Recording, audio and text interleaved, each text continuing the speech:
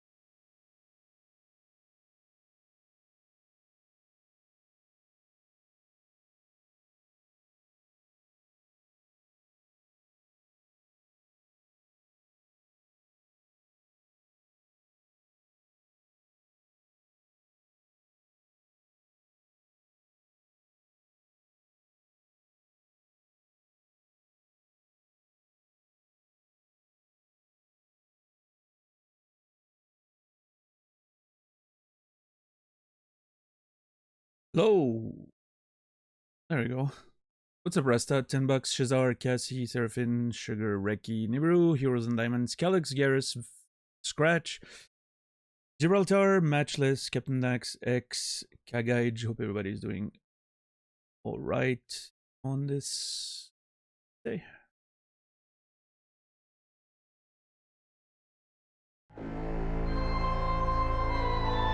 late alert here.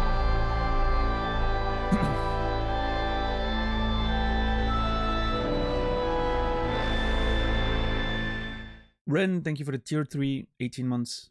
Appreciate you very much for the support.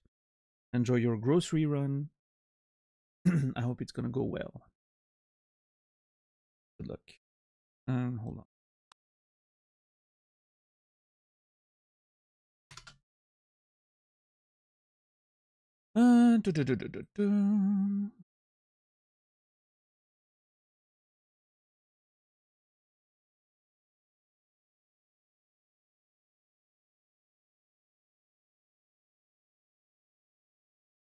There you go.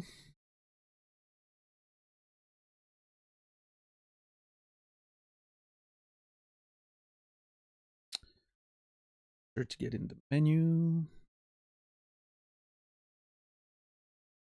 I hope everybody's doing good.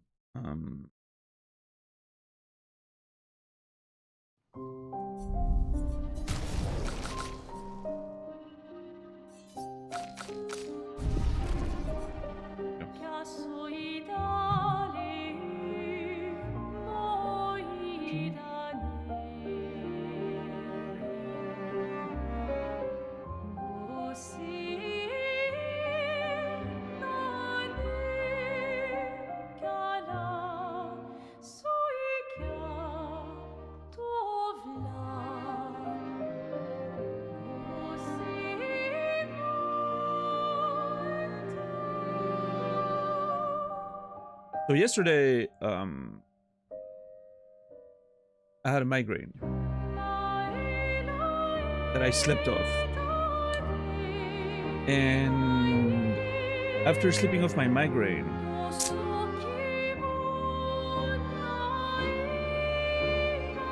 I felt like watching the first episode of Adolescence, the Netflix miniseries. I watched the whole thing straight in a row without pause, all 4 hours of the show, which, you know, it's not a very long show, so, but literally 4 hours in one sitting. And I think it's one of the best shows I've ever seen. What's up, Stoner? What's up, Bullvine?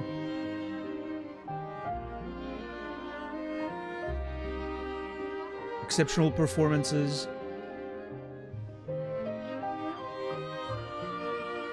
Masterful writing. Great directing. And something that I don't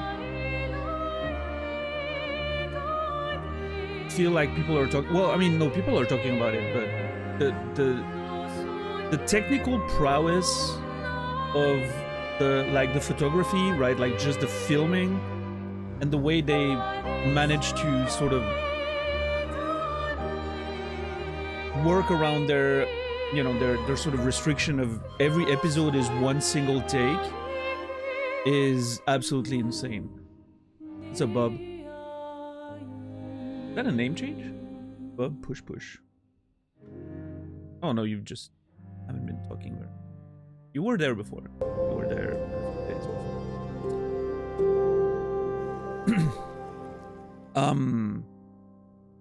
Yeah, so each episode, right? It's 4 episodes, 1 hour each, and each of them are shot in one single take. And I'm not talking like the fake one single take that a lot of movies or shows have been doing, where they just like find ways to hide cut. Those are real single takes. There's no trick, no cuts, no splices, nothing. And once I was done with the show, I watched like a 30-minute making of, you know, like just like making of documentary of how they like structured the show and wrote the show to work around those restrictions. It's incredible. Honestly, it's mind-blowing. Like even seeing them do it, I'm like, I don't understand. This is crazy. The fact that they've managed to do that.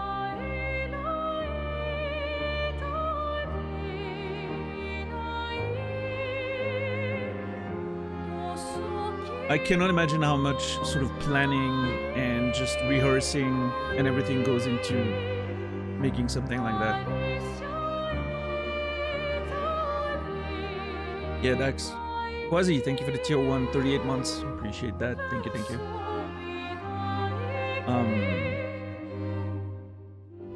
What was the name? Adolescence. Oh, right, the studio. Yeah, I've heard of it. I kind of want to watch it at some point too. Yeah.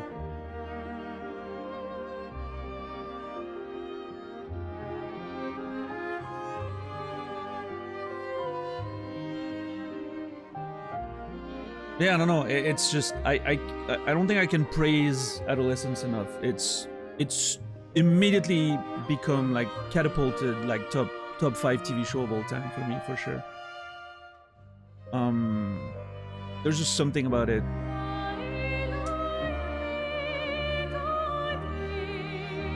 The very first, like the entire thing is amazing, but like the first episode, because I wasn't expecting anything. I didn't know about the, you know, like the structure, and I didn't know about pretty much anything.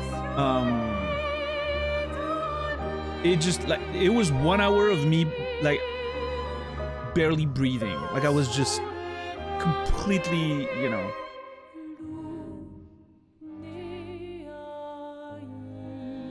So much tension.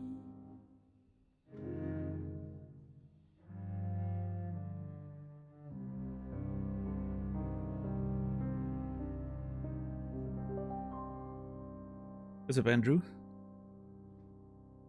I haven't seen Babylon 5. I've seen some episodes like over the years, right? Like when it was on TV, I would see an episode here and there, but I haven't like sat down and watched it.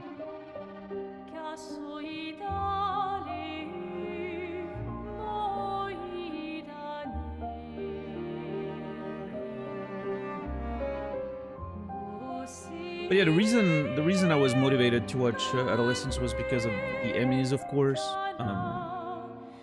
They pretty much won every category they were nominated for, and especially like all the acting categories were just, you know, swept up. And typically when those are typically like sort of the thing I'm looking for the most. You know, is like I look at the acting awards and I'm like, okay, I'm gonna watch those things. And so I saw that the kid won, you know, Owen Cooper, like won youngest Emmy win in history, I think, something like that. One of the, at least, at 15. Which, you know, I was like, okay, well, I'll watch the first episode and see what happens, right? And I think the funny part is what I've learned by watching the making of later was that not only did that kid have literally no experience whatsoever, like he went to like drama school, but that was his first job. The episode that he was nominated for specifically was the first one they shot, and because they're shooting, you know, one. You know, it's like a single take. Technically, the kid won an Emmy for the first scene he ever shot. Technically, that's what happened.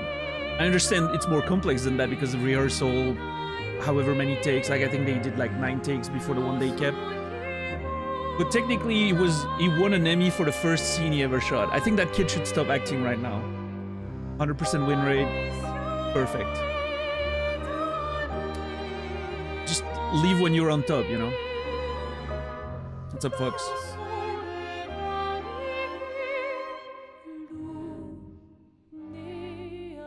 What's up, Quasi? What's up, DJ?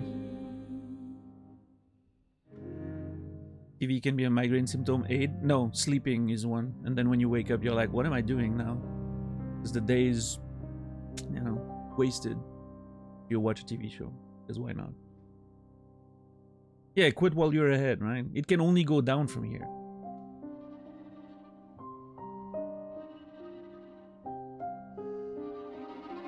I heard he wants to play Spider-Man. That's like one of his dreams, like in 10 years or something, to play Spider-Man. I'm like, no, please, kid. You're better than that. He's gonna end up in like Marvel slop. Like, it's just terrible. Such a bright future, already ruined.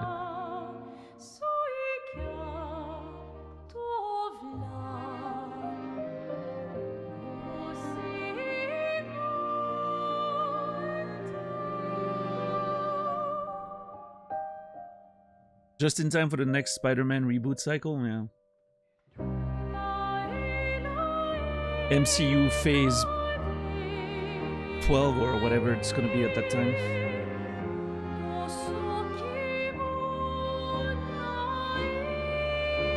Actually, we had that conversation yesterday in Maz's channel, DJ.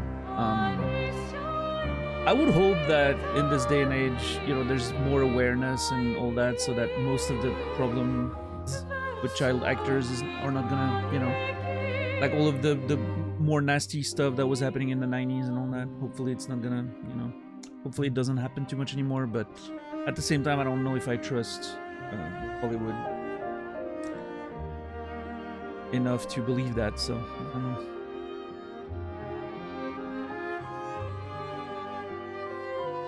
Once Marvel goes bankrupt, okay, listen. Nothing's impossible. But I'm pretty sure one of the highest grossing franchises of all time is not gonna just suddenly go bankrupt. I mean, you never know, right? But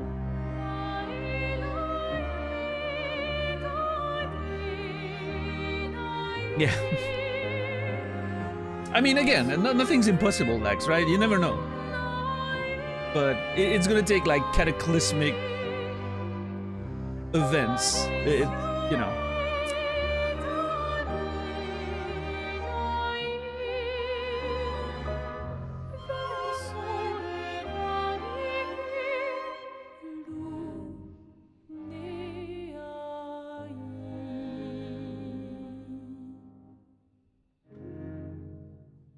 Yeah, but that's the thing, Quasi. A lot of, well, I mean, Elijah Wood I think is a bit different, but like Radcliffe, Pattinson, they started with the big, massive, you know, sort of,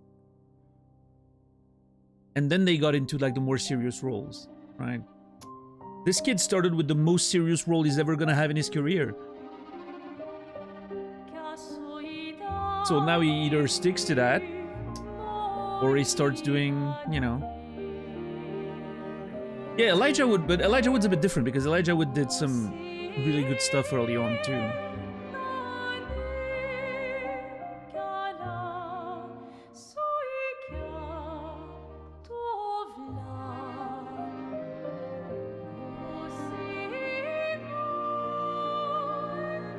I mean, I'm trying to think like what's the you know, the most sort of,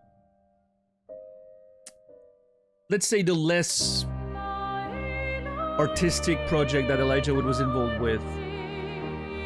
And I'm thinking it's The Faculty, but I don't know, The Faculty was great, so I don't care.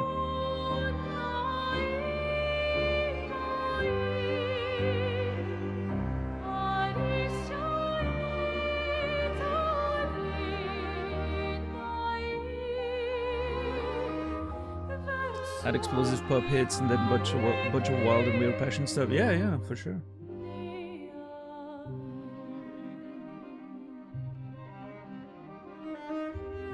Spy Kids? I haven't seen Spy Kids. Isn't that an animated thing? Did it do like voice acting for that?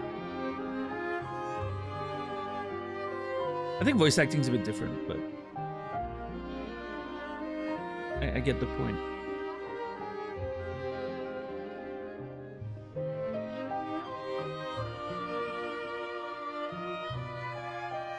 Live action? Okay.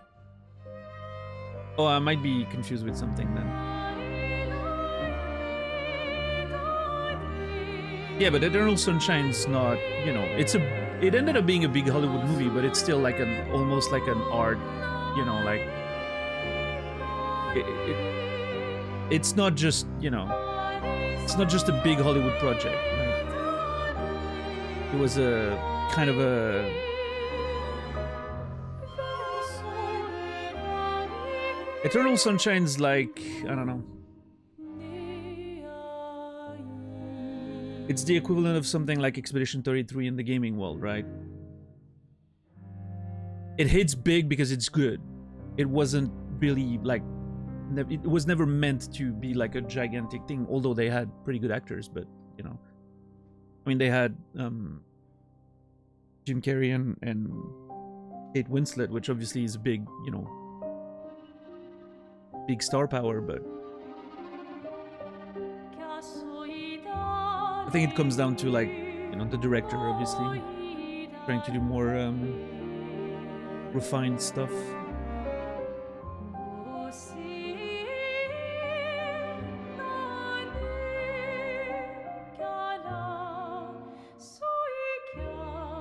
Director's French, I think, yeah.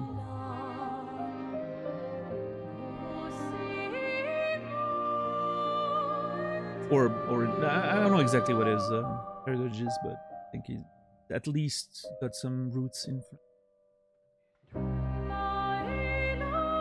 Yeah, I wasn't too, like, Eternal Sunshine was not, you know, Jim Carrey before that played in Man on the Moon, and even before that, The Truman Show, of course. So even though, you know, even though those movies have a little bit more of the comedy stuff, they were still dramatic, you know, serious movies. So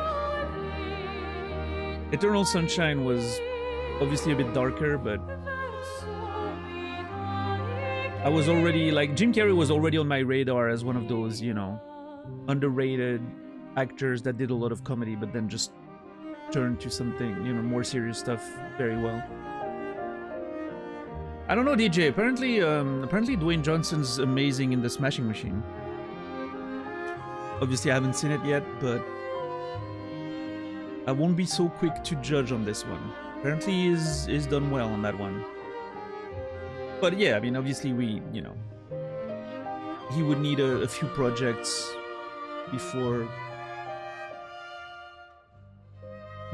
I feel, you know, like I can say that, oh yeah, Dwayne Johnson has done an amazing transition into acting, because most of his credits so far are pretty bad.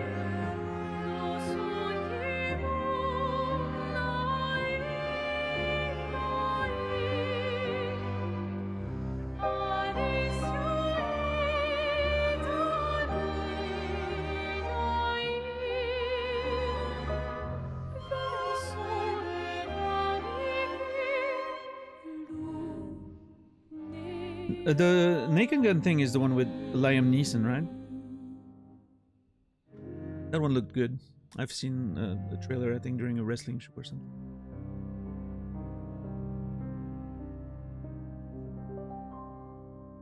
Give away too much of the movie?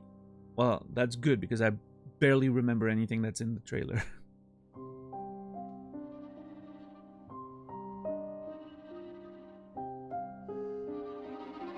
That's true, Quasi, yeah. I feel the same about Man on the Moon.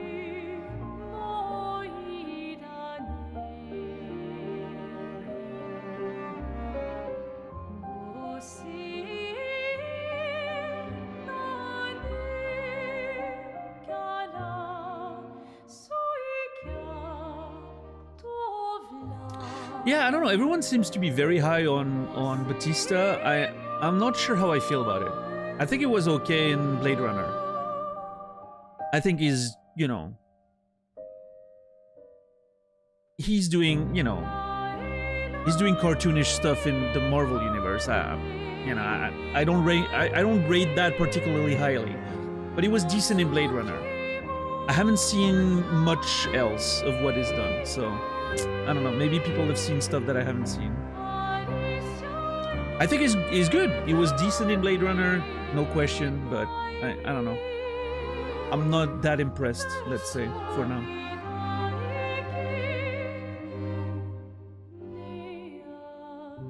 Yeah, no, absolutely, Dax. But A for effort. I'm just not too convinced about the actual performances yet, but, you know, that's just me, I guess. Everyone seems to be in agreement that he's doing well, so.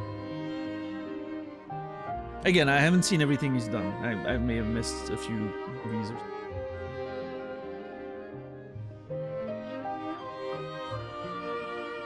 Isn't Cena amazing in, what's that show he's in right now? I haven't seen it, but I hear it's really good in it.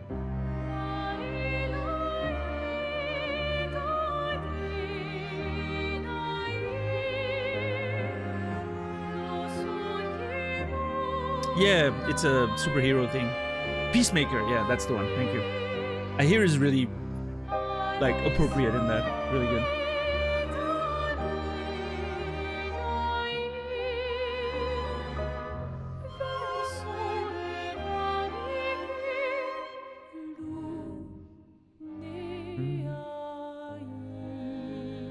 Fitting role for him, yeah.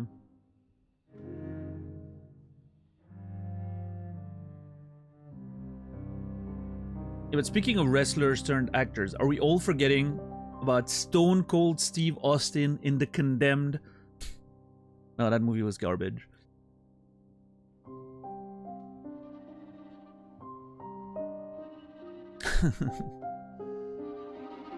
Sadly, we did not forget about that movie. Jeez, I wish we could. Most of you probably not seen it. Don't go back and watch it. It's bad.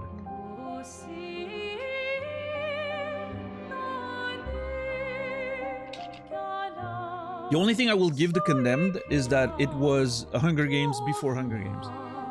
Which means the writers probably read Battle Royale a few years before. Oh yeah, Andre the Giant, yeah. But again, like, you know, he was okay in The Princess Bride because the role was basically made for him, right? I wouldn't go as far as to call that a great actor. I'm not sure there's been any wrestlers turned actor that I would consider really great. Maybe some of them will get there. But I don't think we're there yet.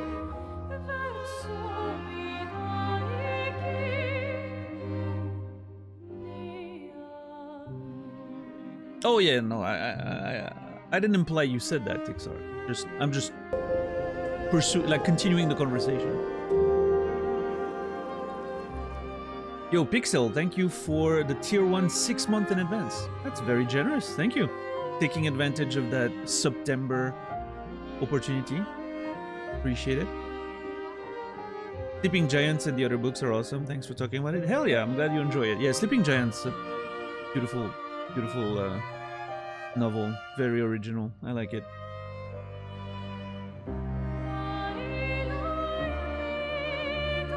He loved acting in the film, which is also wholesome. Yeah.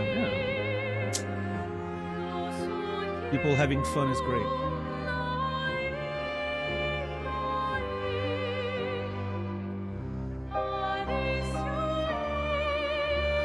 I remember I already kept watching it with a friend over and over because he was so proud and excited about it. That's cool.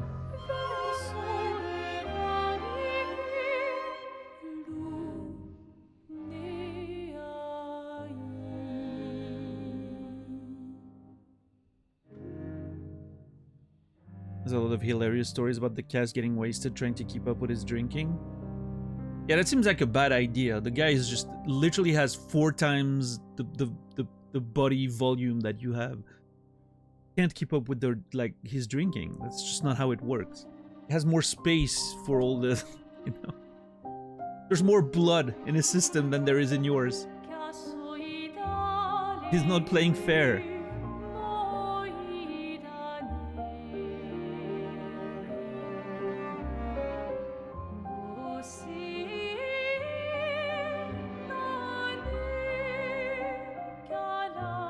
They do, Tixar, yeah.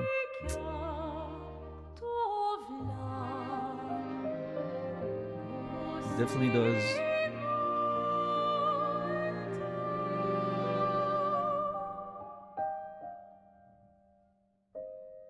Some people just don't get drunk. Well, okay. What's the Wikipedia thing? Citation needed?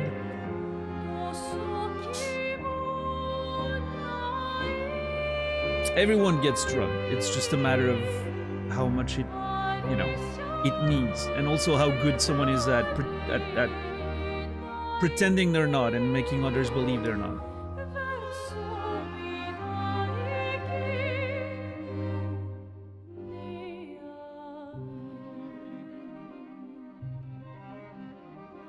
If you are used to being drunk all the time, maybe you're better at hiding it.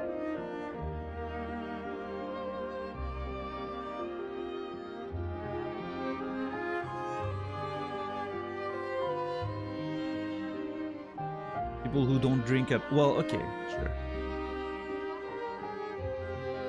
People who don't get shot are immune to gunfire.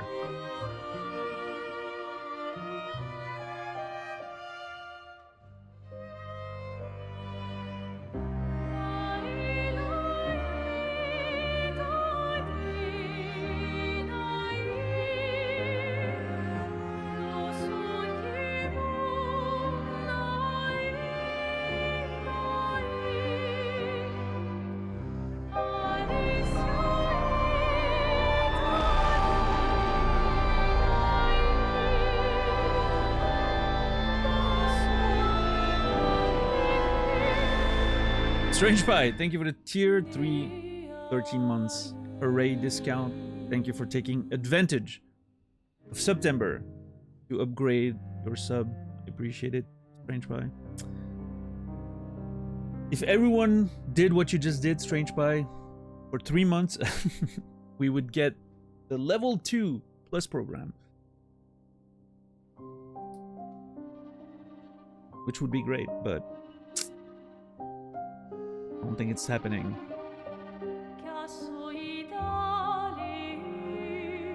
You're basically losing money if you don't tier 3 in advance. Yeah, basically. Just throwing money out the window, right?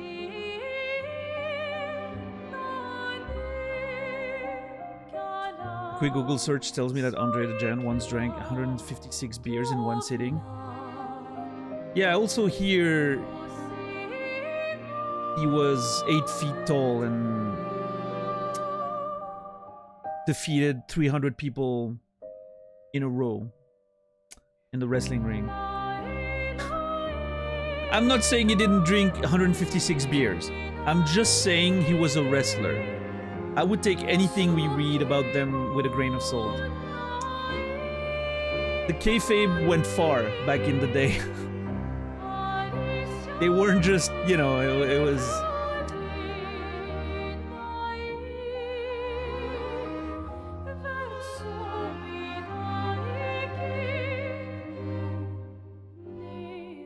They did a lot of work to you know, sell their wrestlers or as superhumans, so... Personally, I don't believe it happened, but...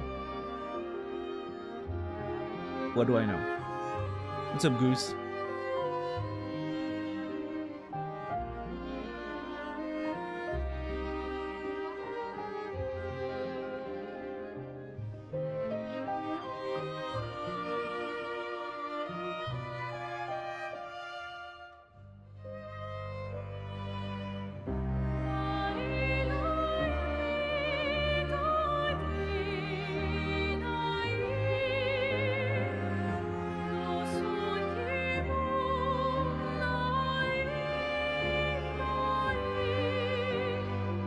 But yeah, anyway, all this to say, to go back to the origins of that conversation, if you haven't seen Adolescence on Netflix, it gets my highest stamp of recommendation, one I do not give very frequently. It's right up there with the, you know, The Leftovers and other shows and movies I will probably recommend for the rest of my life. I'm gonna be obnoxious about it. But I'm gonna recommend it so much, I'm gonna be obnoxious.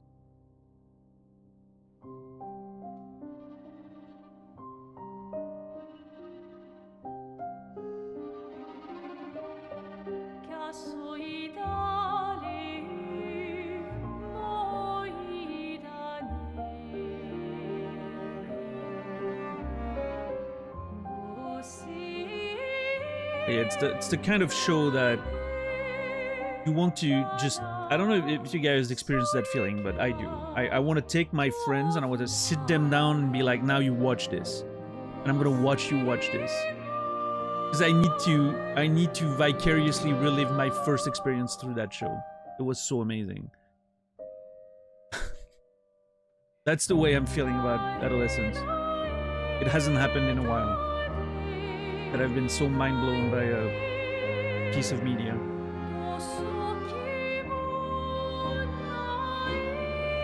And I expected nothing. That's the crazy part. I literally expected nothing. I didn't know what I was getting into at all. I saw an Emmy win, and I was like, you know what? I'll watch the first episode. Why not? I literally did not even know what the show was going to talk about.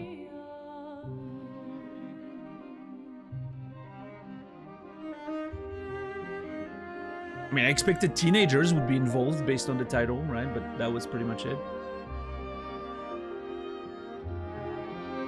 And I would recommend everyone do the same. If you don't know what the show's about, don't look it up. Just watch the first episode and let your mind be blown.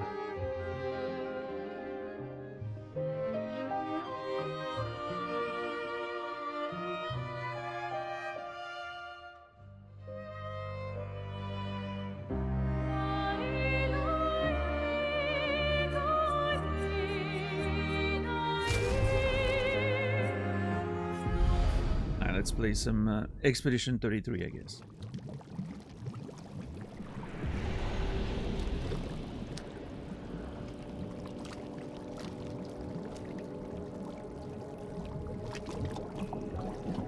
What's up, Credo? You insist? Yeah, I mean, it's difficult to go back to inferior art after what I've seen yesterday.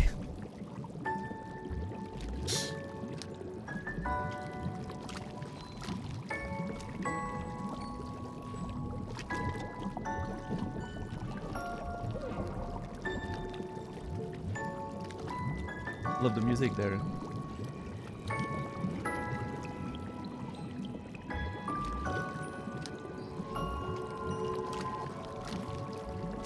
Very nice. So, if I remember correctly, we grabbed the flag over there and there was an entire area with enemies, and then we came here and there's this big guy that I'm kind of afraid to fight, but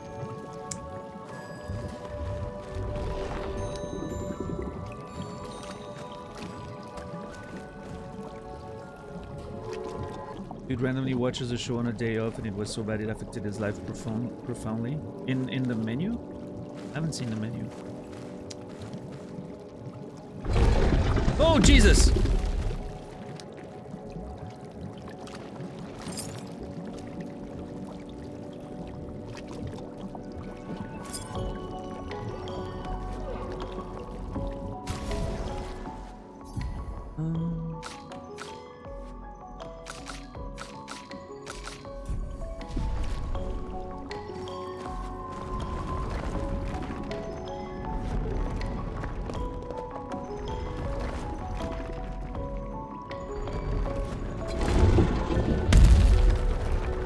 Are you gonna attack me or not? I'm gonna shoot you in the bolt! Oh my god, it's actually coming. And apparently my shots do nothing. The menu might be my movie recommendation of the year. Okay.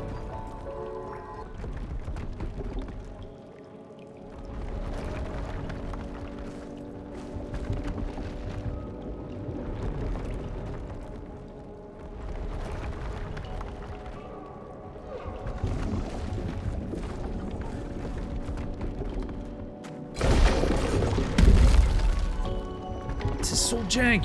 I don't understand. Okay, well, you know what? Let's go for it.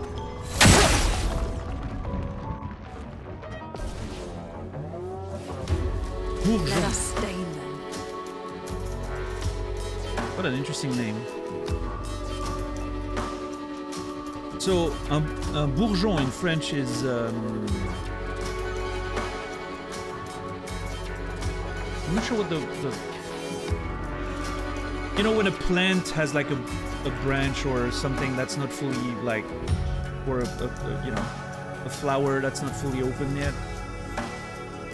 but it's starting to like form, and just before it sort of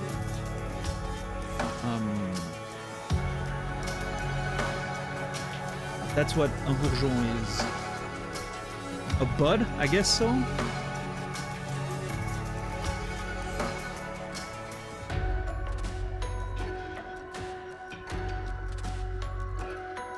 Let me find like a proper translation.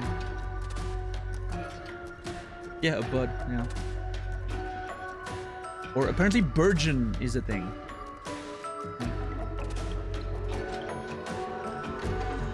Oh no. My mouse is trapped. God, this is so bad. I hate when it does that.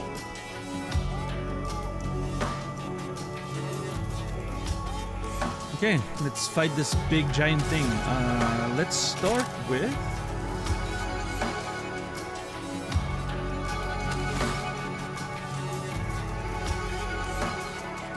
Iceland, maybe? Try to slow it. I don't think it did anything, but... Oh, I should have burned him. That was a mistake. I should have burned him to get Virtuo's stance.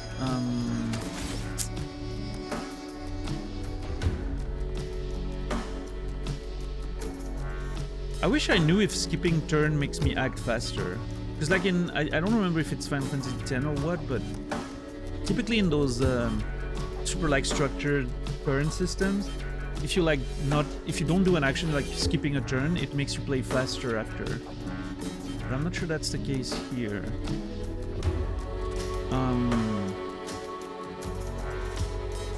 Let's just do Spark, I guess. Apply some fire.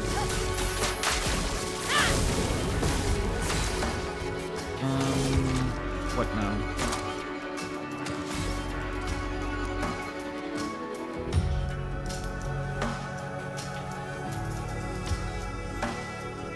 Powerful, I guess.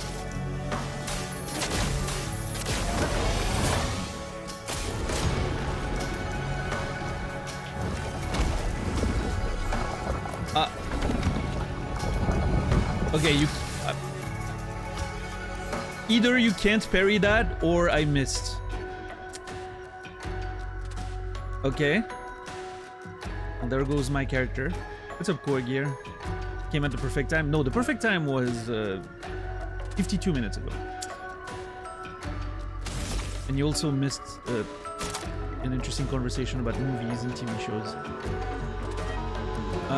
Okay. Okay, this is not great. Let's switch to Virtual Stance. From fire.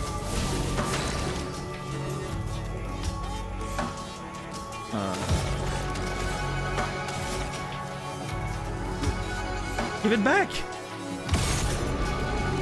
Oh! Marked. Nice. If I shoot it again, I should get more AP. But shooting does no damage, so I'm just gonna attack. And get my AP. Please survive. Gustav, don't die. Get ready. Oh! What the? Okay. I did not really understand what that attack was. Like the way it was. The visuals were very confusing. I'm impressed that I parried two of them.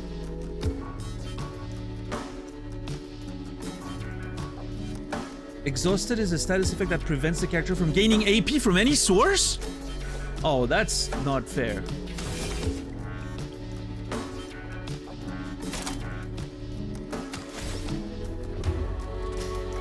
I guess just per se then. Okay, we're doing okay damage, right? It's not like the sheep that we couldn't barely damage. We're actually doing damage.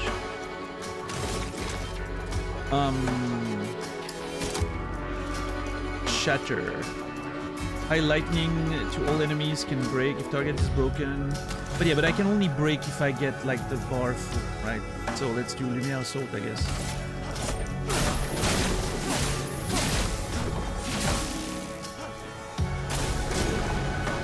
Hit combo. Oh! Oh no! Oh no! Oh no! Yeah! Can you tell that I was just spamming R1?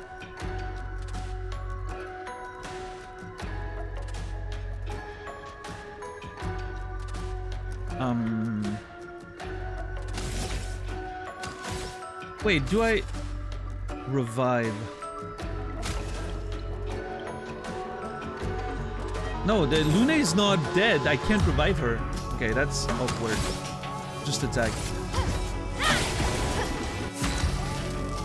Shield is a buff that reduces 20% damage received by the character. Sure. Overcharge. For those who come after. Oh, you can break before. Okay,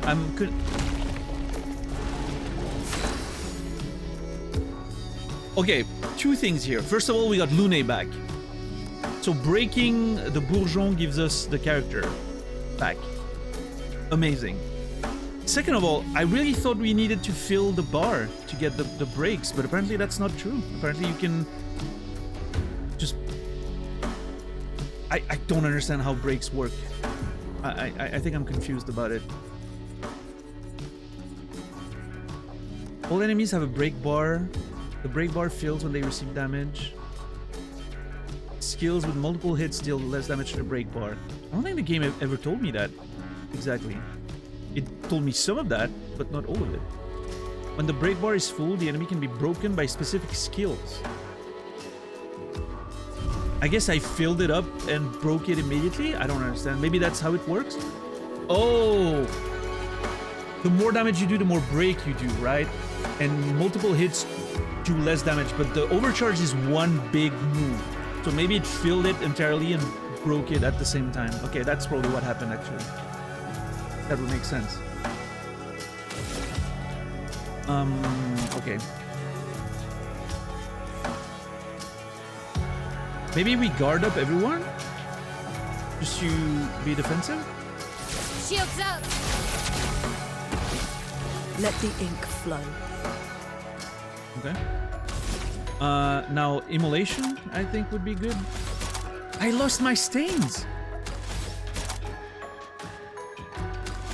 Yeah, let's do immolation.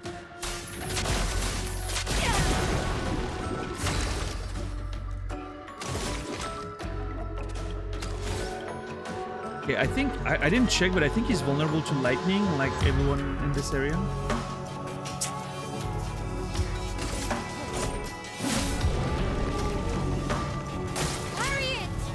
No, he was supposed to be stunned. Oh. Okay, Miles said bury it. I tried. It did not work.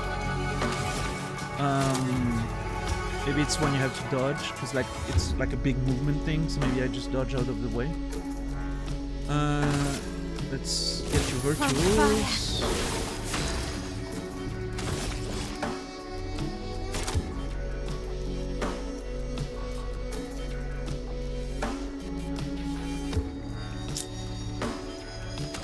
Okay, if I mark and then trigger the mark, I can shatter. But if I don't mark, I'm just losing AP. Let's try. We failed. Okay, just attack them.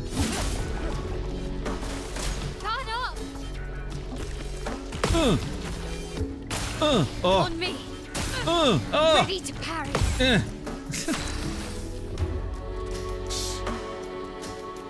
This is so hard to see. Like I feel like that effect and the camera angle doesn't make it very clear when you're supposed to parry. But it's fine. Et percé.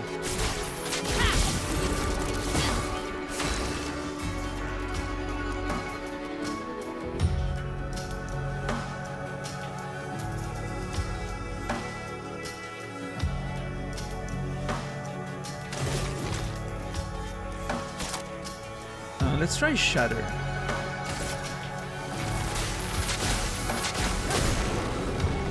Okay, he is weak to lightning, but performs a crushing combo.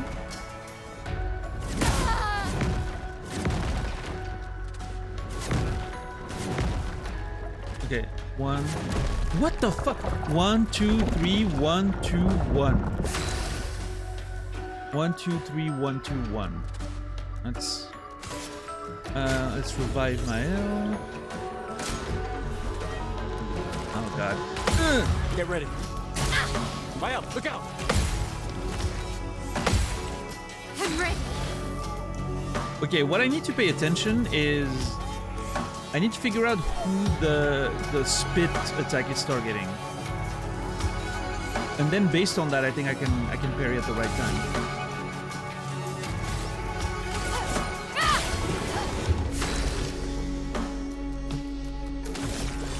Give me an assault.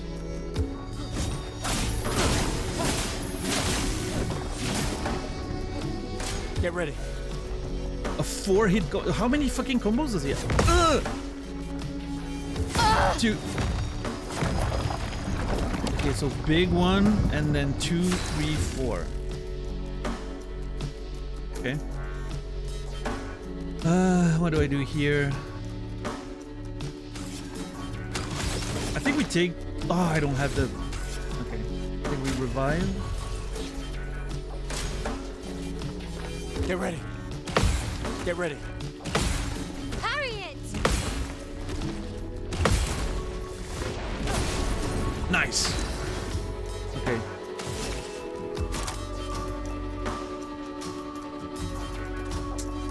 I could do the Fleur Fury, but I am not in virtual stance, which is going to be way less damage.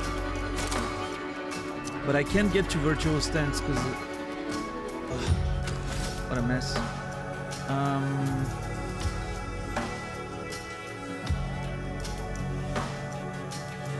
Yeah, I think I'm going to set it up. Flames. On me. And now overcharge. For those who come after. Okay. Spits out Lune I can do it. once again. Now switch to virtuals.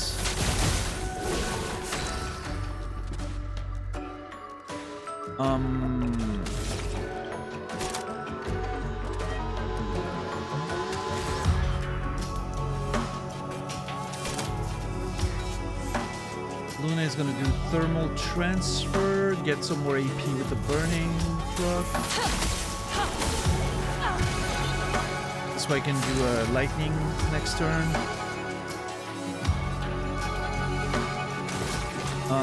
Shit.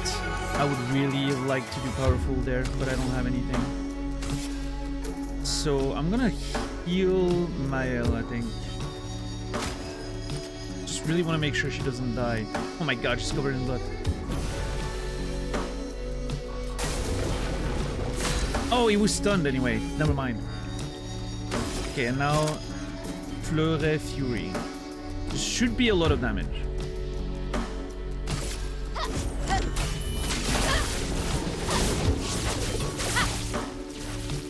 That was alright. It's flowing. But we stay in virtual stance, which is great.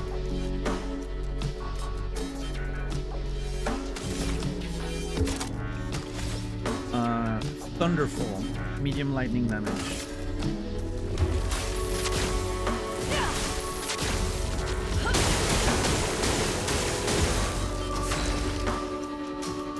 Was really hoping for a bit better there.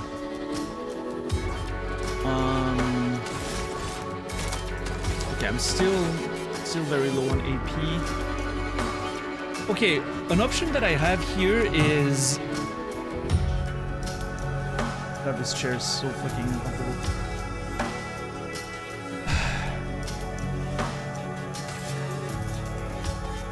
I can use a small energy tint. This way Mael can Fleur Fury again.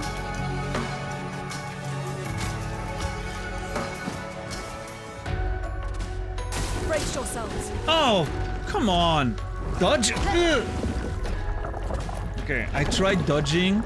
I'm pretty sure it was timed correctly because I could see the character move back. I just don't think it's moving back enough. I think you can't do anything against that attack. It's just a mechanic of the fight. Okay. If I had one more stain, I could do a big mayhem there.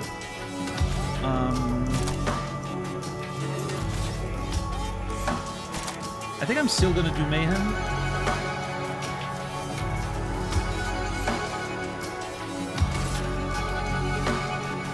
We're so close to killing it. Prepare Prepare to meet your end.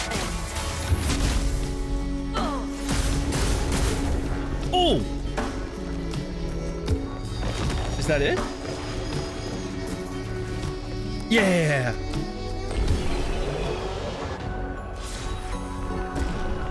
And Mile is not considered dead. So we got all the XP. Nice.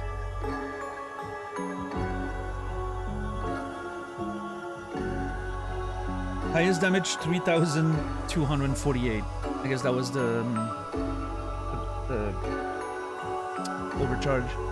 Damage dealt 21,000. Damage received 698. Successful parries 13. That was a very sloppy fight. I'm actually surprised we won this. Abyss Saran. An augmented counter. 25% increased counter attack damage. Ooh, that's good.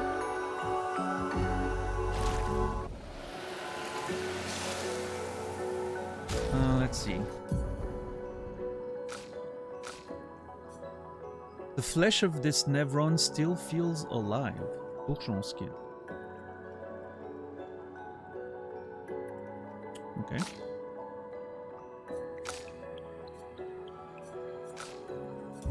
Okay.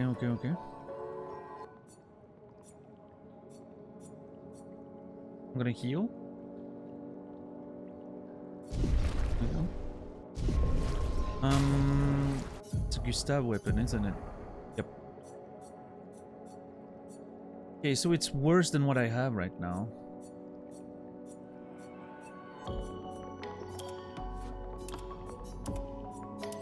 Yeah, unfortunately it's worse.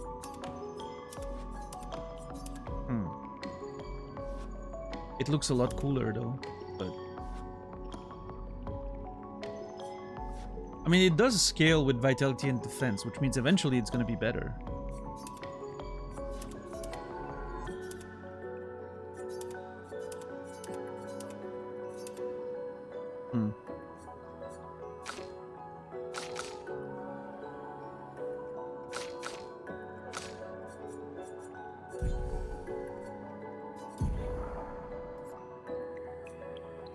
Augmented counter, 9 health, 4% critical. Maybe Maya? Instead of empowering attack?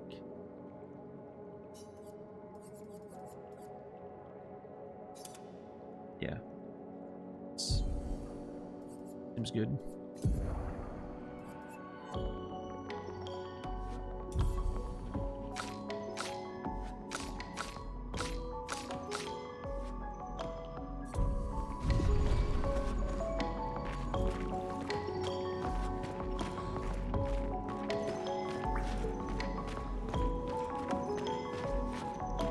Lumina learned rewarding mark.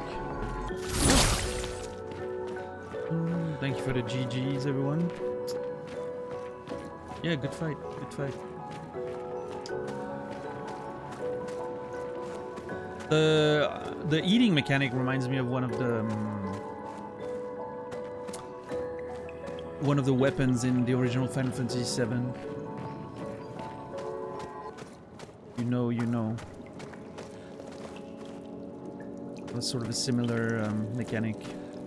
Getting one of your characters unable to fight.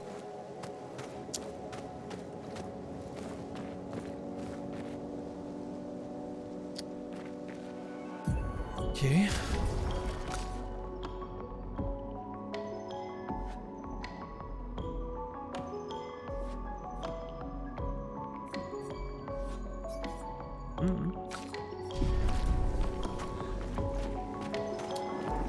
Feels like the game's not that hard in expert mode.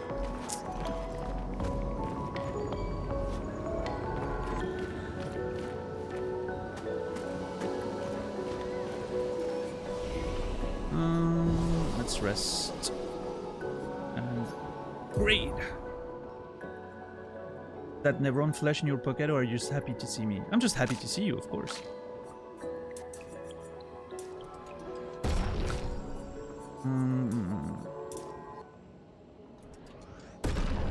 I'm gonna keep leveling up like this.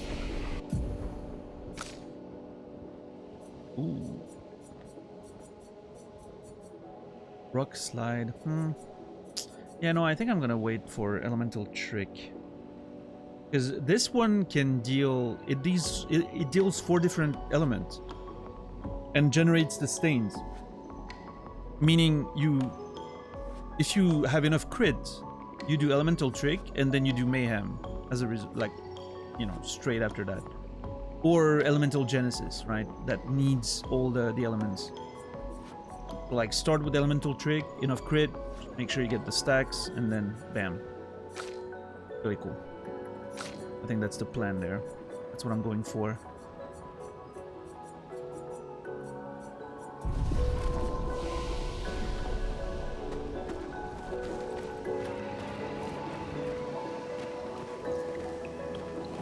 Okay, what about this area now?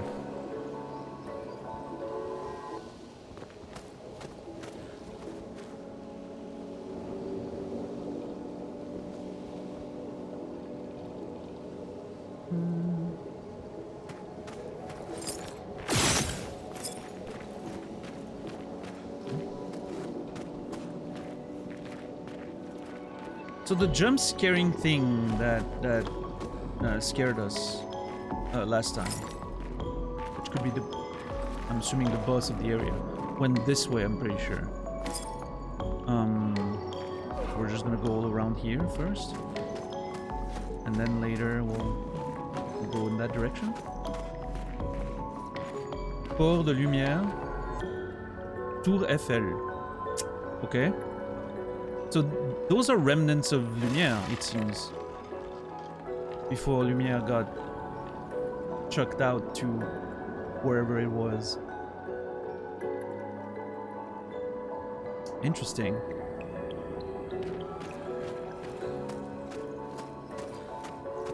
I mean, it seems like we see little bits of pieces of Lumière in every area. Like, we've seen it in the first area, we see it now.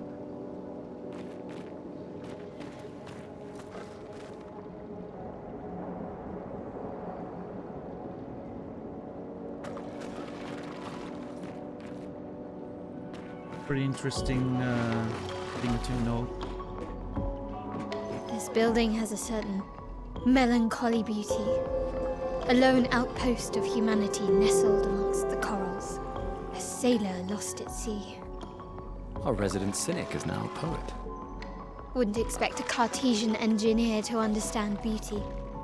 What the fuck, Mael? Why is she so sassy all of a sudden? I was just about to say the same thing as Gustave, by the way. I was literally about to say, wow, Mael, like, suddenly, like, dropping poetry bars.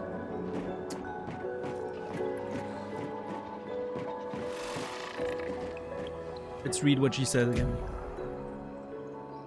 Yo, Ren, thank you for the tier 1 sub to This building Tixar. has a certain 226, I appreciate it. Thank you, Ren.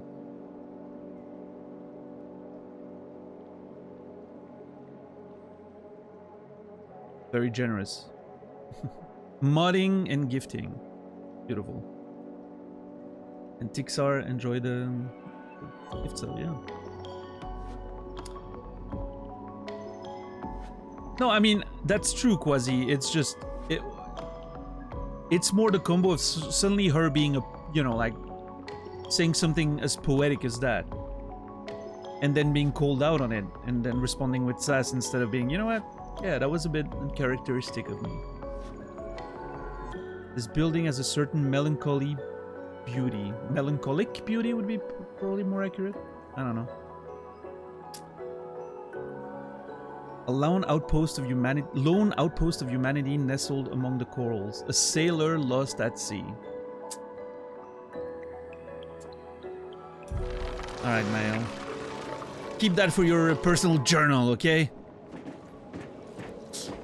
Keep that for your MySpace status.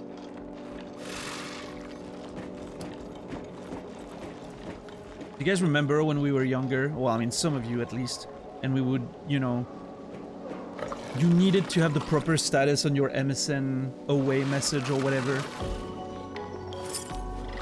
It needed to be mysterious and poetic so that your friends would send you messages while you were gone.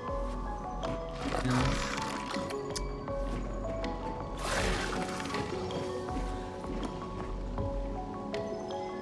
Okay, there's a bunch of enemies everywhere there. Then there's this. And then there. Up there is more. Okay, let's do this first, and then we'll do the ground.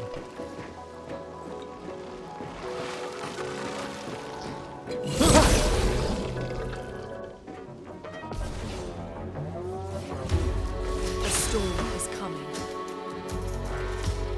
Did she say a storm is coming? All right then. I don't want to use shots with her. She needs to keep her AP.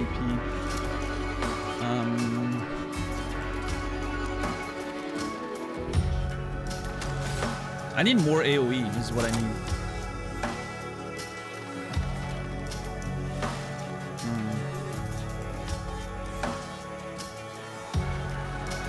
Cryptic messages, IM profiles or subcultures in itself, yeah.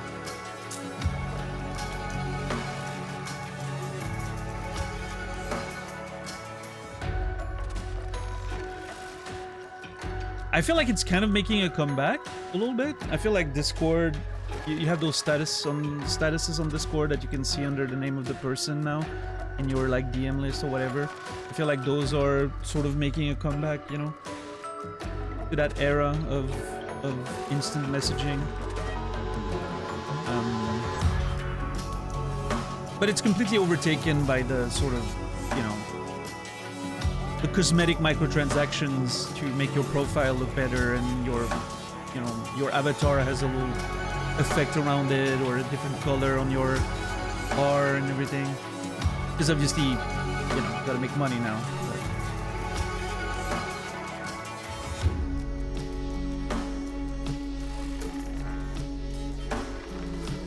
Didn't live through the MySpace era.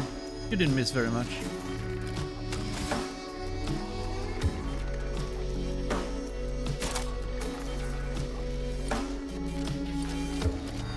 I don't know if I go AoE there or if I just save my... I think I'll go Immolation. Again, the goal is to enable Mael. It's too powerful.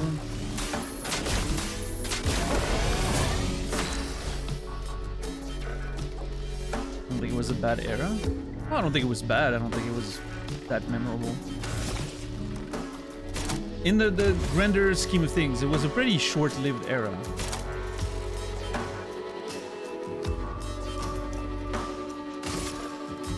Okay.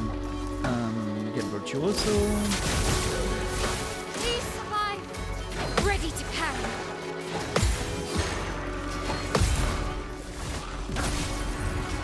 Damn, that's a lot of damage. Okay, too early. Okay, that's the one. Yeah, 1-2. I forgot about the. I'm ready. That's a problem with not playing this game every day. You like if you don't play it every day, you forget what the fucking combos are. Oh my god.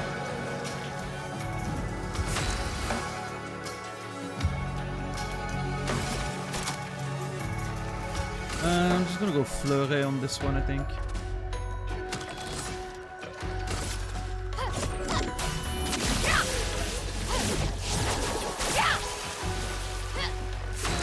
And then I'm gonna revive her.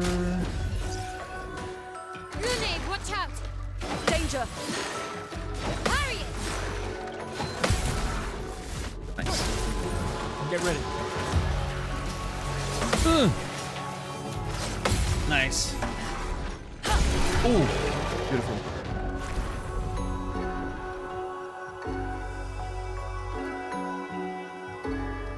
I know this is Lune's kill, but Mael is aura farming right now in the front row there, as the kids say.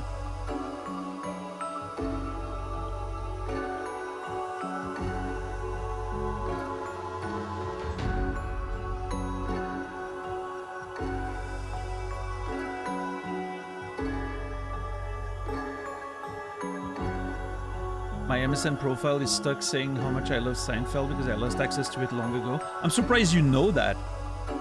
I don't fucking know what my MSN profile is, you know? I don't even know if it still exists. I don't think it does.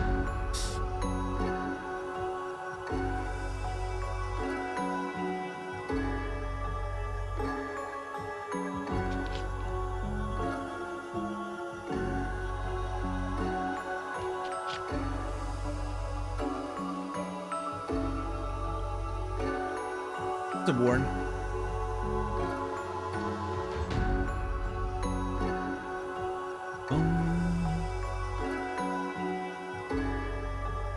Okay, so Mael level 9, Lune and Gustav level 11.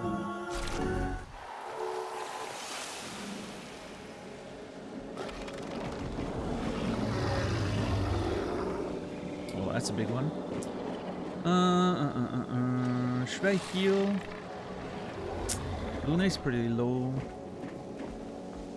I don't know. Sure. I hate, okay, that's one thing that I wish worked differently is when you open that menu, and if you start using your Chroma Elixir too late, it's gonna literally interrupt the press to get out of the menu. Right? I feel like if you press the thing, it should prolong the duration of the menu. It seems like such a small detail, but it, you know, would make it much more usable.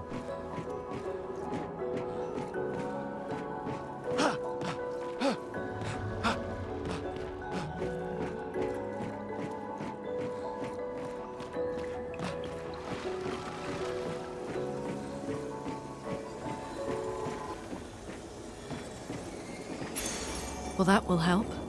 After a free aim hit, base attack damage is increased by 50% for 1 turn.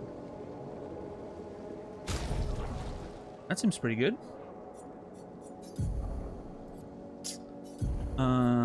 Let's see. 21 speed, 4% critical rate. I'll put that in there instead of augmented aim just to learn the Lumina.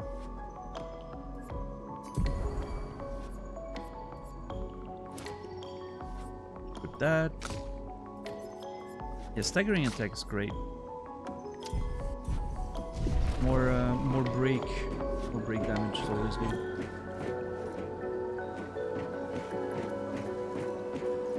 Okay.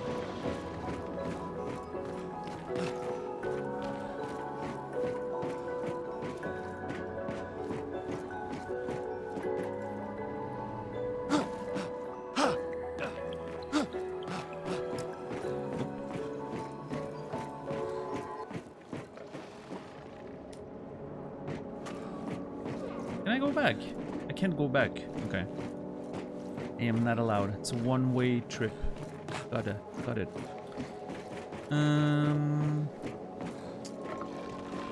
Okay. Oh my god.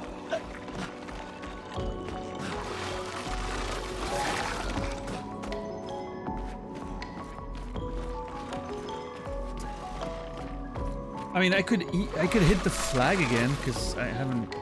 Is he? Oh my god! Oh! I didn't see he was chasing me.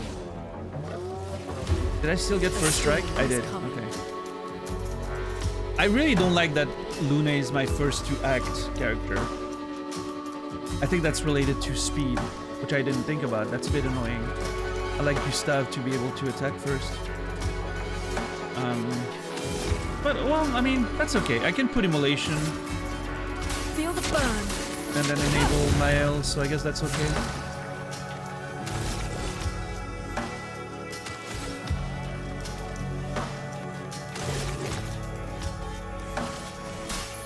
Let me help. Anja! Onga! From fire. Virtuoso. Lune, watch out! Nice. Lunde, watch out! Careful, my ass. Harry it! Ah, Let us come on. stain them.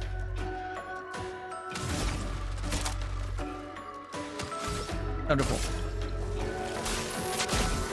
Lightning. Strike. Nice. That looks cool. Okay, Miles catching up. XP wise. Slowly but surely.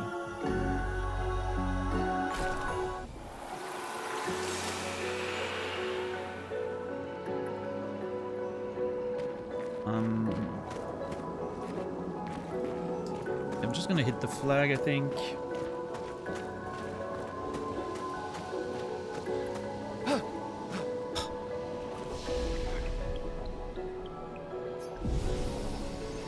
will always press the wrong button to activate things, always. It's so hard for me to not press X to interact with things.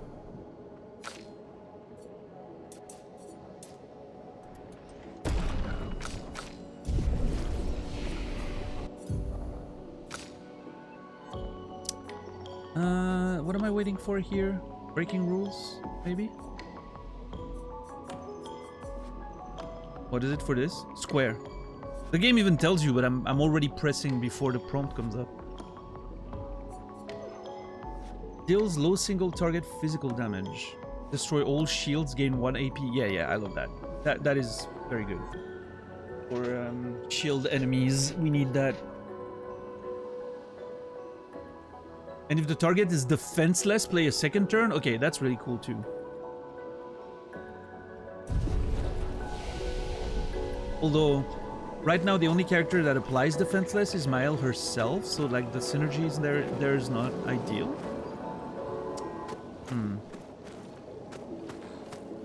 Okay, so I'm gonna go all the way around, because that's the way forward, I think. So I'm going to go all the way around. This way. When I'm done, let's proceed. Oh.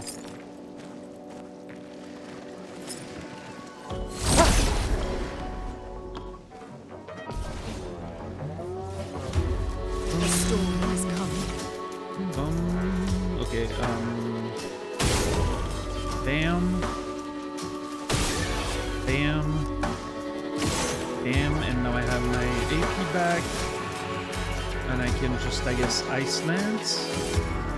And hope that's enough. Single turn Lune. So broken. Yeah, just...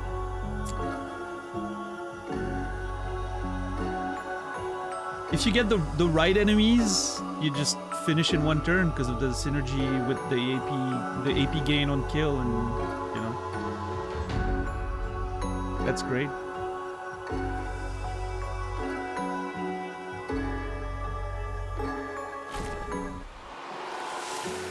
At least everyone receives XP. Because I don't remember which game it was, but maybe it was Final Fantasy X or something. If only one character acts, I don't think everyone else is getting XP. I think only the characters who actually do an action gain XP.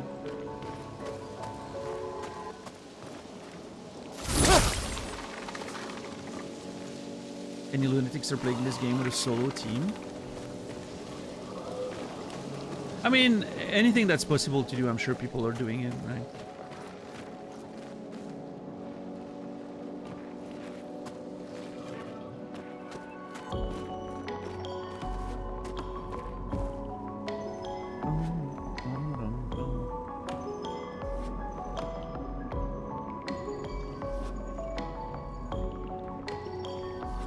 FF2 is rough because you only level up skill based on actions. FF2 is rough, period. That's the end of the sentence there. That game is terrible. It's an old Final Fantasy games are garbage. It's time that people realize that. Now, I understand Final Fantasy 1 for its time was, you know, something people had never seen before. But there's value there. But come on.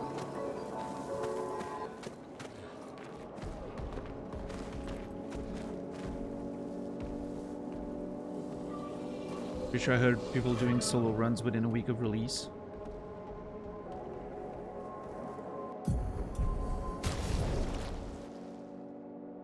Oh, there's a button that says remove from party at the bottom. I was like, how do you even do a solo run? I didn't know you could remove from party.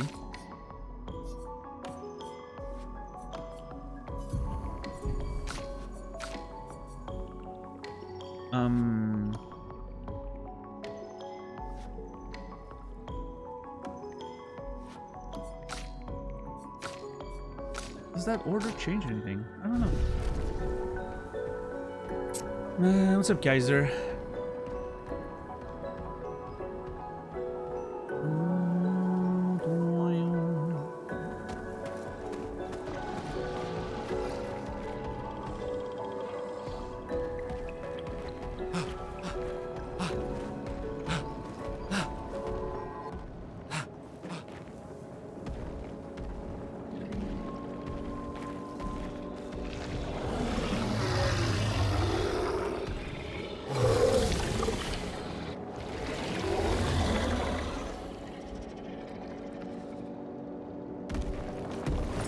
Ugh.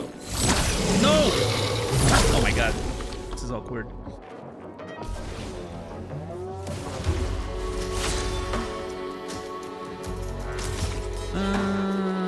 Shit. Shields. How do I deal with this?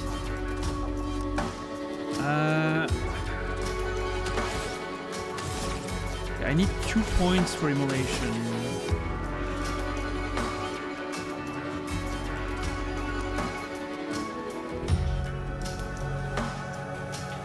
So, okay, I think it's all about setting up my L. So I'm gonna do 1, 2. Immolation.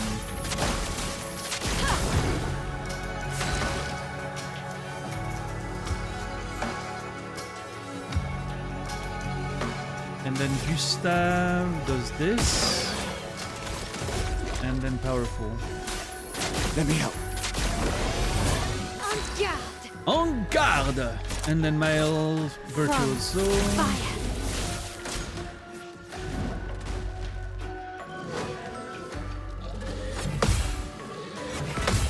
Nice.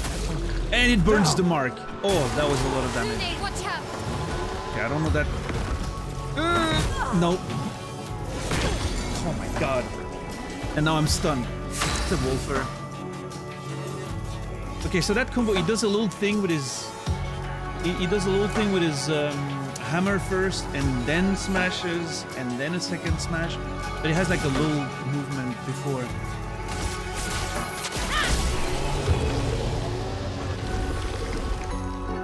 Man, Mile does so much damage, it's crazy.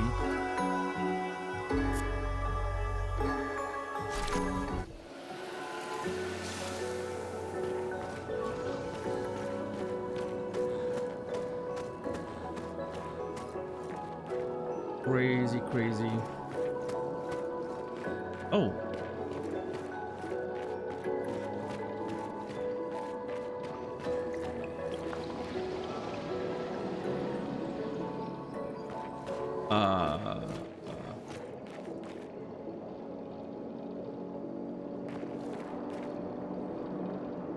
Oh shit, there's many of them.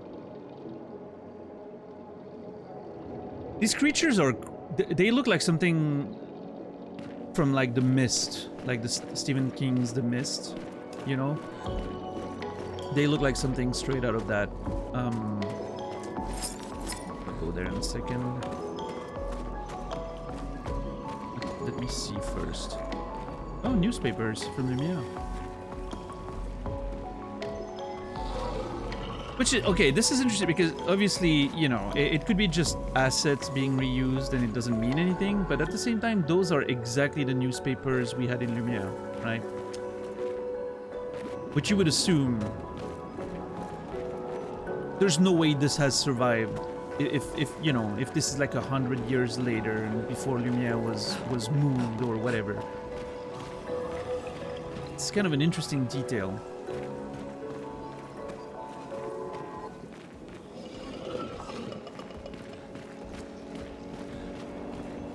But again, could be, you know, could be completely...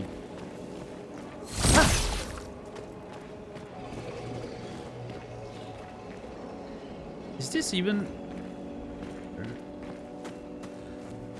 This looks like one of those rocks that I couldn't break.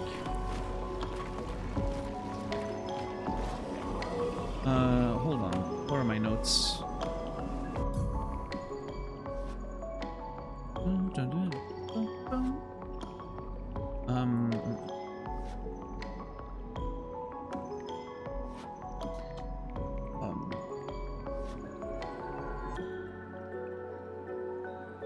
Weird rock thing in the plaza area, upper edge. I don't know how to call this place.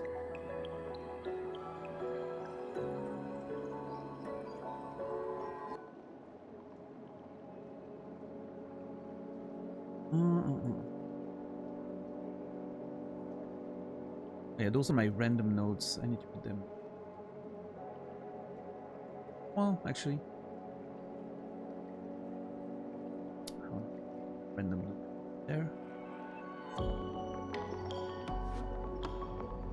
hold on. I think my random notes actually need a bigger title.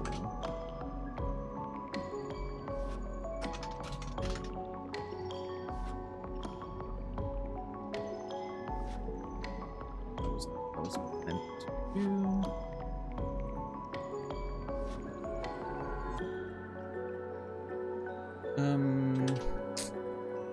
Newspaper stand in the flying waters at exactly the same front pages as the ones in yeah.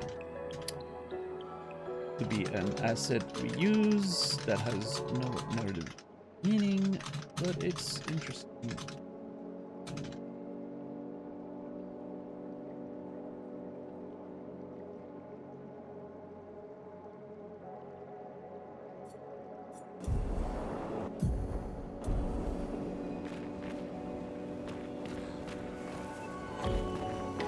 Yeah, like, I feel like I can hear that there's an item there. And it feels like it's inside this thing, so I don't know. Maybe there's a way to break them? Not sure.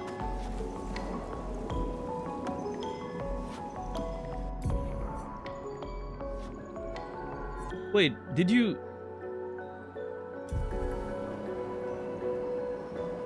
gigantify that emote, or is that a display bug on my end? Because it doesn't say anything.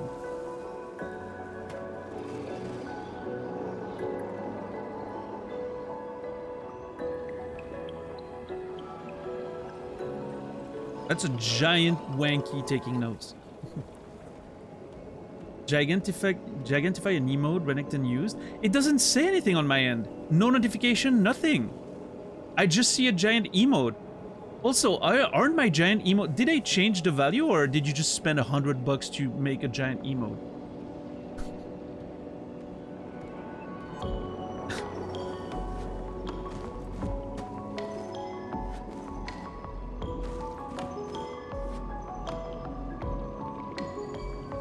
The cost is the same. Well, okay. Well, Ren, that is unreasonably generous.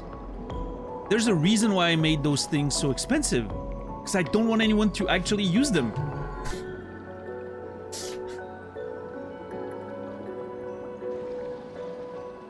And I'm like, you know, if someone's gonna use them, I'm gonna make sure they actually spend the money for it, right? Like you know, I'm gonna wipe away my tears with dollar bills, right?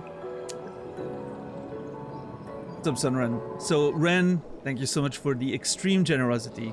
I appreciate it. Clearly, you didn't make them expensive enough. It's the maximum. You literally cannot make them more expensive. I would have, if it was. My goal was deterrence, not greed. Thank you, Ren. That is wildly generous. I appreciate that.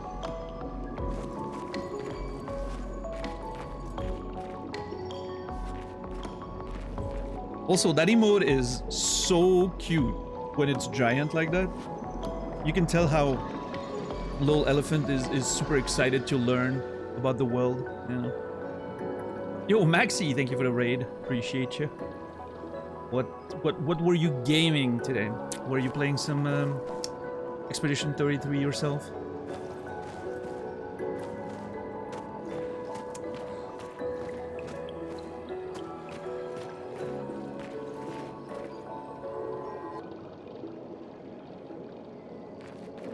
You were? Nice, nice, nice. You are probably much further than I am in the game. I'm pretty much still very early, despite having played for a few days. Taking my time over here. Okay, so this seems like an entire side area, which... You're loving the game? Hell yeah, nice, nice. I'm glad to hear that.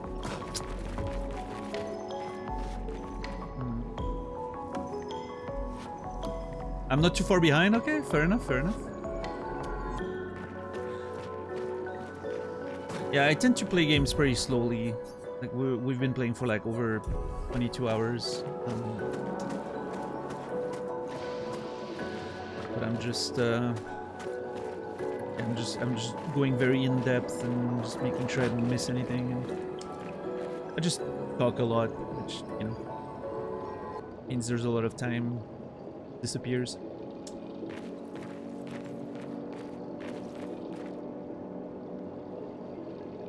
Might be my favorite emote of all time. Well, I'm glad it is, friend.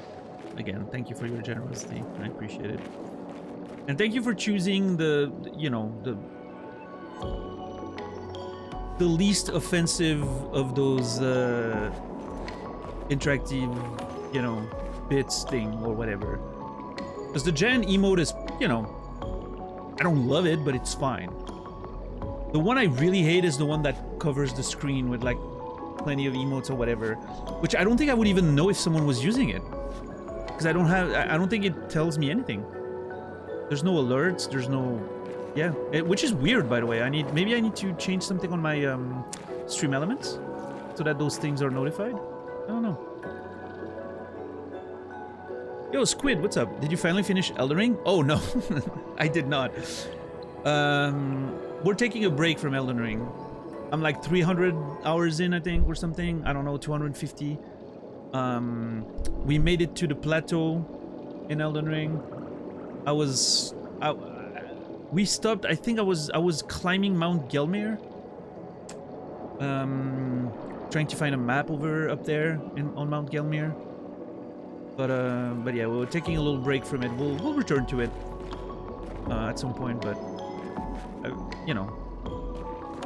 it was time to play Expedition 33. It's been a while since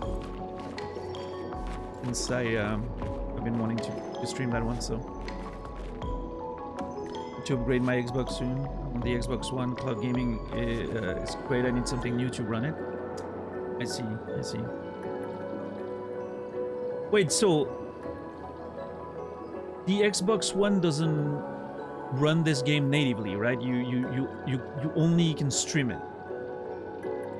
You would need like a Series S or something to actually play the game, like hardware.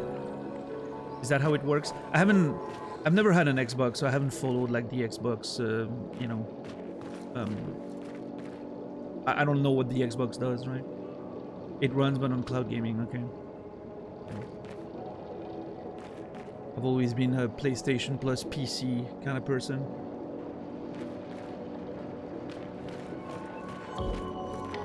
Yeah, how are you, Squid? It's been a little bit. Hope you've been well.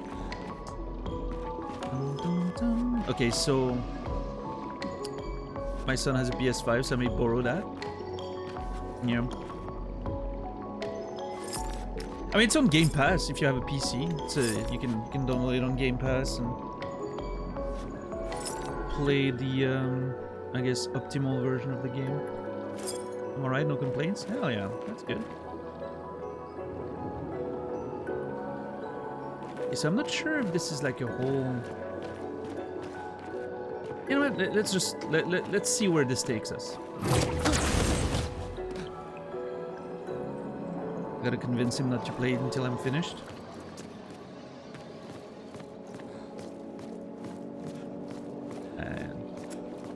Gosh darn kids and their video games.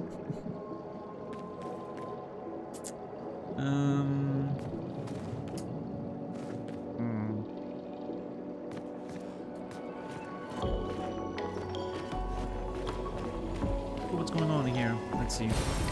Nice. Yeah, more chroma catalysts. Okay, this goes further. Oh boy, okay, hold on. There was a little thing there.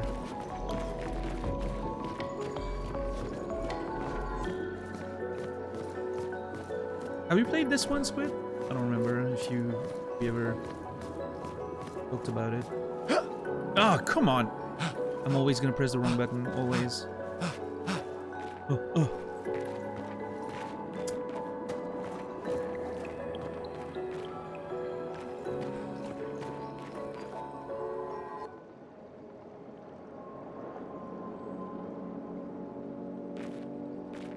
I haven't yet. Wasn't sure it was my thing.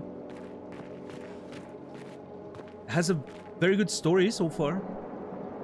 I know you like stories. Of course, Maxi. Thank you again for the raid. Hope you enjoy the rest of your playthrough, and I'll see you around Twitch one day, I'm sure. Small world. Thank you again.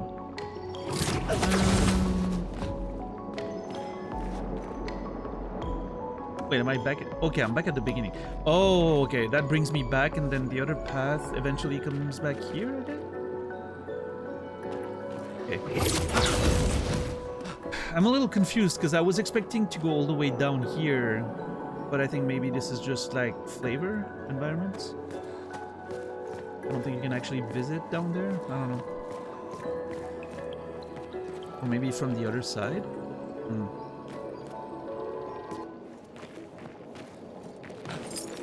I mean, those are enemies. You can target them. The reticle changes, so...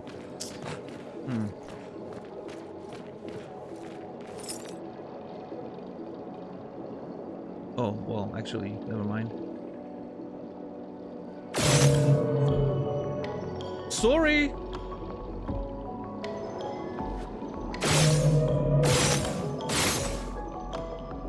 I'm just trying to see if I can attract... Listen. I'm just trying to see if I can, you know... aggro the creature. I'm not being mean, I'm just, you know... Well, I said sorry because it was accidental. The subsequent shots weren't accidental.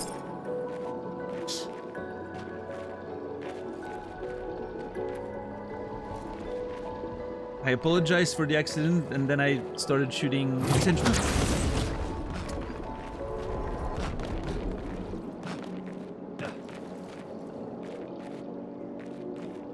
Is that an enemy? Oh shit, it is. Ah.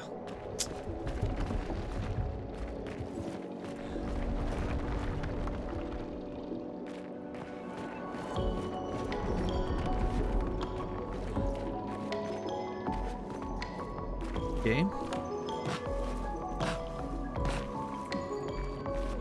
I had no control over my character there. It just rolled down the entire thing on its own. That's funny.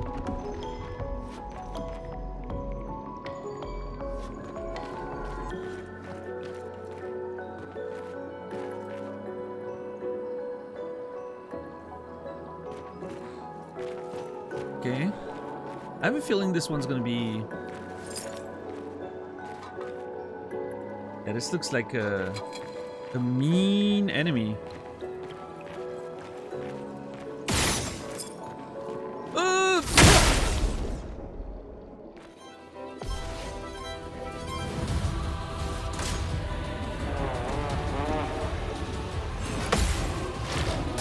Oh my... Okay, I don't... Oh my god. Chromatic Troubadour.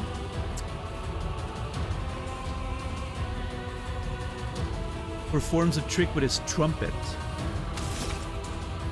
I didn't understand what the attacks were. Like, there were like 2 projectiles, but then I got hit by the... I don't...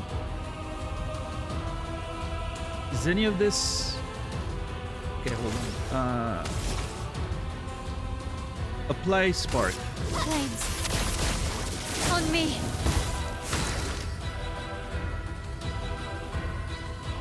Oh, what a track.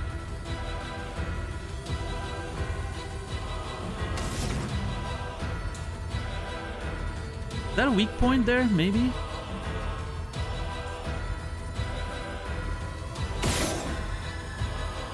I'm not sure. Ooh.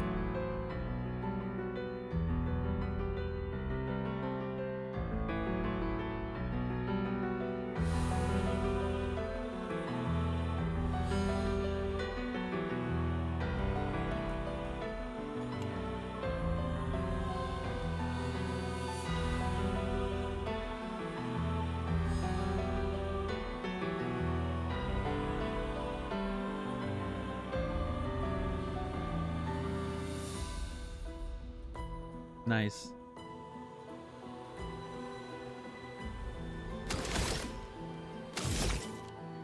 Okay, I'm gonna shoot once more. I'm gonna try. That was the weak point. Nice, nice, nice. I wasn't sure about that one, but I needed to try because I was gonna revive anyway, so I could use an extra point. I'm back. Dodge, Gustav. Okay. Oh, I see. Okay. Two project. I couldn't see because it killed Lune earlier. So he does 2 shots, then attacks, and then bam, bam. Also the music. Holy fuck.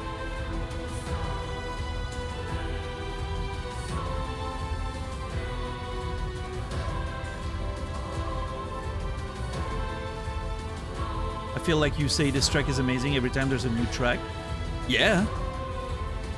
Tell me when I'm telling lies.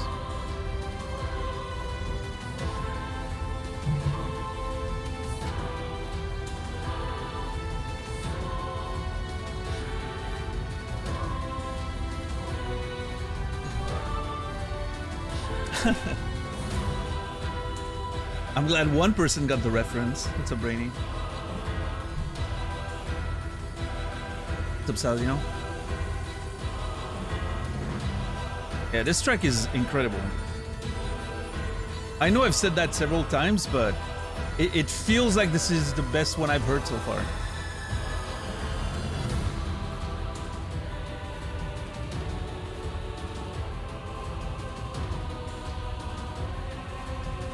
I hope it's loud enough for you guys to enjoy.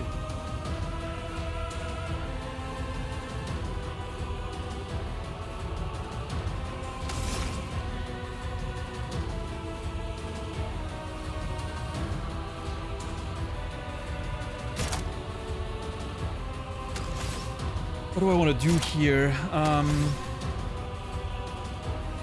Thunderfall, maybe? Yeah.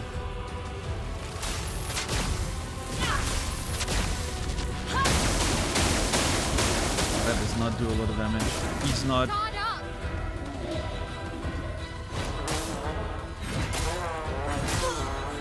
Okay, so trick shot is the 2 projectiles attack and then the both hit. And concerto is like he does a little thing and then he just attacks a bunch.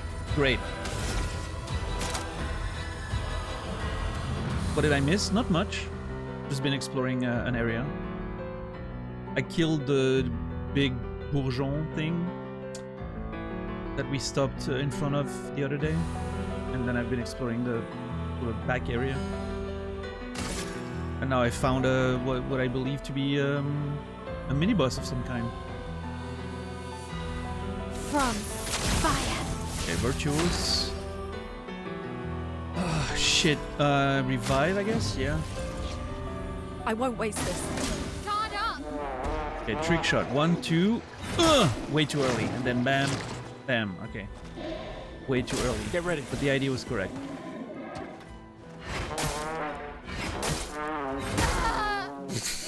Not even one. Not even one correct parry there. What does bourgeon mean in French? It means a bud, like a plant, right? The bud of a plant. It's not a region, no. Bourgogne would be a region. Bourgeon, I don't think is a region. Is that another weak point? No, it's not. Yeah, it sounds like sounds like farts. Okay, I got this one. I'm not gonna finish the fight because I have 2 dead and I wanna save the XP, but... Oh my god, this one's really hard. The concerto attack is really hard. Ugh. Retry, yes.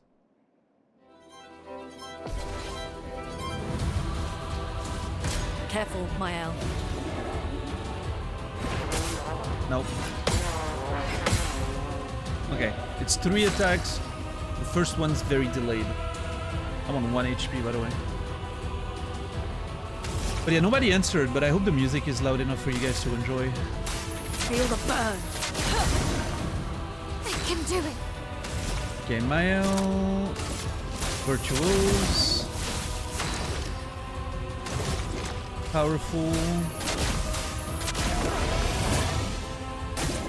Ready to evade. Trick shot. 1, 2. 1, 2, 2. Oh! Okay, it's more delayed.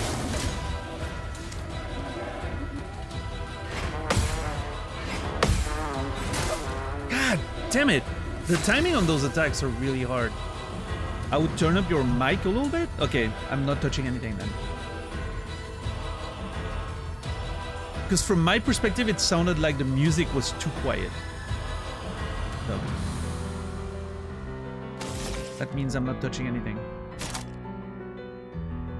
Fleuret, yeah. Finesse and precision. Oh! Oh, that's so much damage.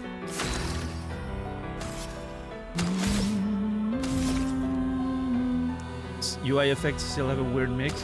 Yeah, but that's the thing. Like they're all over the place. Even like, you know, you can adjust, but then suddenly some of them are gonna be too quiet. That's just a bad mix on some of the sound effects. So I think this is the best we'll get at this point.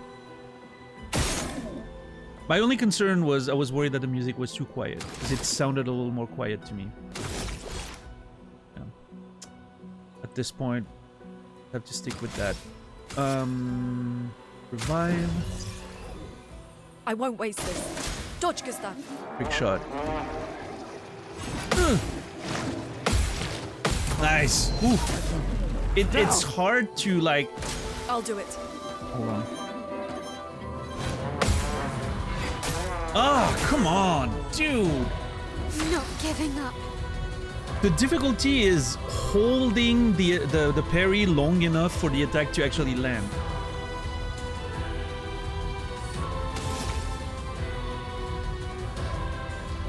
God, this is so good. That part of the track goes so hard.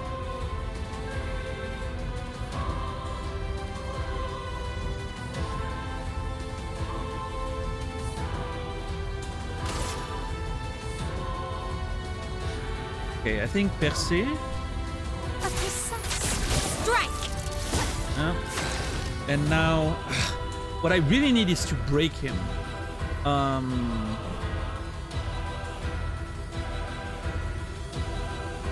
Is there an argument that I break him and I revive her later? No, because he's gonna act twice anyway. Okay, I need to revive.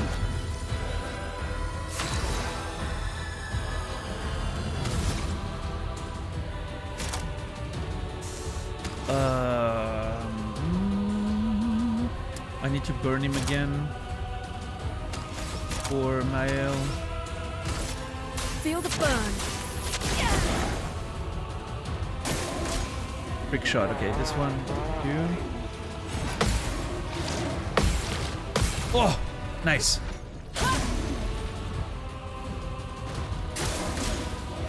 Concerto.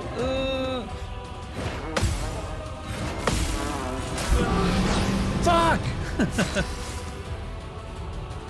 So close! I'm always too early. I don't have the fucking AP. Shit. Okay, what do I do?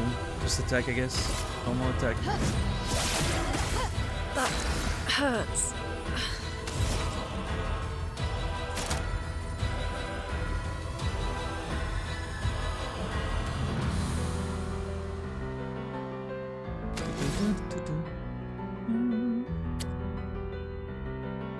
Okay, if I do Ice Lance, I can do Mayhem, full Mayhem next turn.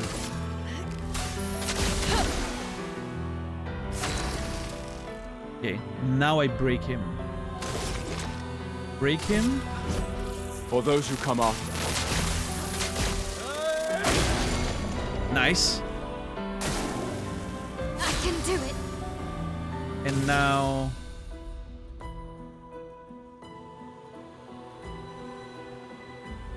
I think Percé kills, actually. I'm pretty sure Percé kills, which is annoying because I was trying to do the Mayhem. I mean, I could guard up and just kill with Pune, I guess.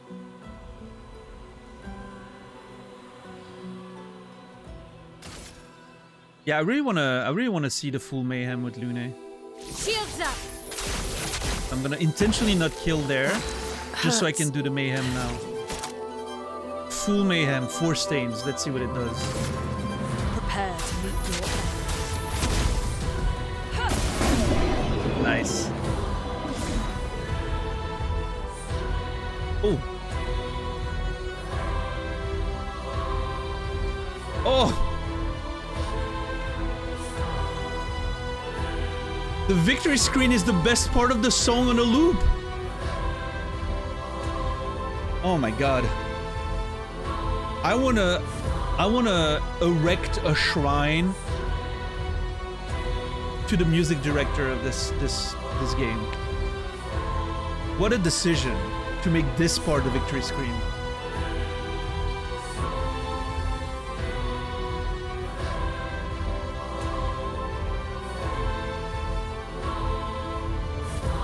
Oh. Okay, we better come up with a topic of conversation because I'm gonna sit on that screen for at least 5 minutes.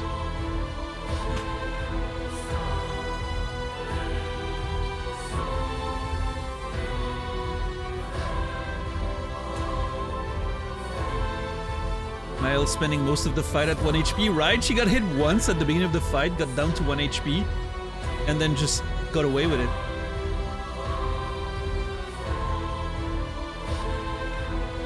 Dude, this goes so hard. I want a 10-hour loop of this part. Just that.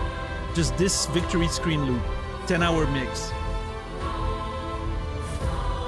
And I want to listen to it every time I do anything. It's gonna make me feel powerful and, you know, like I can actually achieve things in life.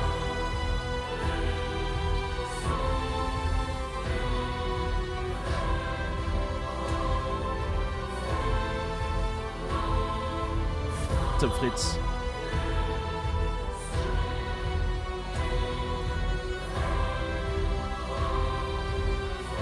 What's my favorite game OST? I would say Nier, the original Nier.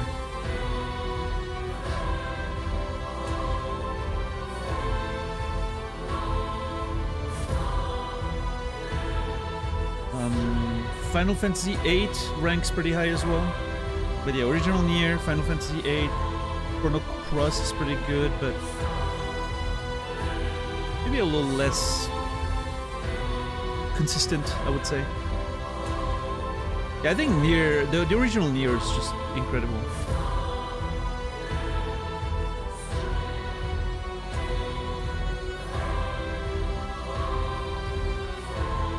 Game director said in an interview that even if the game is not received well, he was 100% sure that the music would be nice.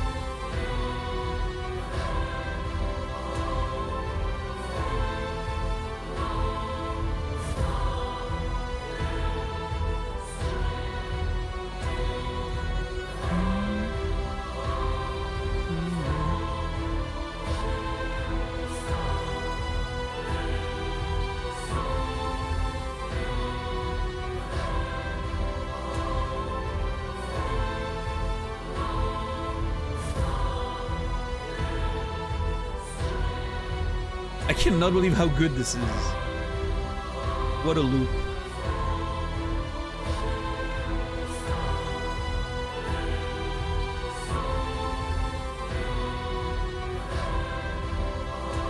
The Messenger had a good soundtrack, yeah. That was by far the best part of that game, unfortunately. I mean, Hollow Knight had a great soundtrack. I'm sure Silk Song well, does too.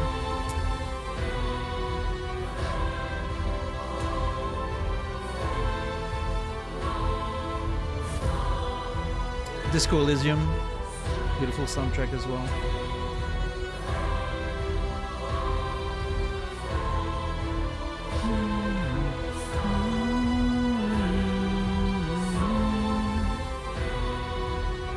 Returnal, yeah, great one.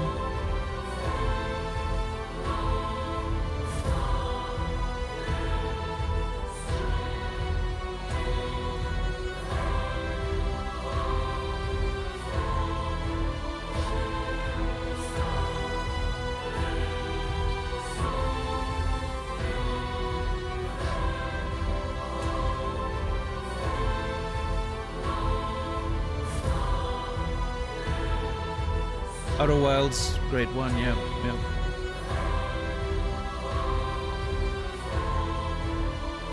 Oh, you mentioned Bastion. God, what was that game?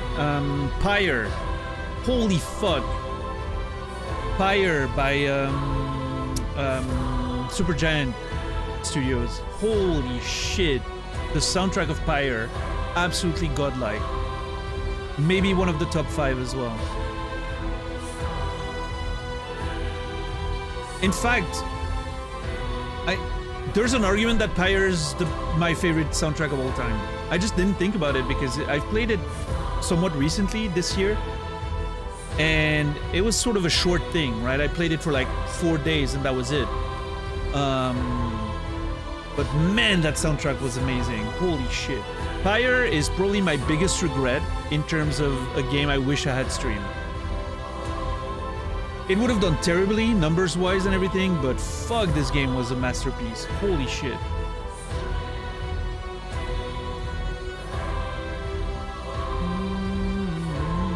Road 96 had a good soundtrack, yeah. Last of Us, fantastic soundtrack, of course. Life is Strange.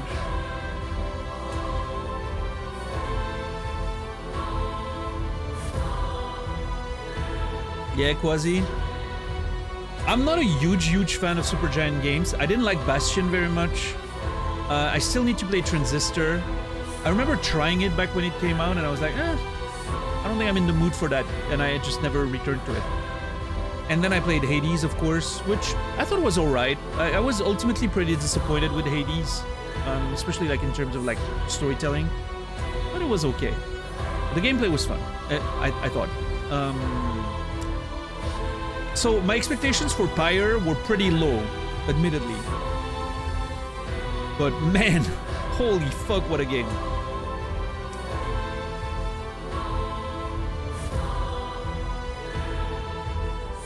Oh yeah, I think Pyre's better than anything they've done by a large margin.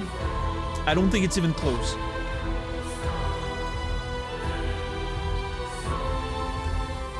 Mind you, I'm saying that I've never played Transistor, so...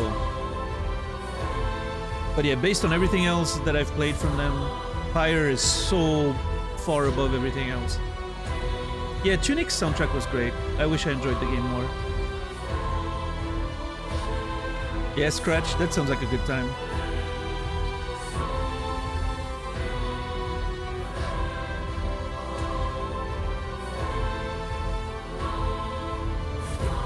I'm not getting tired of this, by the way. This is just amazing.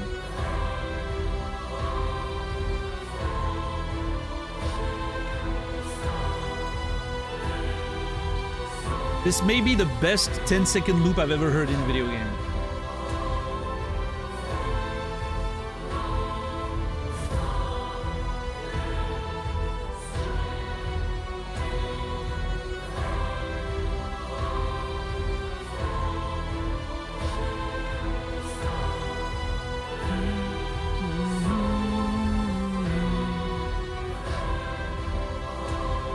Yeah, I mean, I think it goes a bit further than that, DJ, in the sense that, or maybe not that far in a way, in that I think that's just imposter syndrome.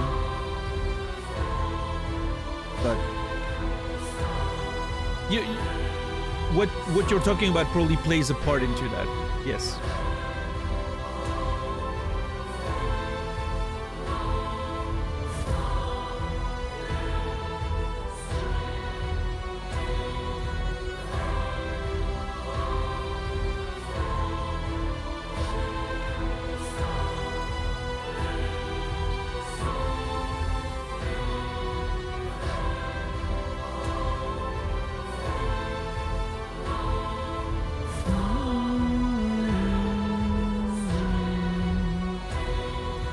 What they do with the last song in Pyre was awesome. I wish I saw it more often. Yeah.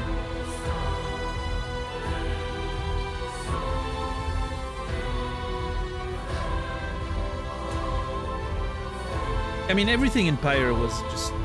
Man, what a game. I cannot believe how good Pyre was. It's a little miracle of a game. And if you haven't played it, I would highly recommend not looking anything up and just playing it. Trust the process. You can probably get it pretty cheap at this point.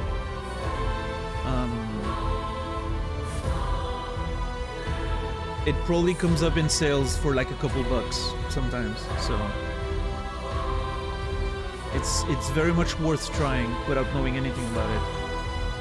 If it doesn't work for you, it doesn't work, but if it connects, like if you vibe with what the game's trying to do, jeez. Some of the best writing I've seen in a video game. Characters are amazing, and like I said, exceptional music.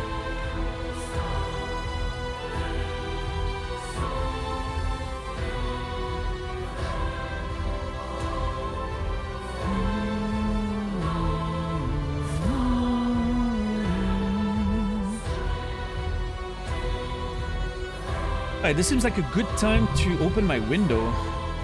It's gonna make the window opening very epic.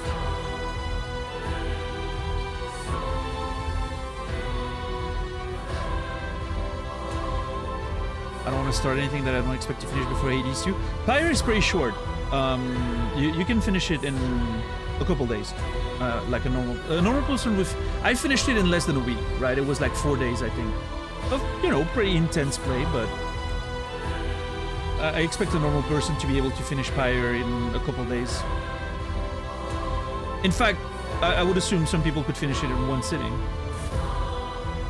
It's not a long game, but it's so good. And it does have replay value, but I'm not gonna be too specific there. Okay, it's gonna be super cold tonight, but it's not gonna rain. I am so tempted to open my window wide and just let the cold freeze everything. Okay, I'm gonna go open my window.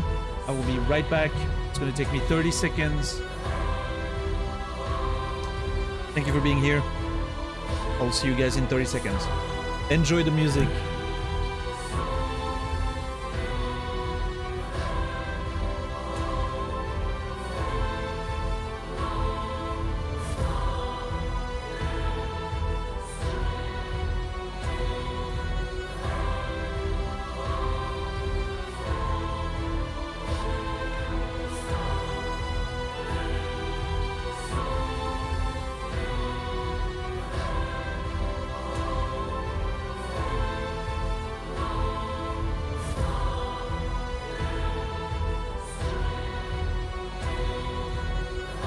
All right.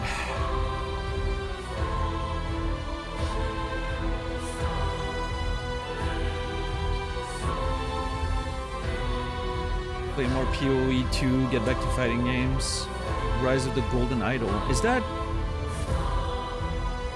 Wait, is that... I remember people talking about the case of the Golden Idol. Is Rise of the Golden Idol like a sequel or something?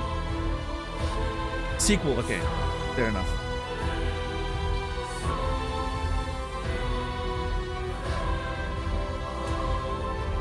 Full games? Nice.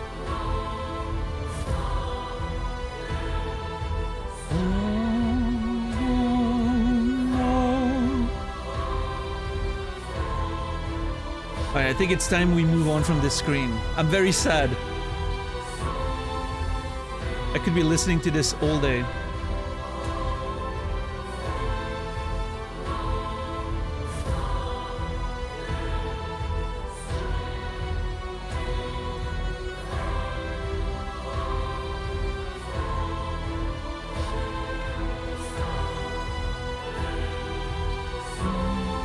"24-hour victory screen stream?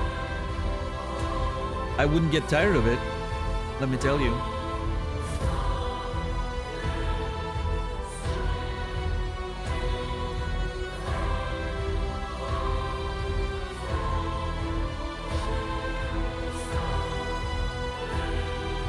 Like I said the other day, the problem with this is there's no break in the music. There's no appropriate time to get out of that screen. You just have to rudely interrupt the beauty, which I think is terrible. There's no, like, oh, this is the end of the track, let's get out of the screen. No, it's just capturing you there. That's why I can't get out of those screens. It builds and builds and builds. It never stops.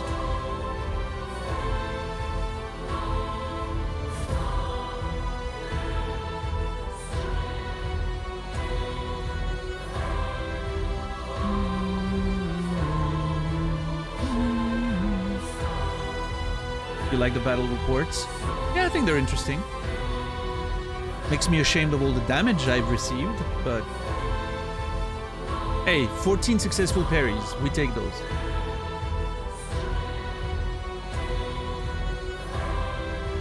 The most powerful 4 bars of 4/4 music the world has ever known, yeah.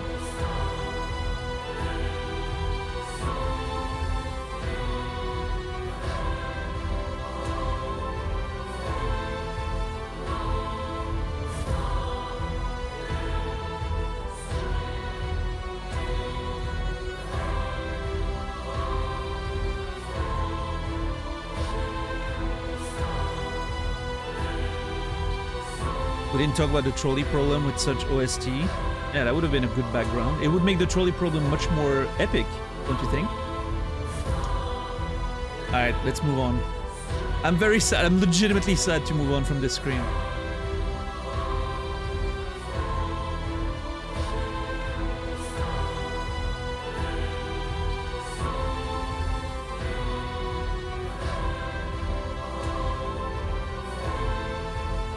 But hey, the good news is, I'm sure there's gonna be plenty more good victory screens going forward.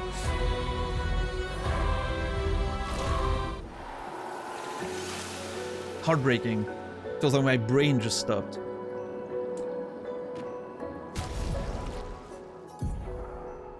Okay, Troubadim, which is... Oh shit, it's level 4, we have a skill activated. Free aim shots deal damage to an additional random target. Okay. Love that, I think.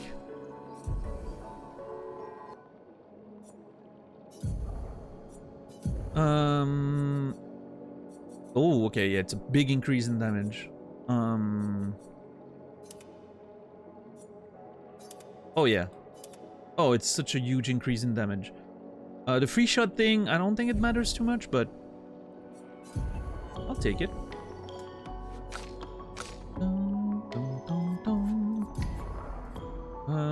Let's do...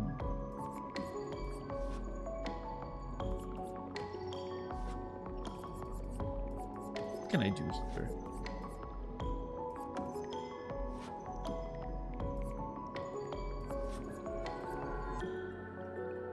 Burning shot, I guess? Yeah.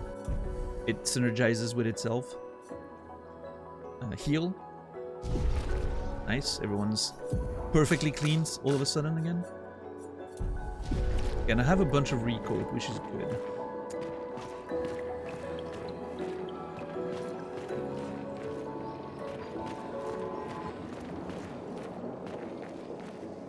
Troubadour. Chromatic Troubadour. This will be useful. Energizing break. Plus 3 AP on breaking a target. Speed and critical rate. Ooh. How much is it? 7? So instead of versatile?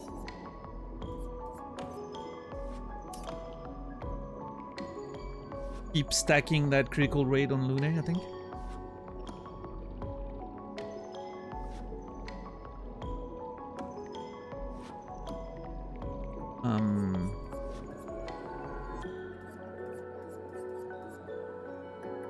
After a free aim hit, base attack damage is increased. And okay, that's actually a pretty good one. So if I could, hold on, if I could, maybe instead of burning shot. Oh, versatile is 5. Oh, okay. How much do I have? 3. 50% increased base damage. I don't use base attacks too much with Lune, right? She has pretty low AP spells. So maybe removing augmented attack, putting in versatile. Oh, it is a base attack damage, never mind. So this actually doesn't help. It's strictly worse because I need the free aim hit and then I can do a base attack. This is just straight up base. Never mind. I misread what versatile was doing. I thought it was 50% damage increased overall after a free aim hit for 1 turn. That's not what it is. So yeah, just keep augmented attack. Okay.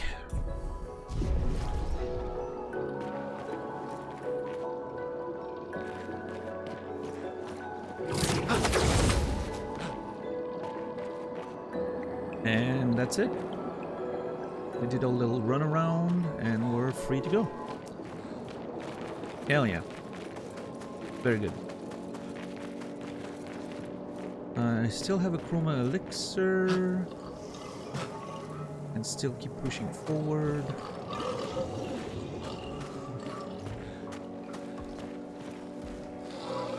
I'm really gonna make sure that I'm not missing anything.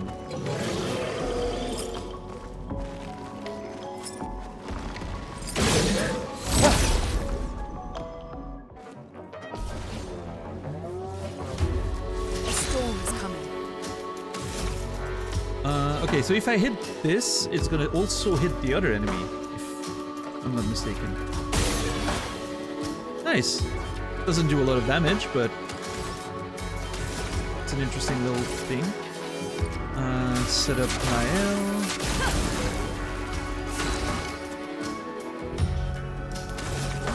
Just, what do you do? Powerful?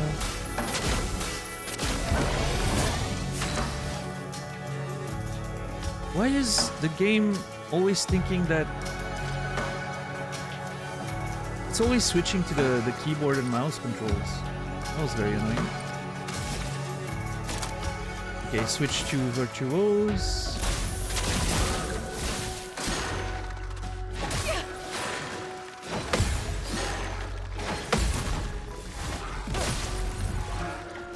This is strange that this particular attack, I don't need to parry all the attacks to get the counter. I think it's because it's a multi-target thing. Like, if the last one gets the parry, then you get the counter. That's kind of a weird... Like, it seems to break the rules that the game establishes. Which is kind of weird.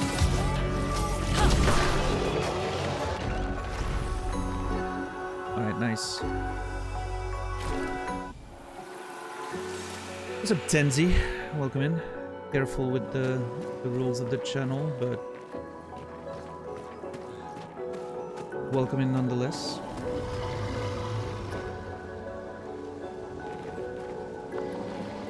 I wonder if I can climb this. Let's see. Let me grab that. Nice. More color of Lumina. Okay. Oh yeah, no. The questions are always rhetorical, right? It's just so that you guys know what I'm thinking of. It's part of the, you know, part of the entertainment, I guess. I will never actually ask questions. You can feel safe about that. All questions are always rhetorical. I don't even have like a safe word or anything.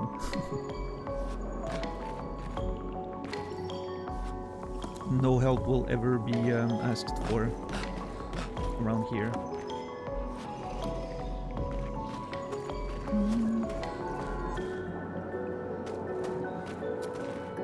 But yeah, getting deleted's kind of a rite of passage around here. If you've been around, if people, everyone that has been around and participated in chat has been deleted at one point or another. I don't think anyone escaped that. It just happens. Okay, hold on. Can I grab this without getting spotted? I'm gonna fight it, of course, but... Well, that will help. Energy tint shard. Okay, that's... Okay. I don't use them very much, but... Well, yeah, if it's a non-game related question, of course.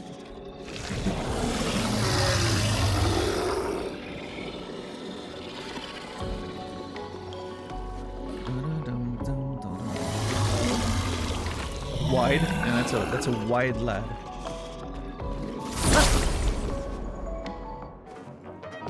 Let's kill it. Okay, so if I use this... Oh! Hold on. If this works the way I think it does, we might have an interesting combo there. Because I'm gonna shoot this one. The explosion's gonna take 1 shield.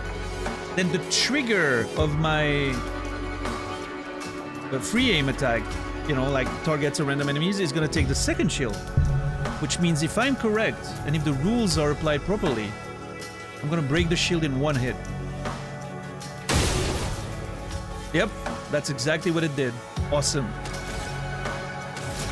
I love when a system works the way it says it will.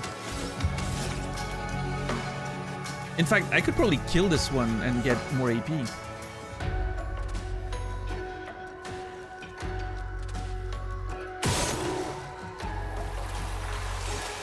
Oh shit, I don't have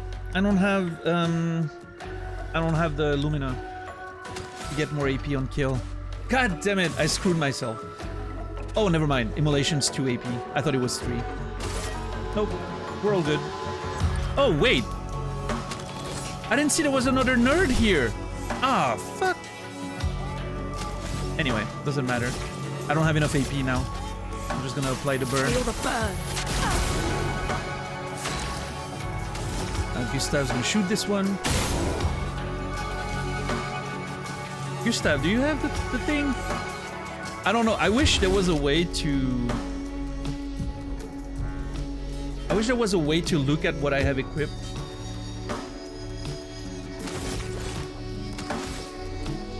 While being on that menu.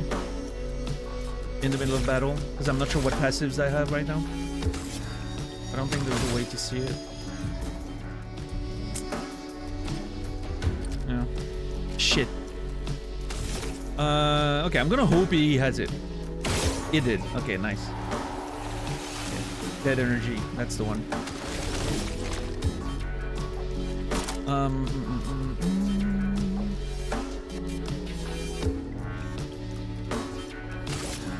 Yeah, I'm gonna use Shatter. Why not? Bam, broken. Finesse and grace.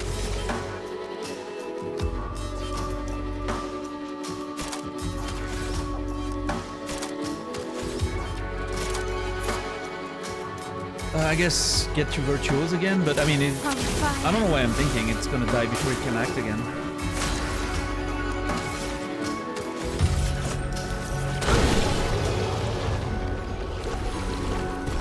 Nice. Alright, Mael's still trailing a little bit, but she's almost level 11. The other ones are just level 12. The level requirements are not scaling very hard anymore. It feels like it's just 1000 XP more every time instead of like doubling like at the beginning. So yeah, I'm not sure exactly how soon Miles gonna catch up. Turns out.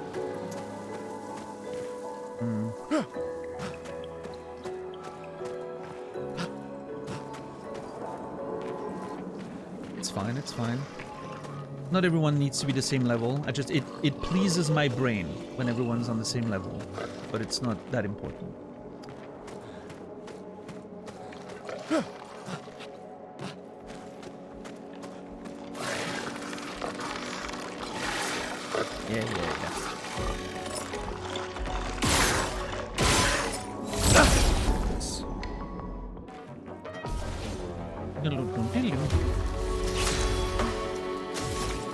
Okay, set up Mael again, immolation.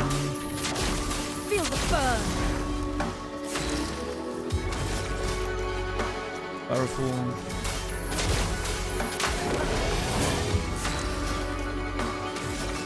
Virtuose, Swift Stride. Ready to evade. Careful, Mael.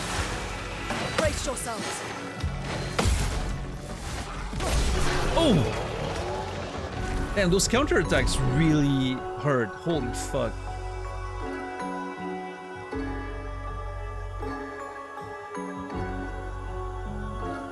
Perfect fight. Love it.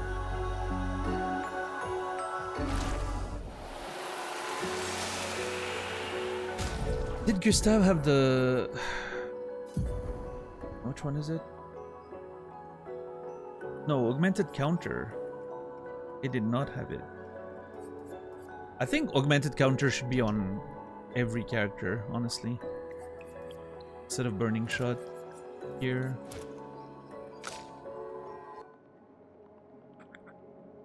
Vented counter seemed way too good.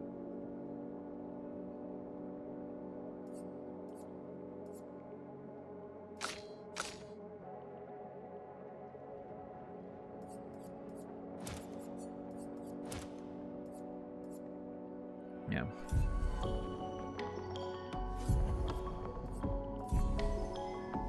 I would just put Dodger to kill the last point, but I'm never dodging.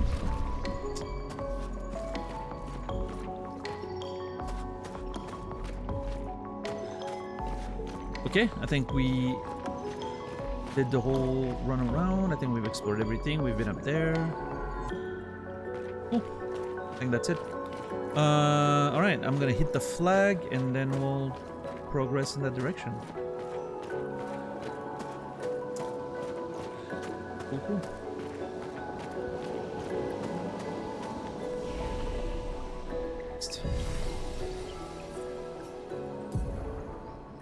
Wait, what's the name of that place? Lumerian Streets. Probably... I should probably take a note of this one here.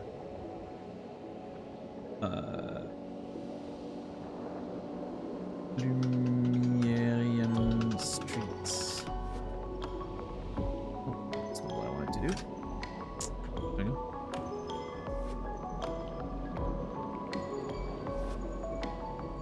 Is my brain slow? It took me quite some time to nail parries on those fast nerds. Yeah, I mean the first few fights I got completely shredded, but to me what makes it easier than some of them is that it's consistent. The speed at which they attack, it's always sort of like the same rhythm. Everything that has like a consistent rhythm, I'm gonna be pretty good at parrying, I think, because it's like music, right? I'm just thinking about it in terms of music, just parrying on tempo, right, on beat. Anything that has a bit of a like a trick to the sort of rhythm, even if there's a big wind-up or anything, there's a good chance that I'm gonna be wrong. I find it a lot more difficult, like the slow sort of, you know, delayed wind-up and all that. But yeah, anything that feels on beat, like regular, feels very easy for me. Yeah, it's interesting. We all have our, you know, difficulties, I guess.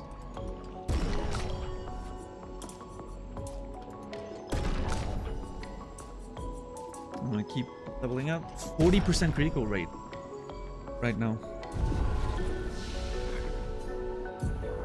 Yeah, see, that's what you get for enjoying jazz, Ren.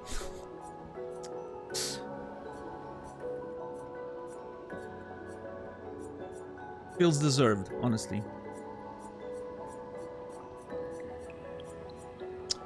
Is there significance to the positioning order of the notes? Oh, you mean those? I'm recreating the map, sort of. Like the spring meadows were here, the cave was here, the red area was here, blocked by rocks, and the flying waters were here. I'm sort of like recreating the map to make it, I don't know, it's more intuitive for me. Those notes are just organized, you know, like categories and everything, but yeah, those are like, this is a map. Yeah. This is basically the world map that I'm gonna slowly recreate with notes, I guess. I don't know. We'll see. For now, that's how I'm doing it. I've done that in a few games already. When I don't know how to... When I'm doing like notes per areas, I like placing them just like the map, right? I did the same thing with Elden Ring. All my notes per areas are like sort of located like the world map.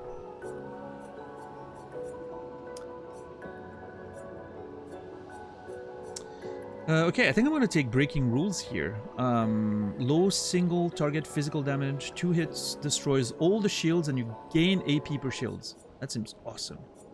And if the target is defenseless, we play a second turn. That's really good. I'm going to take that. Seems like a good skill. And here I need one more skill to get Elemental Trick. We're just going to save up. Okay, let's see. Mael. Yeah, the problem is I don't have enough space. Okay, Spark is good. Offensive switch. I'm not using too much. Guard up. I haven't been using too much, but I think it's strong. Do I want to remove offensive switch? Deals low single. No, it applies defenseless. I need to keep that one. Especially, it's a good 1 AP skill, I guess. I guess we remove guard up. Because, like, shell really only matters if you get hit, right? Just don't get hit. We don't want to foster loser mentality, right? Like, everything that only benefits you if you fail, you can remove, right? That's how it works.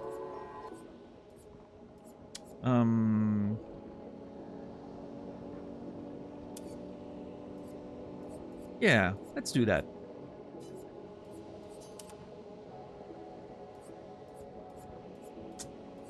Feel okay with this.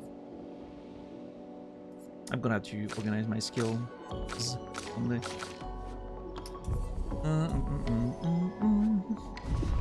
Okay, cool.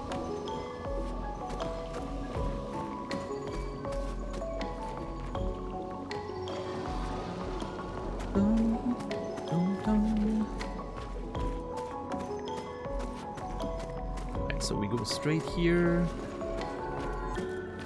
Port de Lumière. I didn't see the Tour Eiffel, but I mean, I guess the Tour Eiffel is in Lumière itself, right? But again, this is really interesting how, like, Port of Lumière seems to be disseminated all around the world. I like it. Never level defense unless you plan on sucking, which I guess I've already broke that because I've leveled defense on Mael, and Gustav's pretty much, you know, health and defense. I don't know, I like having a character that just can tank a lot, because for learning an enemy, right, it's nice to have a character that can take a few hits instead of just you know, having to restart every time, I guess.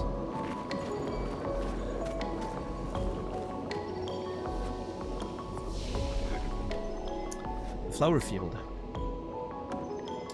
Okay, rest. I didn't even need to hit the flag over there. I didn't realize there was one that soon. Alright, let's see.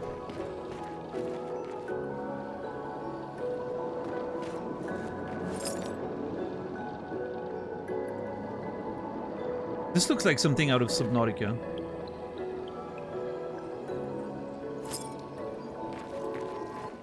Oh, okay. This looks like a bus area if I've ever seen one. What's up, Sleepy? Yeah, I loved Subnautica. I played it, when did I play Subnautica again? Last year? Last year in July, I think. Around June, July was when I played Subnautica. It was great. Loved it.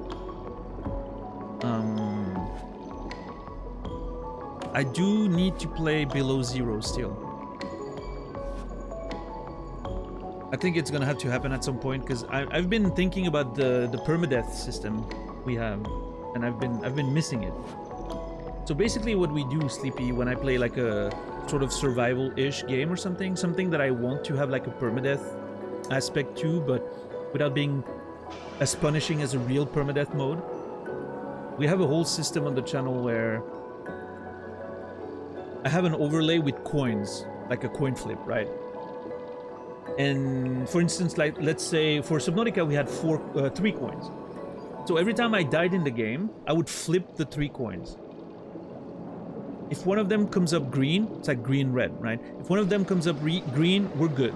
We make up a little story and we continue the adventure. If they all come up red, this is it, delete the save. Which has a very nice effect of not being too punishing, right? Because the chances of you surviving are pretty okay, right? You can die a few times. Probably, right? But at the same time, you can't die a few times. You can't be like, oh, I'm just gonna try something and if I die, it doesn't matter, because any death could be the last, right?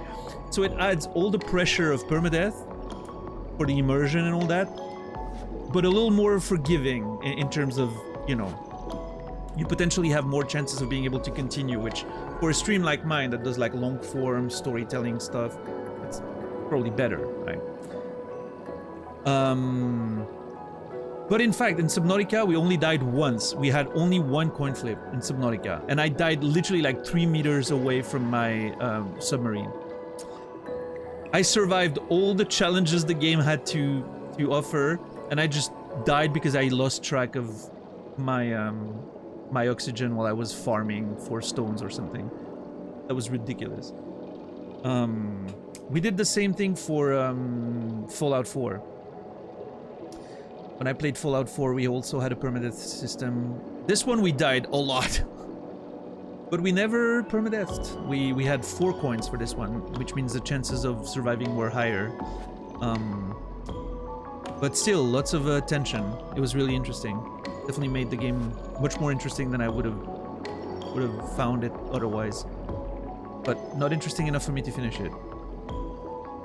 I did not have that great of a time with Fallout, unfortunately. Fallout 4. Yeah, thank you, $10. It's so funny to look at that old screen, because like the Fallout one was so much better. Like the Fallout screen was so good, with the like customized coins and everything.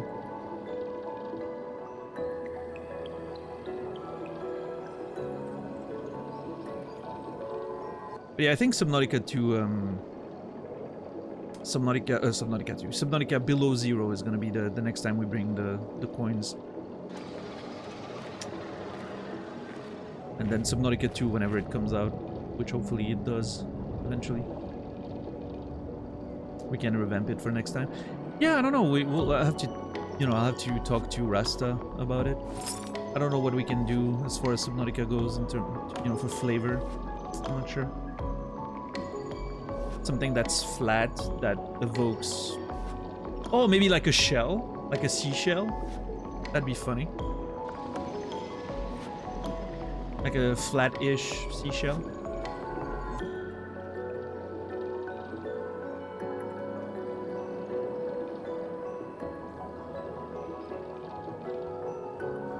Yeah, I've heard Subnautica 2 had, had a few issues. Development issues. You never know. You never know.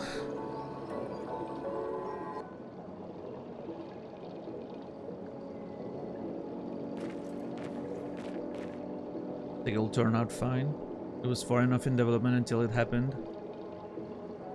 Yeah, I don't know. I wish I was as hopeful as you are, but we'll see. We'll see. I'm not, I never have a lot of expectations before a game actually comes out anyway. Like I'm not, I'm not someone who waits for games with grand excitement.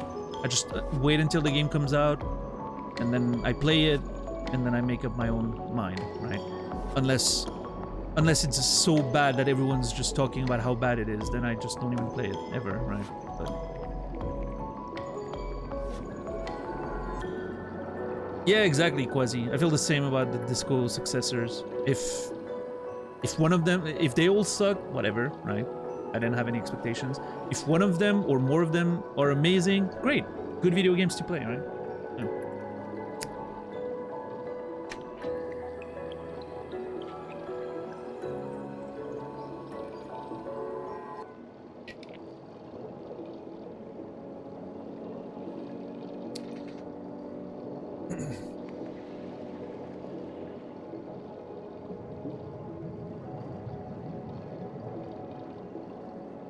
Yeah, Quasi, it's always hard to know exactly what's going on, right? In those situations. Everyone's just bending for their own side, of course.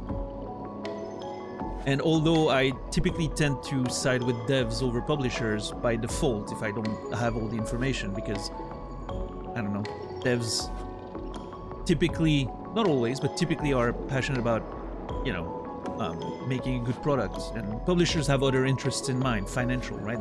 That's their job. So I don't know. There can always be situations where people are just protecting their own interests, right? There are some devs horror stories out there. Thinking of something like Duke Nukem, right? 3D Realms, which for years lied about the progress they were making because they were just playing World of Warcraft in their offices. Arc Raiders by the Finals peeps?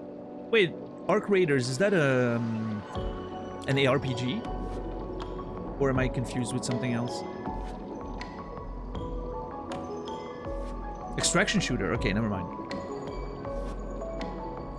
I like extraction shooters, typically. I'm a big fan of Tarkov. I mean, I've played Tarkov. Let's put it this way, rather. I'm not a big fan of Tarkov because I have issues with the devs.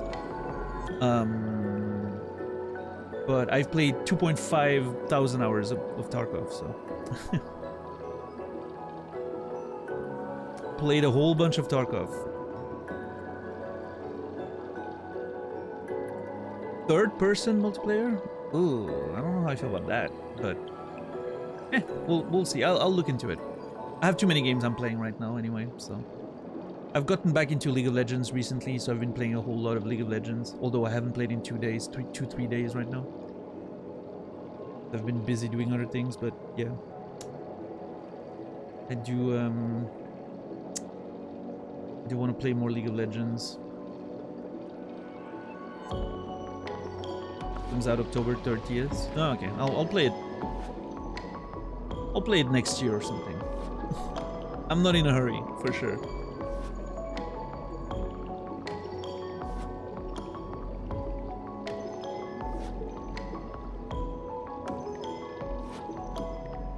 It's kind of an he said, she said thing. You would think that the publisher would want to start selling the game and making money off of it. They thought it was good enough. It's rare for a publisher to want to delay a game that the devs is ready for release. That's true. Yeah, that's true. Yeah, I don't know. Maybe we'll know if it goes to court or something. Because wasn't there like wasn't there threats of being, you know, like of suing the dev or something, or the publisher or something? There's a lawsuit, right? Something like that, I've heard. So maybe we'll know if it goes to court. Maybe we'll get more information, or maybe we'll never know, and we'll keep speculating forever. I don't really care. At the end of the day, right? I hope, you know, I hope justice is made, sure, but at the end of the day, it's just whatever. If the, you know, if the game eventually comes out and it's great, awesome. If it doesn't, whatever. It's not like I'm running out of games to play. In fact, it's quite the opposite. I'm running out of time to play video games. It's too many games, too many movies, too many TV shows, too many books, too many things. Not enough time.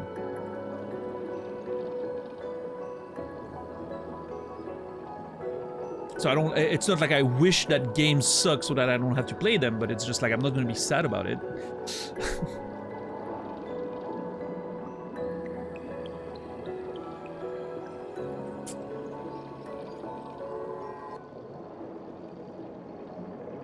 Yeah, but that also seems a bit...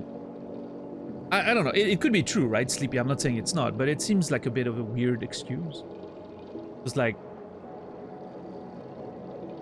If the game's ready, it's a big game. Like, people are waiting for Subnautica 2, right? You release it, you make a bunch of money, and then you pay the devs, and everybody's happy, right? It feels like in this scenario, they had nothing to win by delaying it. I don't know. Again, it's...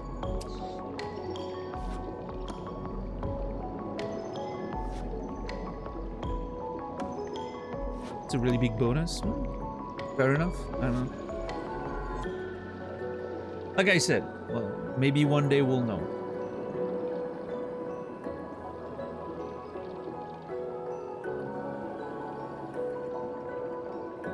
Yeah.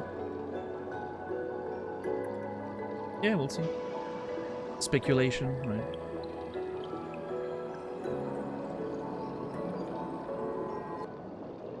If, however, this is the truth, right? If that's actually what happened, then, you know, shame on the publisher, of course. But, yeah, me too, Kukasus, but Quasi made a good point, right? Like I don't know if the bonus thing justifies just delaying a game and not making money off of it. I don't know. Maybe there's more to it. Maybe there's even more stuff that we don't even know about, right?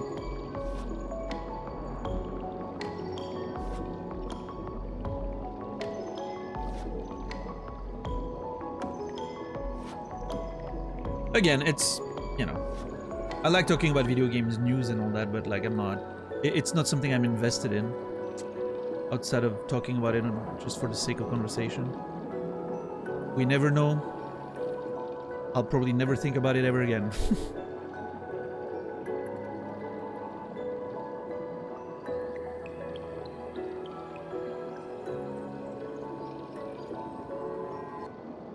Okay, Quasi, that's weird.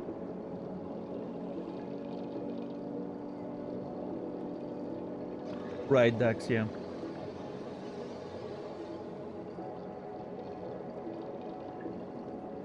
AI posters. Have you noticed? Okay, I'm gonna throw some shade around a little bit, but I'm not gonna name any names. But have you noticed how many people who have never shown any interest in music before? You know, people that have you know for a fact they've never played an instrument. They never mentioned it. They never showed any talent whatsoever. Are releasing albums these days on their social media. Like, hey, I've made music.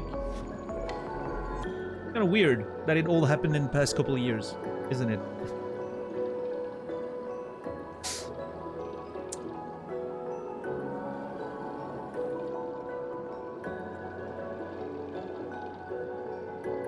Yeah, that's my point, Sleepy. It's all AI generated.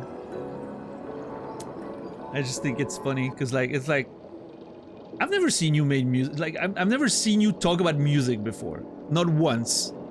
Talking about like making music. I know for a fact you don't play an instrument at all. You've literally never touched a piano or anything. Pretty sure you don't know what a chord is. But you have an album coming out? That's interesting. I'm not saying that to their face. I'm just seeing it, right? Yeah. What's up, Haswo?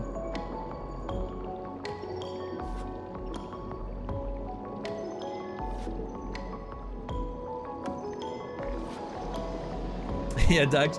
I mean, there's something humorously dystopian about it, I guess is the best way to put it, right? Because ultimately it's, I don't know. It's not like it's, you know, it's not directly killing people or anything, right? In the grand scheme of all the dystopian shit that's happening right now, it's a pretty minor one, I would say, right? I don't think it's an insignificant one. I've talked plenty about the slippery slope I think we're on when it comes to AI and art, and how I think it's gonna eventually lead to art basically not existing in you know. But that's a very different conversation that I don't think I'm willing to have right now. But again, yeah, in terms of you know all the dystopian shit that's happening right now, it's a pretty minor one. I think, you know, we can laugh about this one a little bit.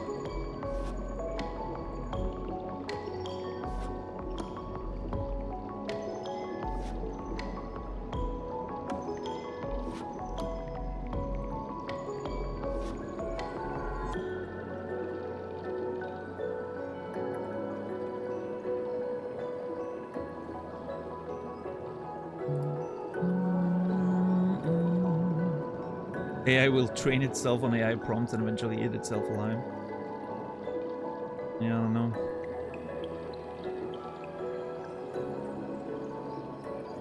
We're definitely living in an interesting future.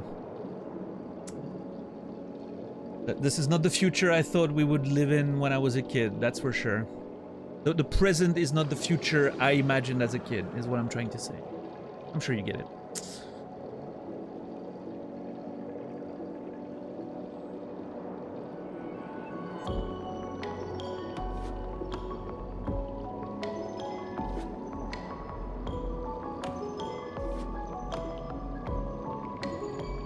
Violation. Yeah, I mean, technically it is. That's true. I've always said that, but that's the least of my concerns when it comes to AI. I know for a lot of people it's a very important thing, and I think it is, right? I think there's something that needs to be solved there. For me, it is the least of my concerns. It's literally the thing I care about the least when I criticize AI art. There are much more concerning factors about it.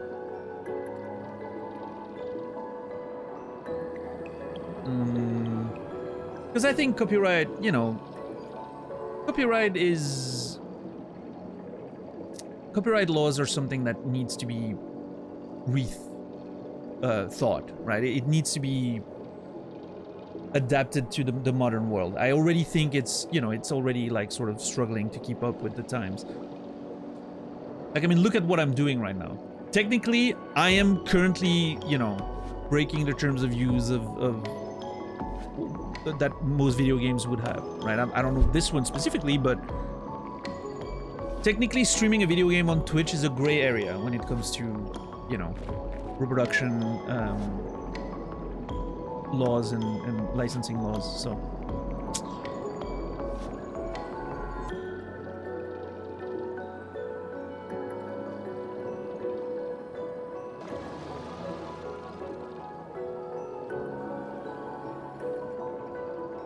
As a kid, I literally imagined it will be like just 15 years ago, but better financially for everyone. I didn't have big hopes. I mean, 15 years ago, financially, was right in the wake of the financial crisis, so I don't think things were great. But somehow they're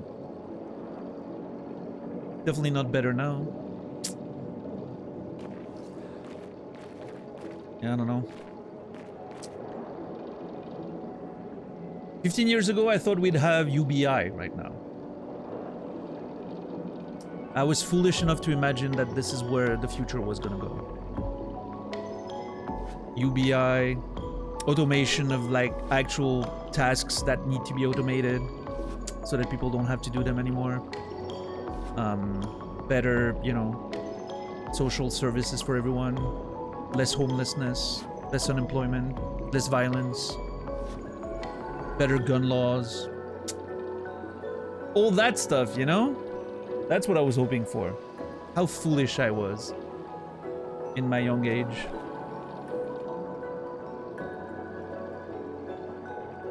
For sure, yeah, Dax, for sure.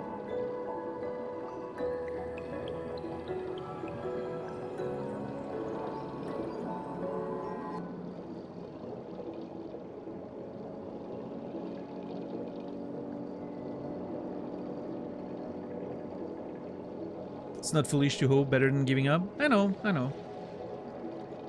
I still hope sometimes. I still hope deep inside. I think I'm still an optimist, but I just... cynicism is sometimes feels more in tune with how things are going, sadly.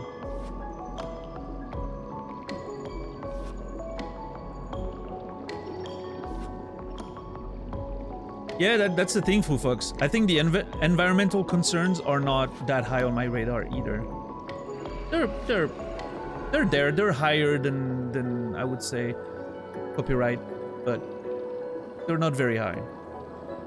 My concern is purely on the escalation of artistic illiteracy that comes with AI art.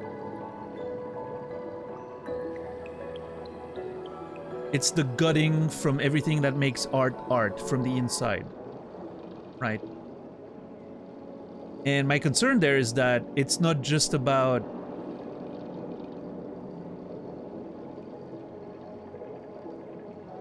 you know, you mentioned that the creativity in the music industry comes from independent minds.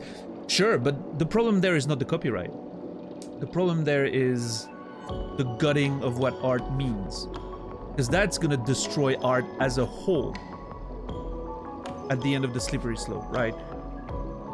Copyright is a tiny, tiny speck of a problem in comparison to that. Because people can still make art without copyright. It's just a thing. You know, obviously the money aspect is a bit more problematic, but you can still make art. Fighting long-term increasing art illiteracy, though, that's a bit harder. Like, how do you fight that long-term? And how do you prevent it from completely, you know, destroying art as a whole? I don't know.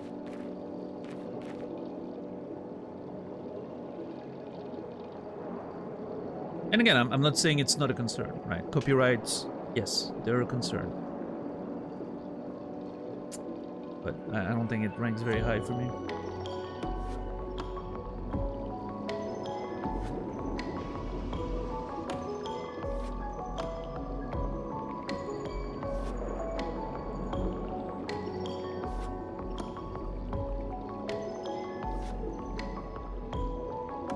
I'm more of a stance if I can't do anything about something that there's no point stressing about it, since it's not in my power to change it. I think that applies to a lot of things, yeah, I would agree.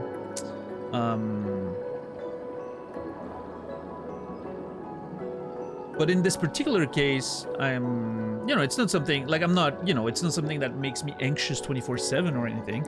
I don't think about it that often. But when I have a bit of a platform and I can speak about it, I think that could, you know, potentially make a difference. I don't know.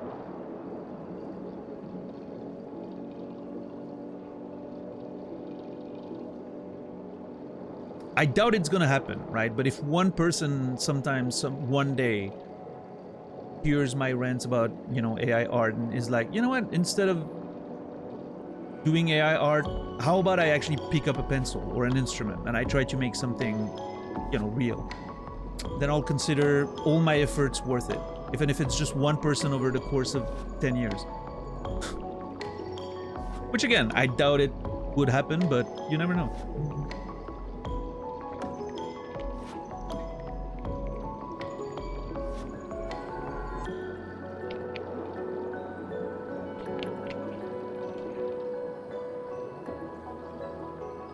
And I think in general, just, you know, awareness of an issue is important, right? Because again, thinking of the slippery slope, the less you talk about it, the faster the slope is, right?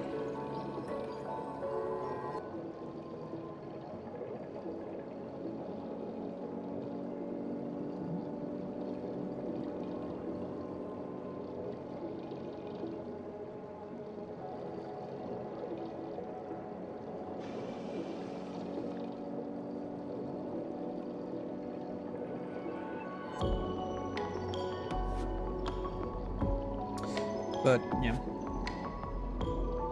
I guess it's easier to distract the, you know, like, I don't know, to me that applies to a lot of different topics.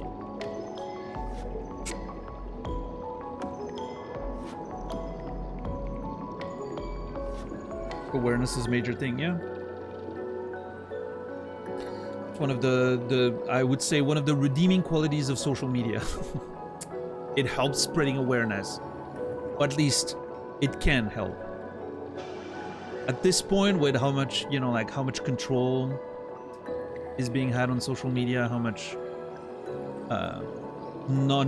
like artificial, you know, content is being created to further propaganda and all that stuff. It's I'm starting to have a feeling that misinformation's winning the war there, unfortunately, but yeah.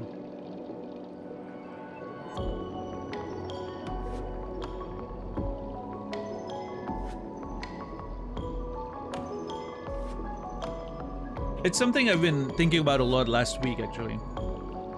Of all the events that transpired. And it blew my mind that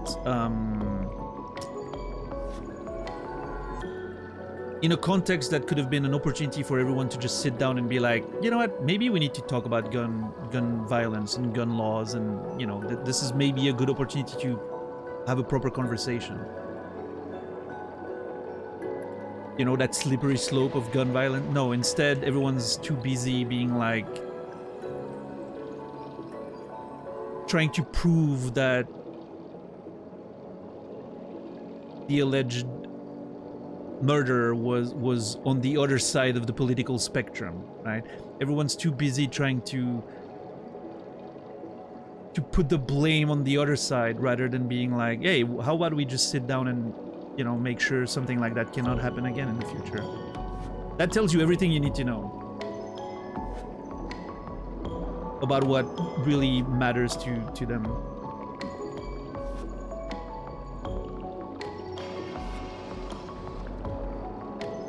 Gun violence is fine as long as we can blame it on trans people. That's not what I'm saying. That's what you read on social media, unfortunately. The essence of what's being said.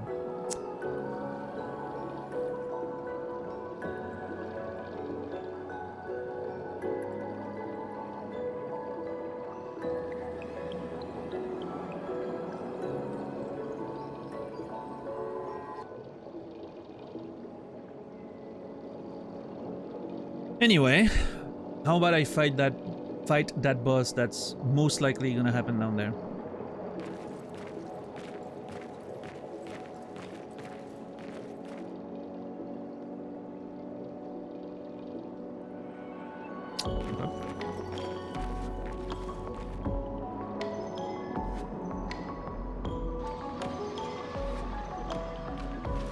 Let's see.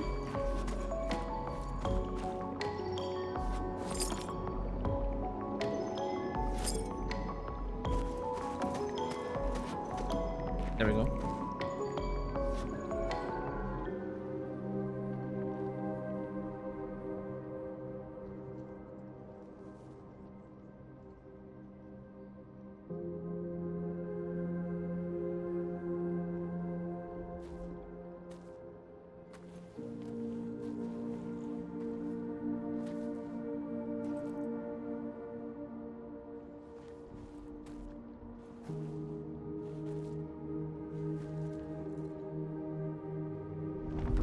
Oh, the little motif there in the music. Incredible.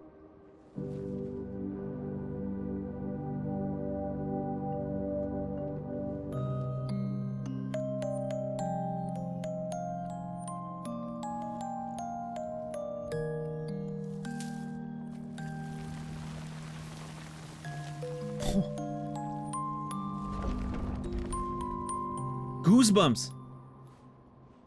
Not the, Watch out! not the music box version. You're right. Pulling at my heartstrings. It only attacked when... It's coming!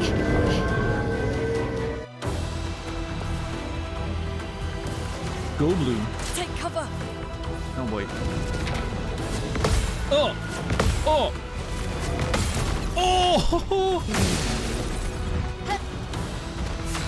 Very good animation. That was very nice. Very smooth. It only attacked when I picked the flower? Ooh. Suddenly, underwater rave.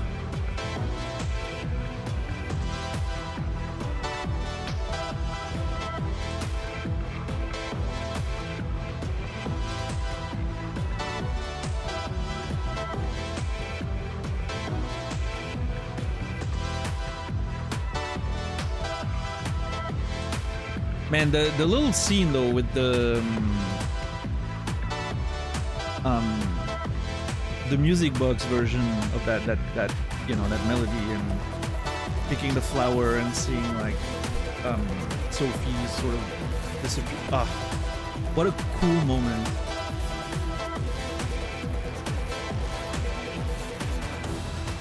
And then the creature attacks when we pick the flower. Let's see.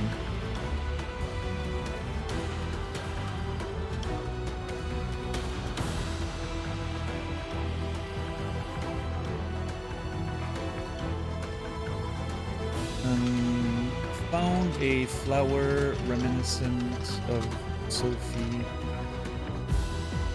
Of the one we gave Sophie in the Flying Waters. The boss, go blue. attacked us as soon as it did. Lune acknowledged it, so it probably means something significant.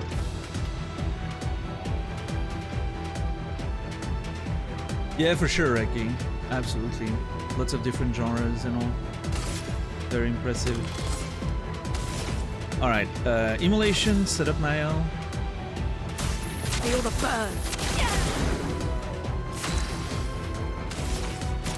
Let's try to get virtuose. And then what? And then,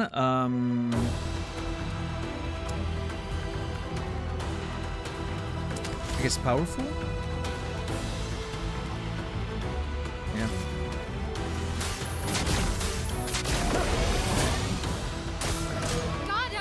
Melee combo. Oh! Oh! Okay, 2 attacks. So you can do the jump, which is like kind of a very consistent bump, like bouncing, and then the combo is 1, 2.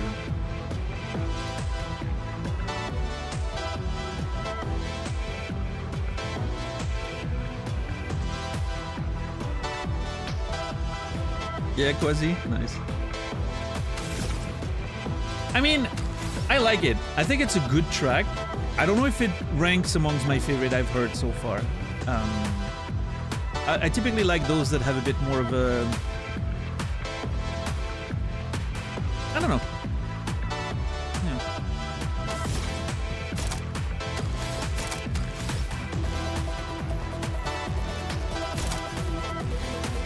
I don't know how to describe it. Yeah, I think it works well. Yeah. And I like the variety, for sure. A monotone soundtrack can get tiring.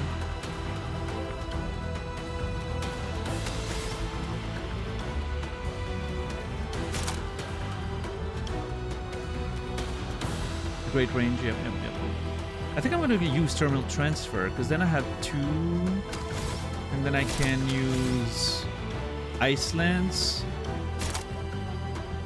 Yeah, this gives me AP, then Ice Lance into Mayhem. I think that's the play. He's resistant to ice. Okay. Jump. Ugh. Oh, too early. Fuck. Okay, that's fine. Fleuret Fury stays in Virtuose. Perfect. Love that. Finesse and precision. Finesse and precision. Love it.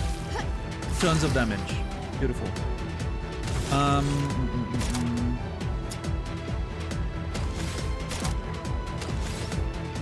I think Lumiere Assault there, maybe? And then Overcharge? And then later Shatter? I do like Shatter, lightning damage, is it? Let's do Shatter. Yeah, it is weak to lightning. Go Blue grows flowers. Uh-oh.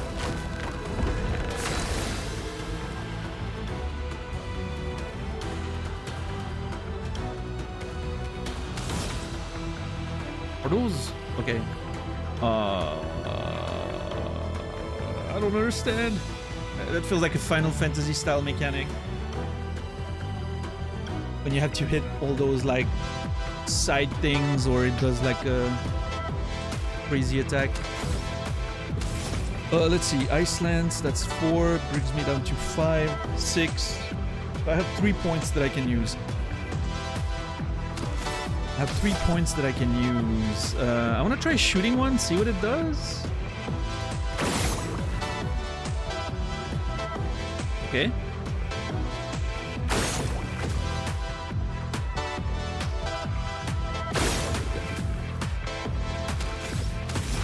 Okay, now Ice Lance brings me down to 2, then 3 with Mayhem. Okay, maybe even more if I parry. So let's make sure I can do Mayhem next turn. Ice. Shatter. I'm ready. Okay. Males and Virtuose again. I'm gonna do Percé. Probably.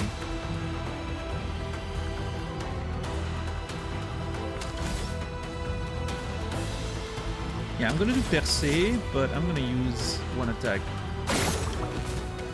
Yeah, I don't know if closing those flowers do something, but I feel like it does. It seems like it's a good thing to do.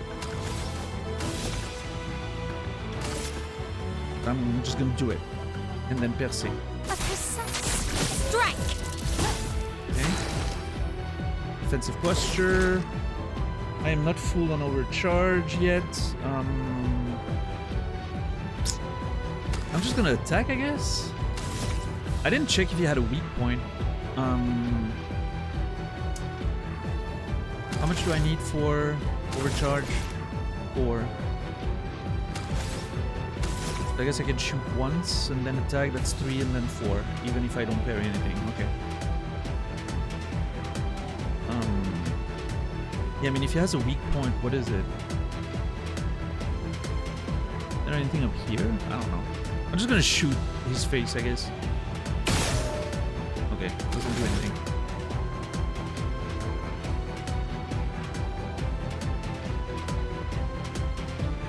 Imagine if GTA 6 came out this year. You will be very sad to learn that I have no plans on playing GTA. I do not like Rockstar games. Rockstar broke my trust with Red Dead Redemption 2. I'm probably never playing any of their games ever again. Unless they really change their, you know, their design philosophy, which I don't think they will.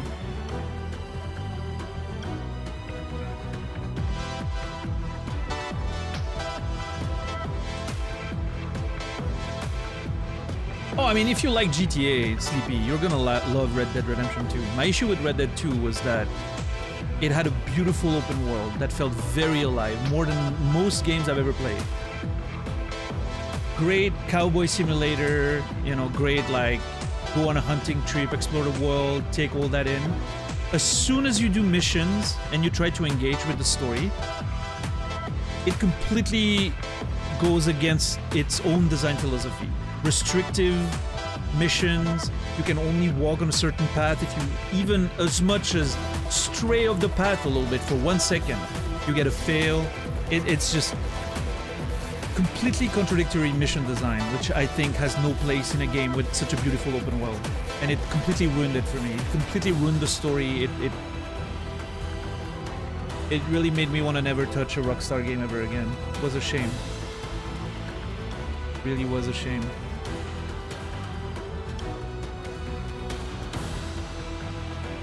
Kingdom Come Deliverance 2 contender, yeah.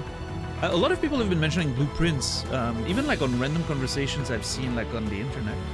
I'm excited to play this one. It's gonna be the next game I play after Expedition 33. Well, I don't know exactly after Expedition 33 if I'm returning to Elden Ring or... It's gonna depend on sort of a timing thing.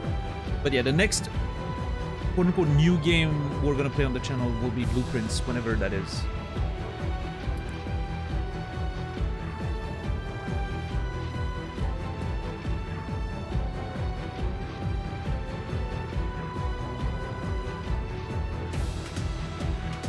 Yeah, Quasi.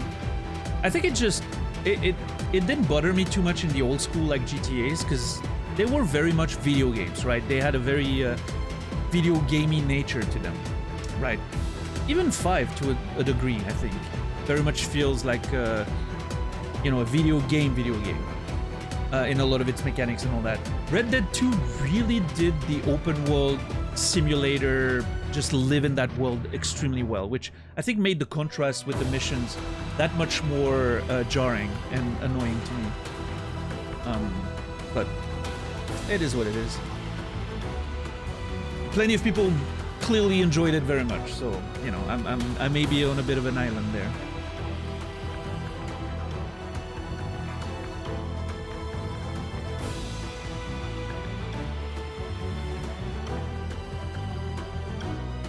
Yeah, I haven't played GTA 5 very much. Neither have I played 4 very much. I played... The last ones I played a lot were Vice City and San Andreas. Which, you know, again, they were very much like video games. The simulation of the open world wasn't as sort of immersive or complete, right? So I feel like the sort of that disconnect between the missions and the open world was a bit less jarring.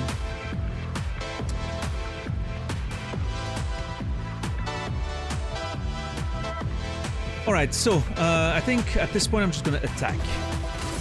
Just do a normal attack. Jump. Oh, there we go. I feel like that last attack, I feel like I need to wait a bit longer than I think I should. It's almost like I can press parry as soon as it connects, rather than just before.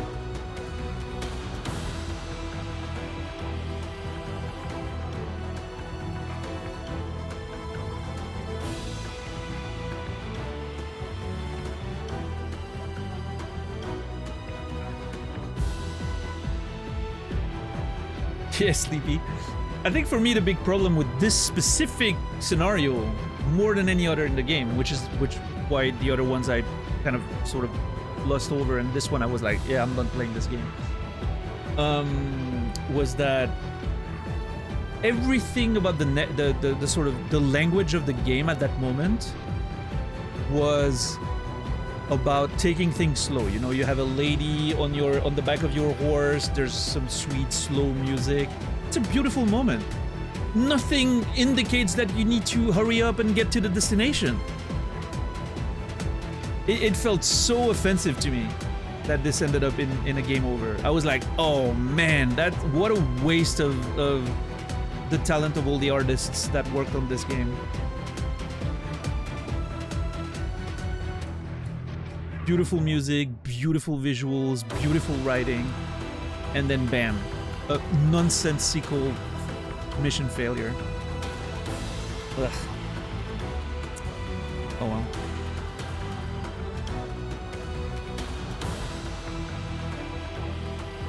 That is true, Quasi. I would say that's a good assessment. I do value immersion a lot.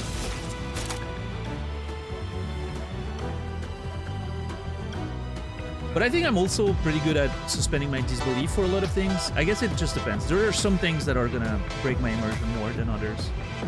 And I can't really tell what it is. It either happens or it doesn't. I don't know. Alright, Mayhem. Consumes all stains to deal high elemental damage to the target. Can break if 4 stains are consumed. So this should work. Let's see.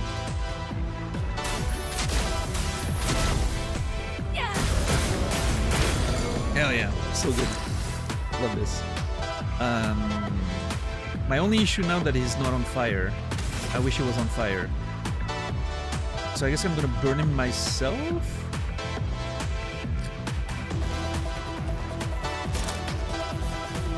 Oh, you know what? I'm gonna apply defenseless with offensive switch and then do a breaking rules next turn to play twice. And hopefully then swift stride. Yeah, we'll see. Let's do that. I want to experiment with the defenseless. Okay, now whatever I do with Lune, I need to apply fire to the enemy. Let's do overcharge. For those who come after. Oh, so much damage. A storm is coming. And it stunned him. Oh my god. We're in business. Immolation. Feel the burn. Get ready. What? What about my... Hey, he was stunned. Time to hit big. Did he have 2 attacks in a row and I didn't notice? That seems unfair.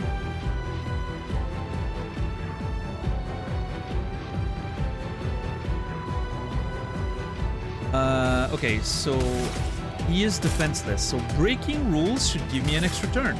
Let's see.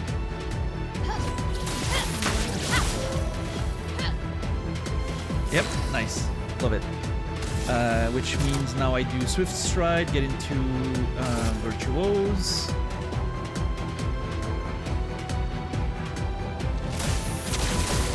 Or... yeah, I don't know if Fleuret would have killed him right away. Maybe not. Let's apply powerful to everyone. Let the Because I'm not sure I'm going to be able to kill right away. Let's go with Thunderfall, I think.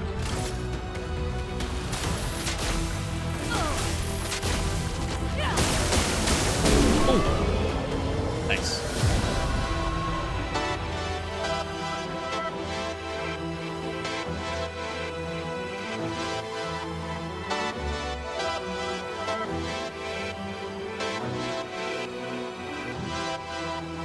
What an interesting loop for the victory screen there.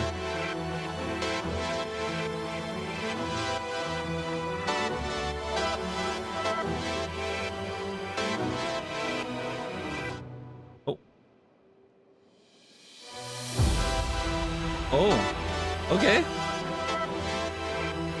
That's the first time that that there's like sort of a fade out.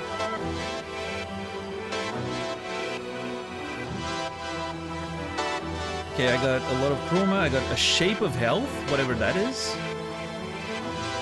A polished chroma catalyst, and a chroma catalyst. A polished chroma catalyst. Yeah, okay, this one's weird. Like, the fact that there's an interruption in the loop, I get it, I don't like it.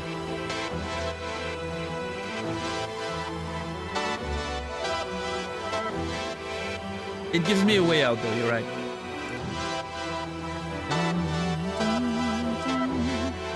Okay, I don't know what the flowers did then. I completely circumvented the flowers mechanic. It just summoned flowers, I closed them, and that was it. I'll never know. What a shame. Unless a similar boss shows up later.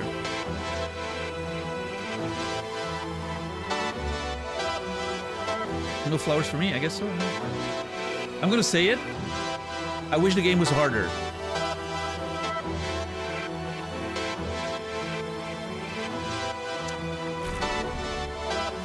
Gustav, wait! Oh. It seems peaceful. As long as we don't touch the flowers. Yeah, let's not get too sentimental. It's still a painter's creation.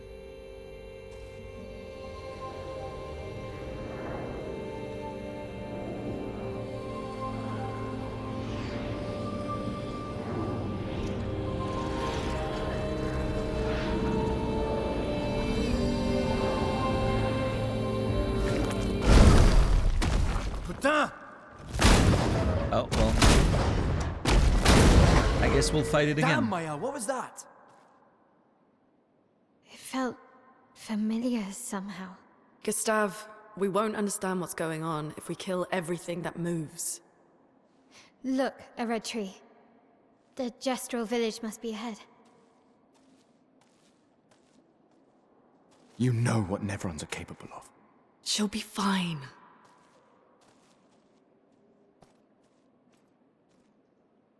She'll be fine.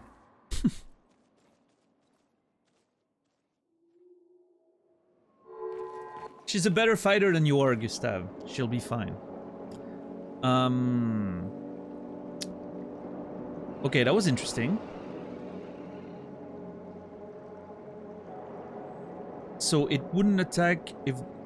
As long as we don't touch the flowers, it's not attacking us.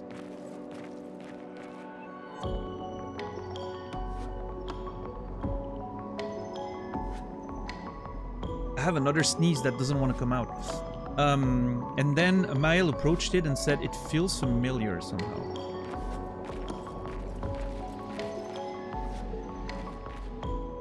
Which obviously, you know, the flower and the vision of Sophie, and then it got upset when we picked the flower. Is there a link between this thing and Sophie? Like, it's making me wonder...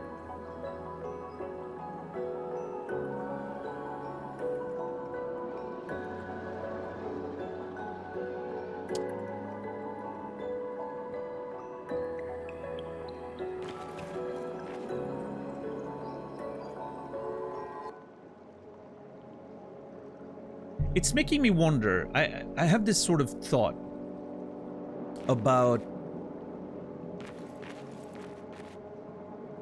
why suddenly this flower that we're, you know, we quote unquote recognized, right? Oh, there it is. It's actually there. Same flower as the one we gave Sophie at the beginning of the game.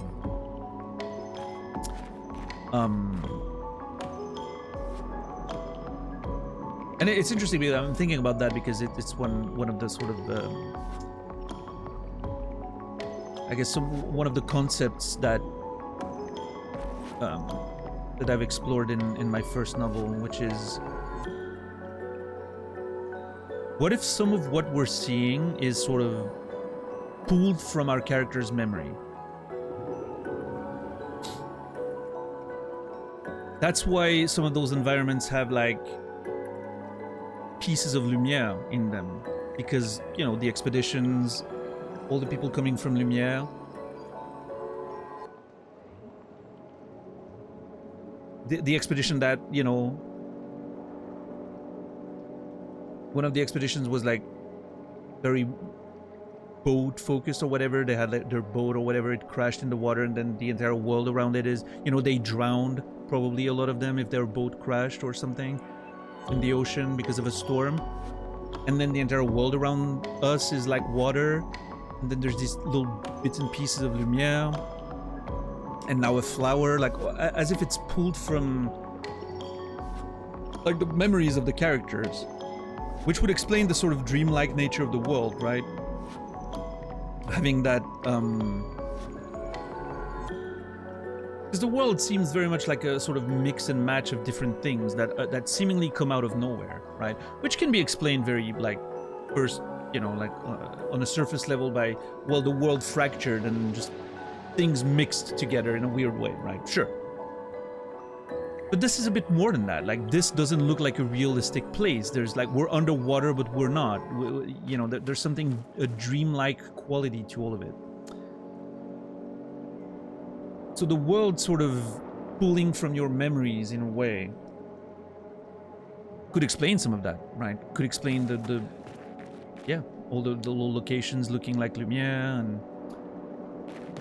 finding a big flower that meant a lot to you, and visions of something familiar like Sophie, and maybe for Maël, maybe, you know, maybe that enemy was reminiscent of something. I don't know.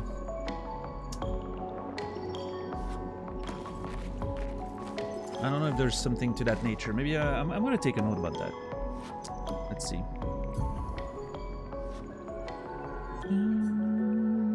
I think it goes to random notes as well for now. Or maybe I could put that in setting, I think. Familiar elements in the environments.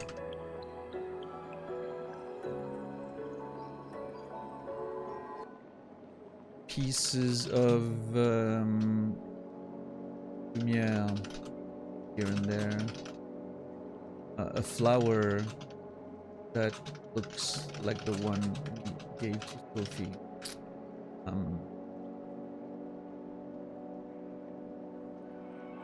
Things that seem like they could have been pulled from our memories,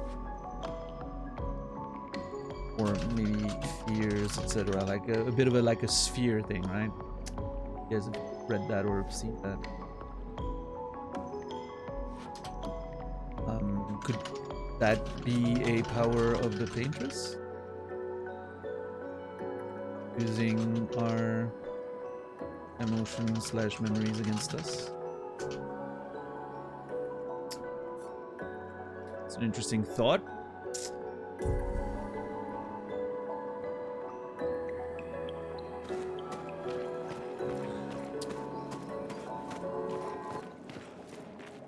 Yeah, I could be again, I could be completely off, because maybe there's no need to try to explain the world. It is how it is, and that's it.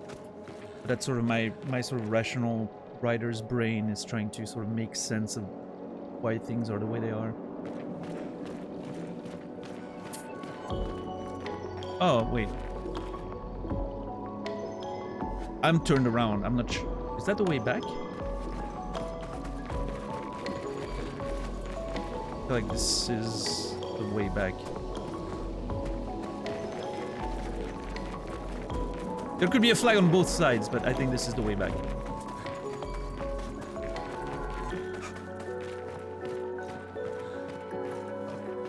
Forward.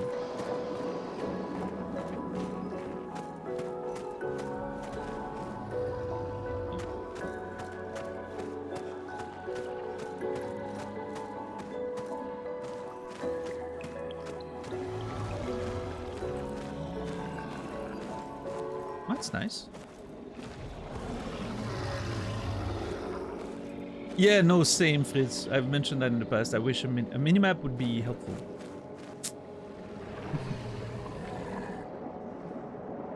A lot of the environments look very sort of similar, right?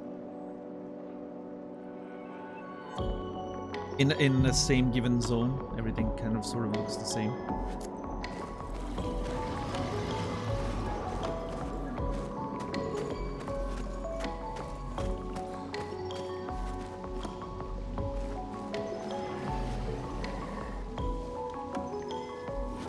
Cool looking little area. Oh. Never mind. I thought it was a passage.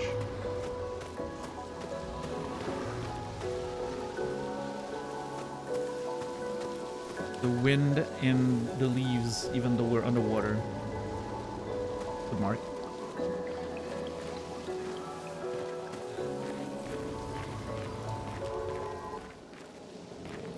Yeah, I mean, I'm not too upset there's not a map, but I just keep getting turned around sometimes.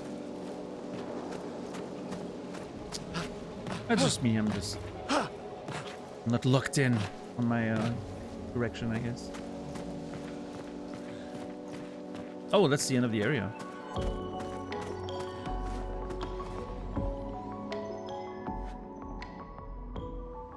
I'm pretty sure we've seen everything. Isle's Nightmare. Whoa.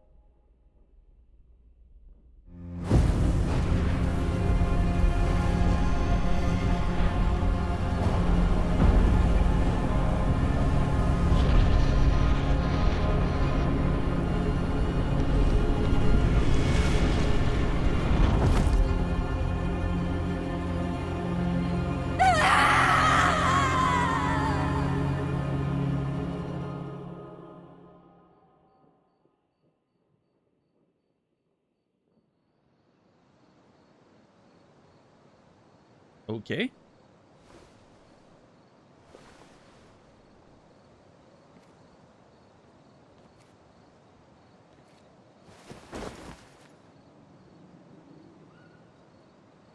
Still too far.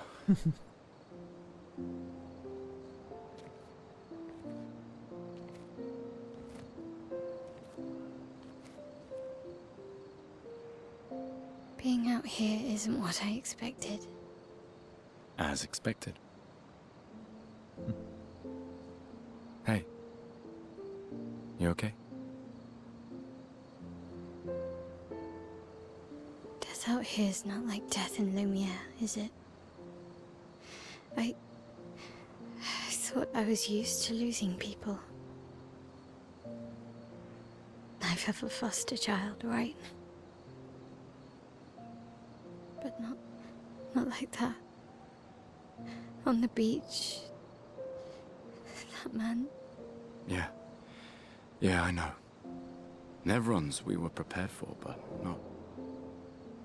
And now we finally found other survivors, and it's... You know, that's the insidious thing about the Gamage. It's predictable, almost gentle. It makes Lumiere complacent and accepting, but... The Gamage is equally violent than death. Death is just as final.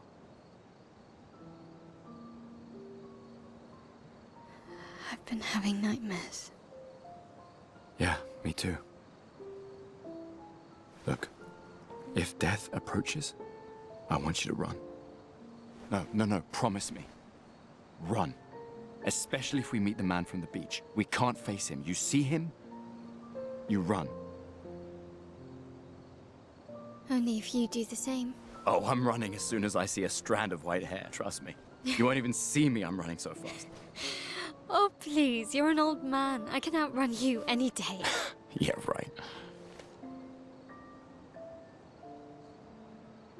There was a time when 30 was young, you know? Sure.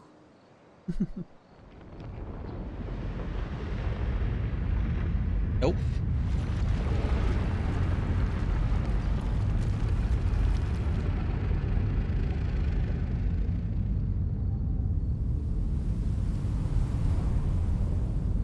Okay.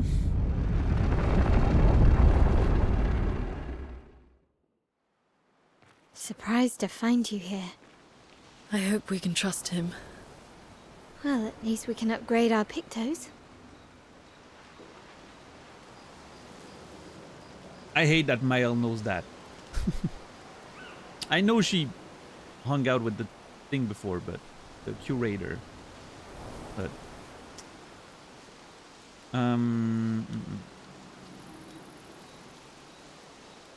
okay, there was a lot of stuff there. A lot of interesting stuff. Let's see.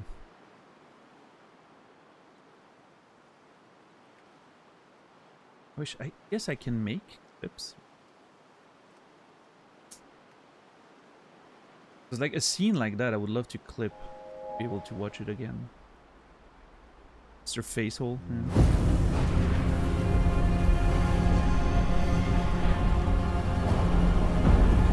Someone's dead. I'm not sure who that is. I'm not sure who that person is either. I'm not sure who that person is either.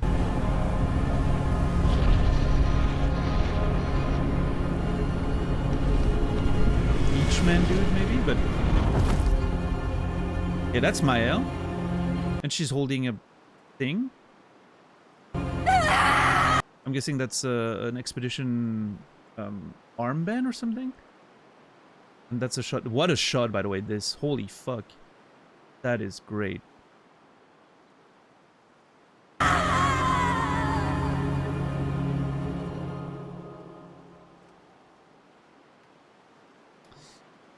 Oh, I want to take notes of that, but I'm not sure how. Whoop.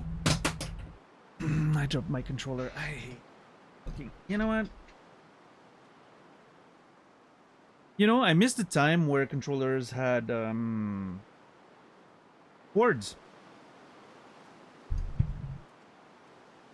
Because you could catch the controller before it dropped. These days, if your controller starts flying, it's gone. It's hitting the ground. There's no stopping it. With a cord, you just catch it, and all is well in the world.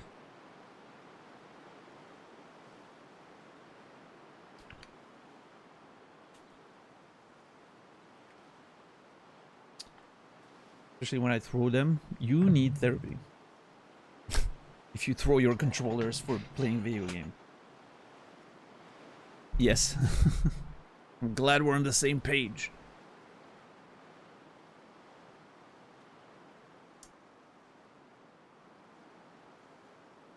Let's see.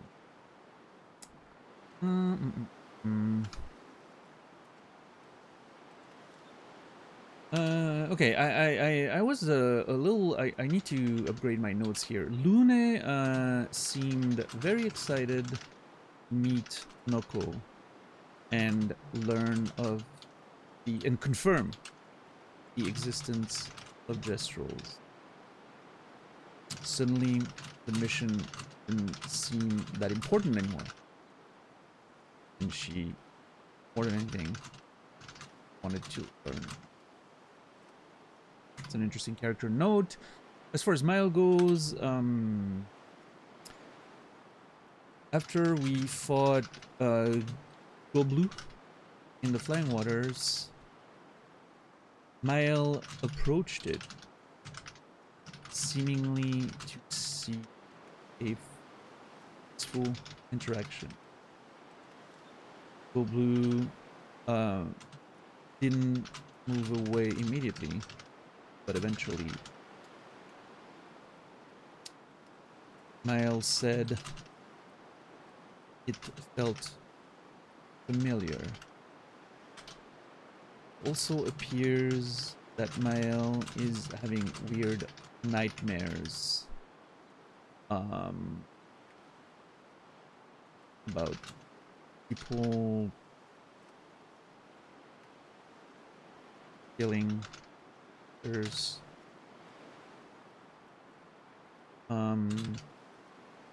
Maybe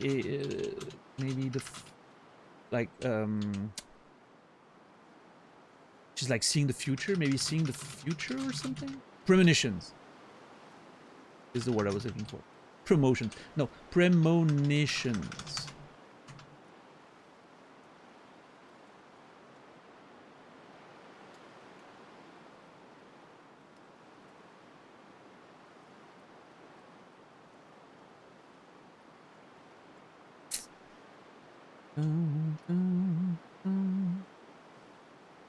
What's up, Therma? How are you doing today? The days of wired headphones. Able to catch my phone before it hits the ground.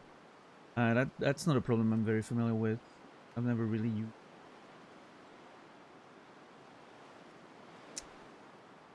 That. Rather, let me correct. I still use wired headphones. I don't like AirPods or anything.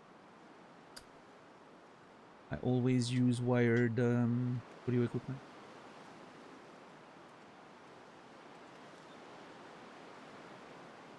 True gamers handcuff themselves to the controller. Really not a bad idea. I mean, especially these fucking controllers are so expensive and they're so fragile. Like the sticks, you know, drift very easily and all that. I don't want to break this controller. This is my second controller already, and I've had the PS5 since 2022. When I first started playing with those controllers. This is my second PS5 controller since 2022. This is way too much. I don't expect, at the rate that I'm using them, I don't expect them to last like 10 years or anything, or, you know, I expect them to wear and tear, but I feel like I should get 5 years minimum out of a controller that's like $70.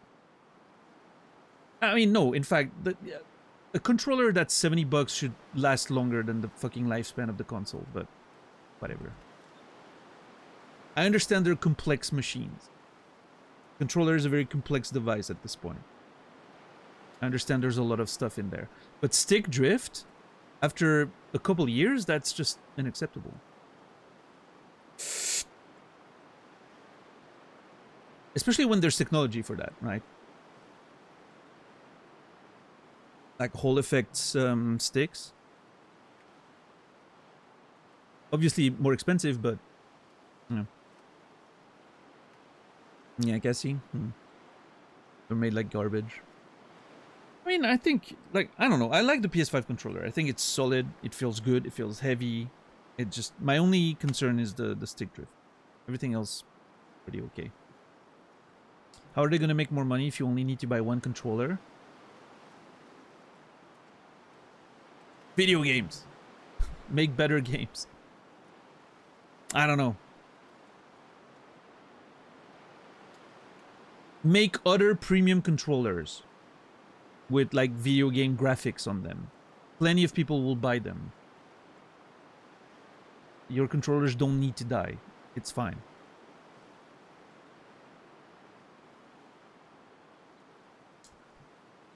Gustav had an interesting sort of thought there. That man. He found other survivors, and it's... You know, that's the insidious thing about the Gamage. Yeah, that one, that whole... when talking with Mael about death, Gustav did something really interesting. That will be, I think, a very important thematic point. It's predictable. That's the insidious thing about the Gamage. It's predictable, almost gentle. It makes Lumière complacent and accepting. But almost gentle. It makes Lumière complacent and accepting, but the Gamage is equally violent than death. Death is just as final. The subtitle is wrong there. He says then death. The Gamage is equally violent than death. The subtitle is wrong. That's funny. Death is just as final. That's a really good line. Just as final. I love that. Death is just as final.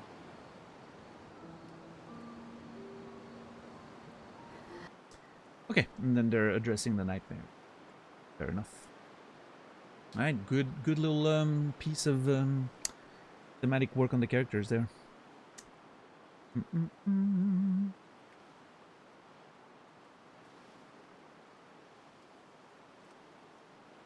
up, Rico?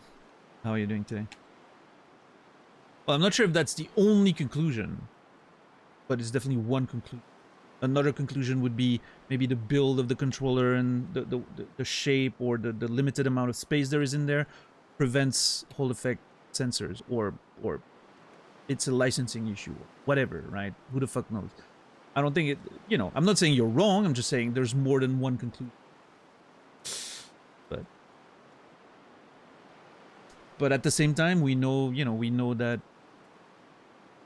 planned obsolescence is a thing. We know hardware producers love that. So.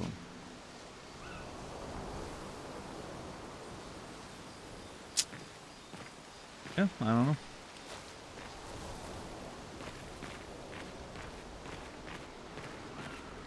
Okay, so what can you do for me, Mr. Creepy Guy?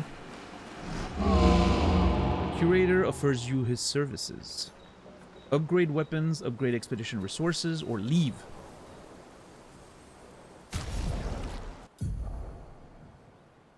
Curator can increase Lumina points for each character and improve tints by increasing their potency. Oh! Not just the number, but the potency. Adding 1 Lumina point to a character costs 1 color of Lumina. There's no limit to the amount of Lumina points a character can have. Expedition resources. Improving tints requires a special item. Each tint requires a different item. Improving tints increase their effectiveness. Each tint can only be improved twice. Oh, okay. That's what the shape of health was. Okay. So, right now it's healing 30%. I'm assuming it's going to heal 50 or something after that. Okay, so we upgraded our tint. What does it do now? And I know that. Is there any way for me to check? Let's see. I don't know. I guess I'll see when I'm in combat. Unless, can I hover with the mouse? No, I can't. We'll see when we're in combat. Also, the Lumina stuff. Okay, that's the Lumina stuff I'm interested in. I have 24. Which means I could give 8 to each character.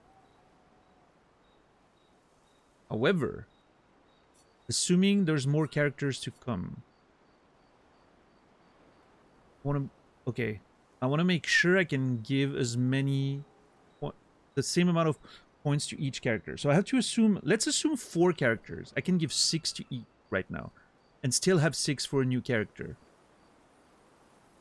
And hopefully by the time, you know, provided every time a new character shows up, provided there's going to be more, I already have enough points to just, oh man, the math is complicated there. I can't go too hard on it. I need to make sure I save enough for each character to have the same amount. This is annoying. Okay, let me give...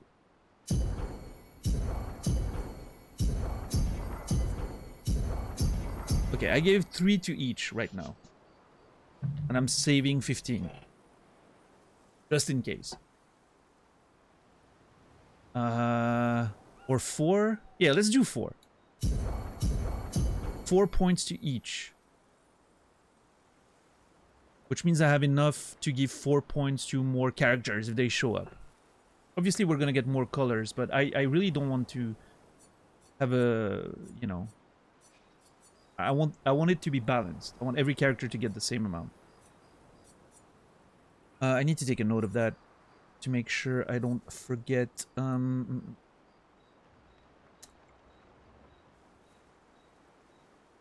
Wait, where do I take a note of that? Lumina upgrades for each. There. Yeah, those items seem pretty good right about now. I'm very glad. Very happy.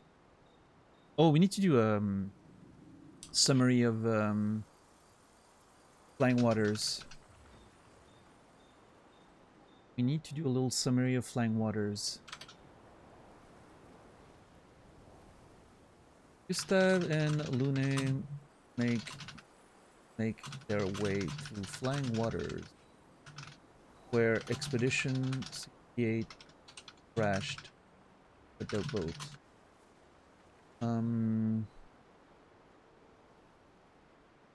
They eventually find the hut mentioned on the Indigo Tree message, and find a magical door leading to a giant, mysterious mansion.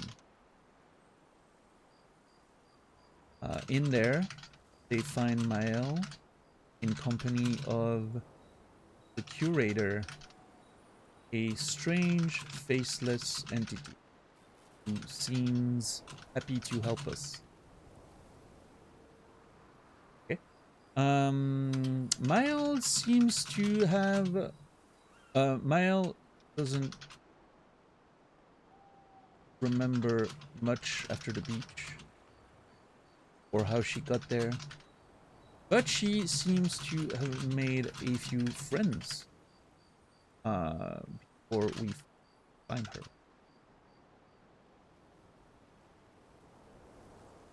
I don't know if I want to write that in like first person before finds her.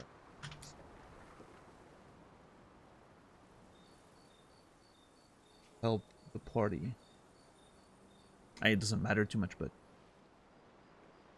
one of them, Noko, a gestural merchant,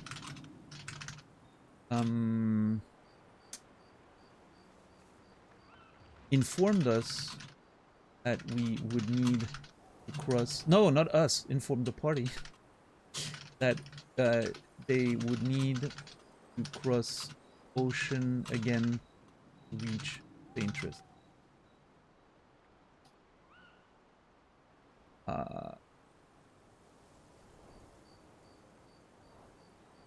Do that, we need...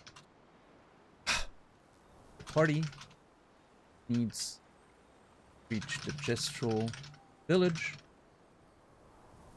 and talk to chief. I don't remember the name of the chief, but I know Noko mentioned it. Fine. On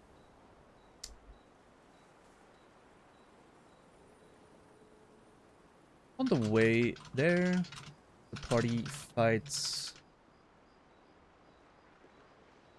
Goblu,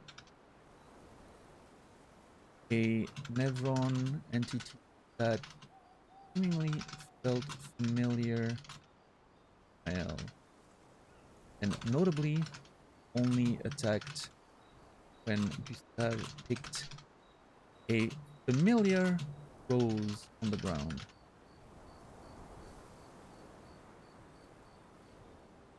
I think that's a good summary. What's up, Jode? I think that's a pretty decent summary. Camp.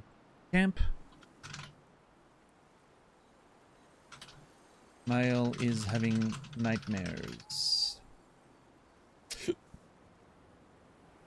of death and despair. And conversation with Gustav about how different this feels than what she expected. death is harder than I thought it would be. The repeated voyages didn't really prepare her for the violence of the real world. Of the outside world, I should say.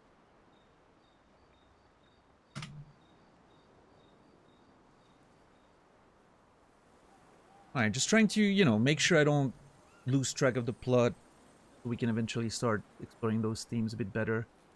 Starting to get a little bit of a picture. Good. Slowly getting there, yeah. Okay. Upgrade weapons. Weapon upgrades. List of available weapons for the current character is shown on the left. Can be sorted by power, level, or alphabetically. Weapons are the main source of attack power. Passive effects from weapon can't be learned as Lumina and are only active the weapons equipped. Scale their damage from their attribute. For instance, weapon that scales with agility means the more agility the character has, the more damage the weapon will deal. Scaling power is defined by the associated letter ranking from D to S. The curator upgrades your weapon using chroma catalysts. Upgrading weapons increases their attack power and attribute scaling. Oh, that is interesting. I mean, obviously, it you know, same thing as in the Souls games, I guess, but didn't expect it to work that way.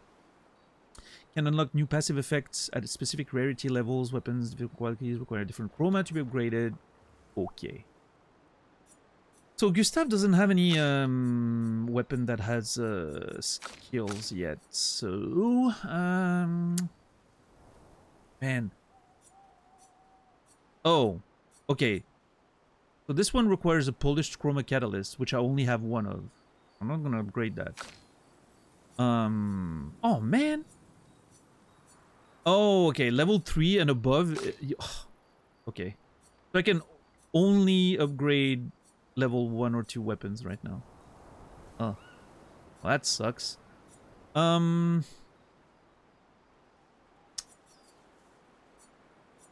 don't think I want to upgrade anything.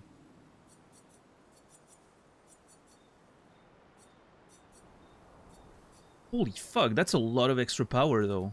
That's a 33% increase. Huh.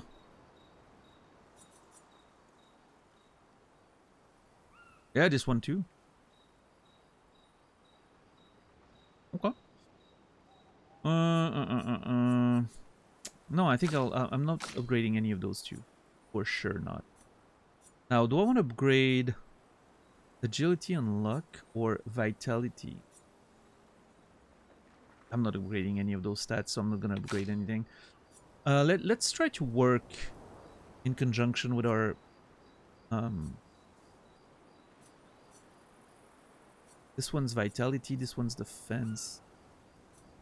Okay, right now I'm using Screwleram, which is 100 power. If I upgrade...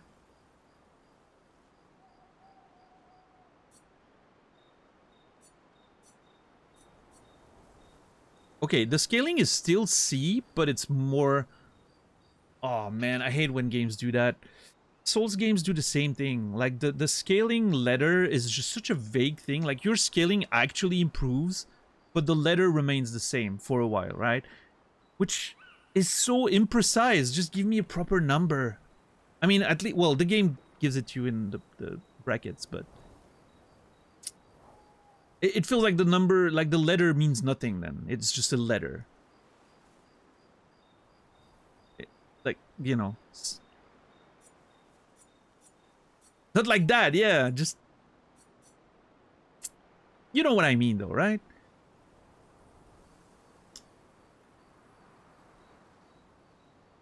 Oh, this one goes defense from C to B. Well, that's interesting.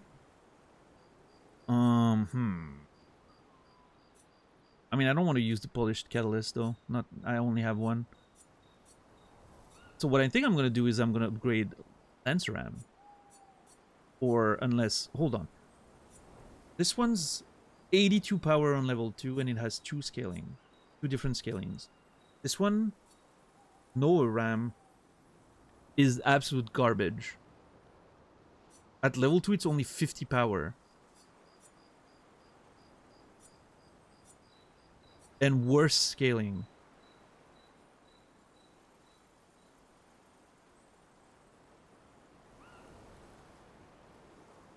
No, the scaling, so you have your power, right? And then the scaling, the little thing in the bracket is how much you gain from the scaling. So, like, it goes from C to C, but you gain 1 point of scaling. Which, you know, how else would you display that? Would you actually display, like, a proper percentage? I don't even know if it's a percentage value. Maybe it's, like, thresholds, right? I don't know how it works. The game doesn't tell you. Just a... So basically you ignore the letter. You just look at the number in brackets. But then why even have it? I don't know. Just feel good. Oh, C, D, A. I don't know.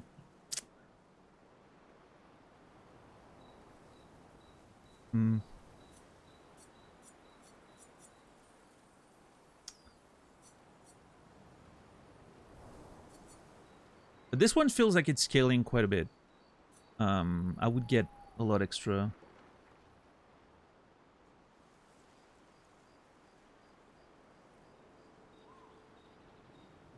Oh, I don't know. Is the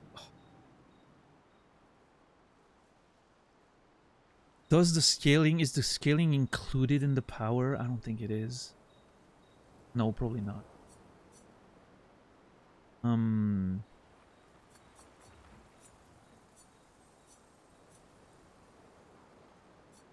So either I use the polished chroma on this one because defense B doesn't give a lot of scaling.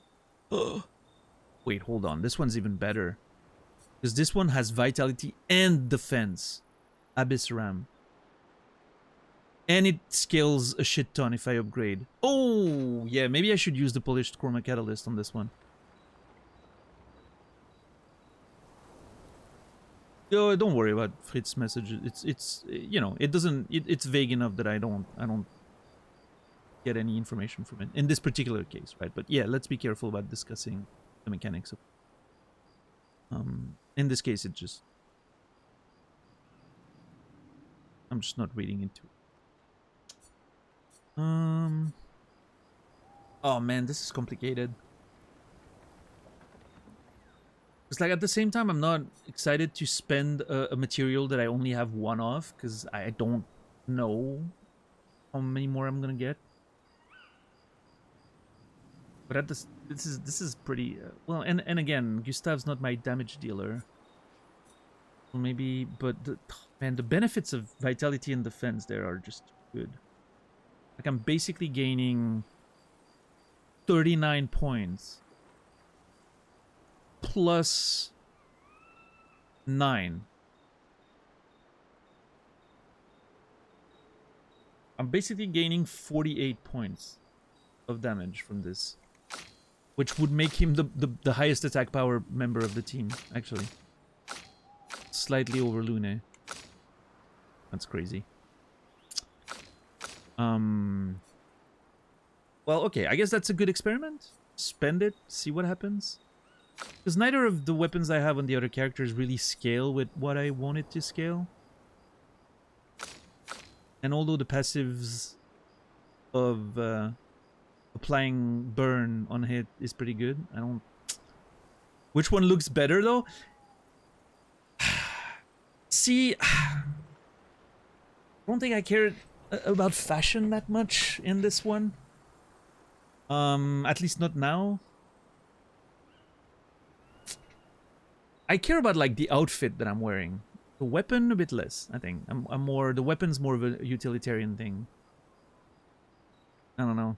Maybe later I'll care more about fashion when I can sort of play. I have more flexibility with my build, right? Right now I'm sort of like, I have a limited amount of flexibilities. I have to be strong, yes. Although, I mean, I said earlier I think the game's too easy, so maybe focusing on fashion over efficiency would make it harder. Yeah, how are you, Wool? Yeah, this one, what do I need for? I need might and luck.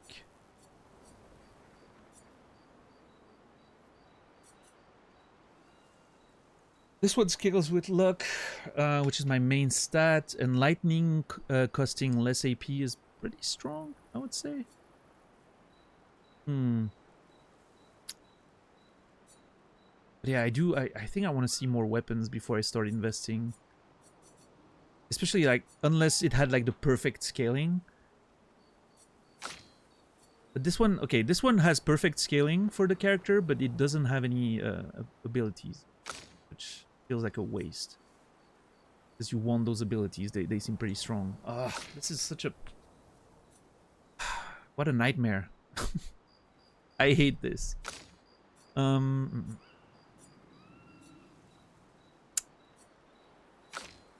What's up, Bucinella?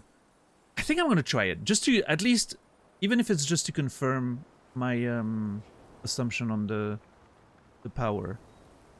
I'm getting 39 plus 9 extra, so I should get 48. Which means my damage, my attack power after this should be 222. No, 221.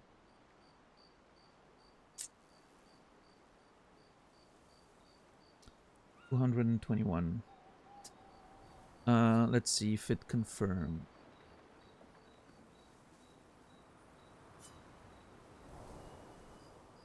Sure. I hate spending materials, especially when I don't have much. Ugh. God, this is such a weird thing. Why am I so...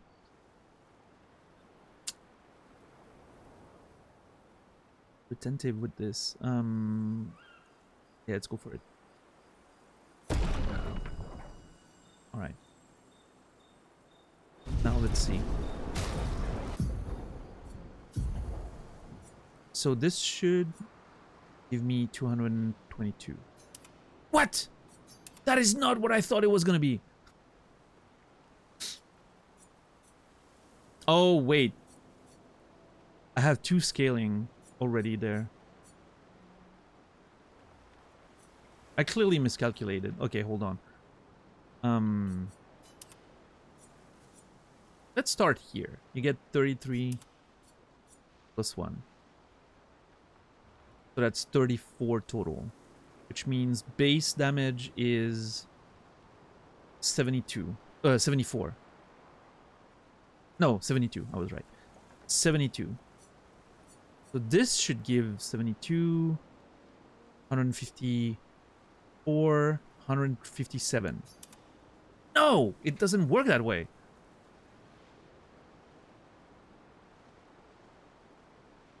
I guess the scaling is included in the power? Okay, does that... Okay, let's confirm. If the scaling is included in the power, that means my base damage is 73.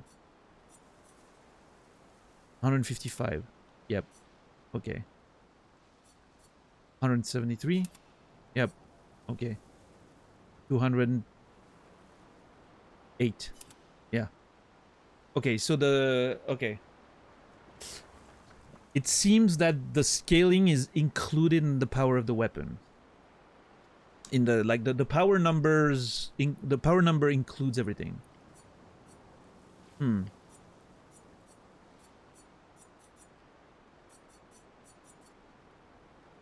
Okay. Cool.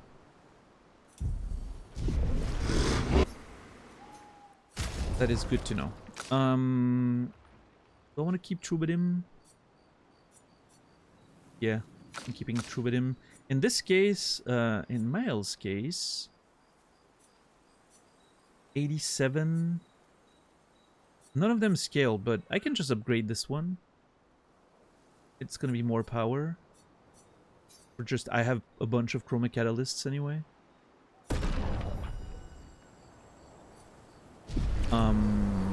Which means now if I switch weapon back to Myelum, I should get more damage. I should do more damage. Yeah, nice.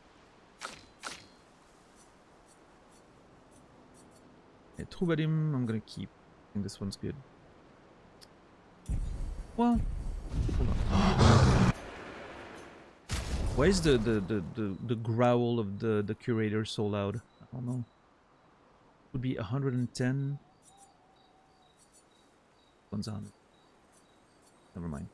Oh wait, wrong character. 122. None of them reach. So okay, it's the best I can do. All right, cool.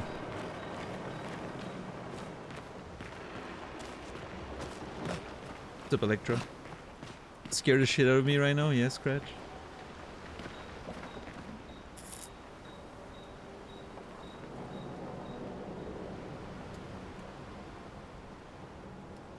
See, I mean, even the camp has like little bits and pieces of Lumiere. And like, again, like the red trees and all those like seeming like elements that are seemingly reminiscent of Lumiere. And I think I think I'm maybe onto something with the memories thing. Oh, we have a new record. Hold on. We have a new record. I forgot. Nocturne pour un masque de tristesse.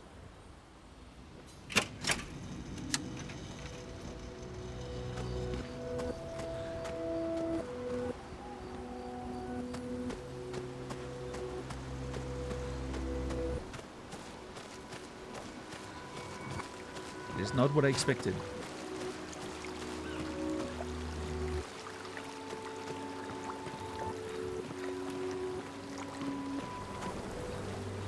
One of those stones looked like one of those stones that I thought were in the way in the first area.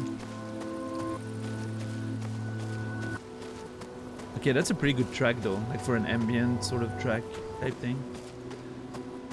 I love the reverse tape stuff. I always love the sound of it. It's like something Sigur Rós would do, or 9 Inch Nails maybe. Yeah, I love reverse stuff.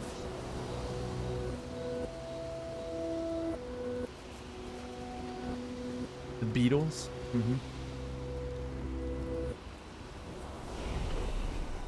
Sigur Rós mentioned? Yeah, I love Sigur Rós. They're amazing. I know that's not how you're supposed to pronounce their name, but I do not speak Icelandic.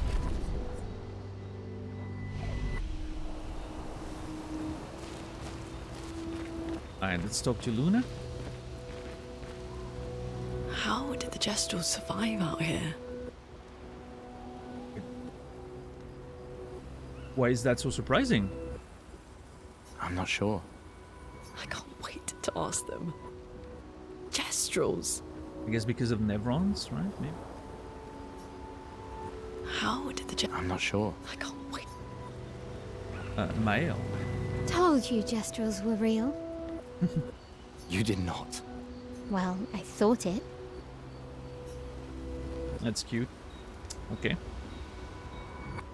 Told you You did not. Well, I thought... Gustav's in a permanent state. I have no clue what's... Yeah!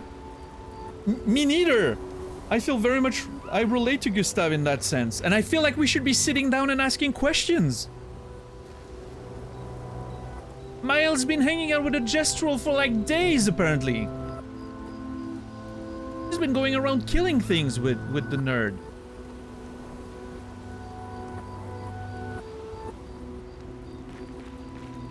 Why are we not questioning the curator? He's a... He lives in this world. Tell us everything you know. I don't know. Video games, man. Video game logic. Check up on the others, go to sleep, remember the current objective, write in the journal of Gustav's apprentice. Wow, the list is getting longer. What is my current objective? Find a Gestrel village in the middle of the ancient sanctuary to find a way to cross the sea. Check up on the others. Oh shit.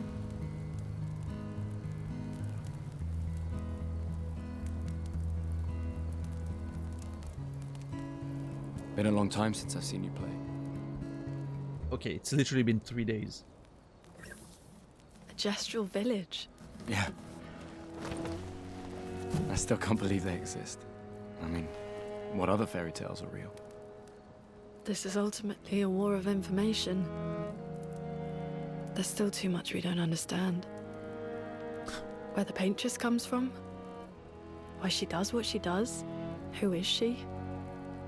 70 years and we still barely know anything. And the man on the beach. Yeah, too many unknowns. But if we take down the paintress, at least that gives future generations a chance to unravel the mystery. You seem better than before. Yeah, I don't know if I agree with that. holding it together. Shock's worn off. A bit. We can't bring anyone back. But I thought we can keep their spirit alive by pushing forward. And at least there's 3 of us now. Gustav found his resolve again. The mission hasn't changed. Tomorrow comes. Tomorrow comes.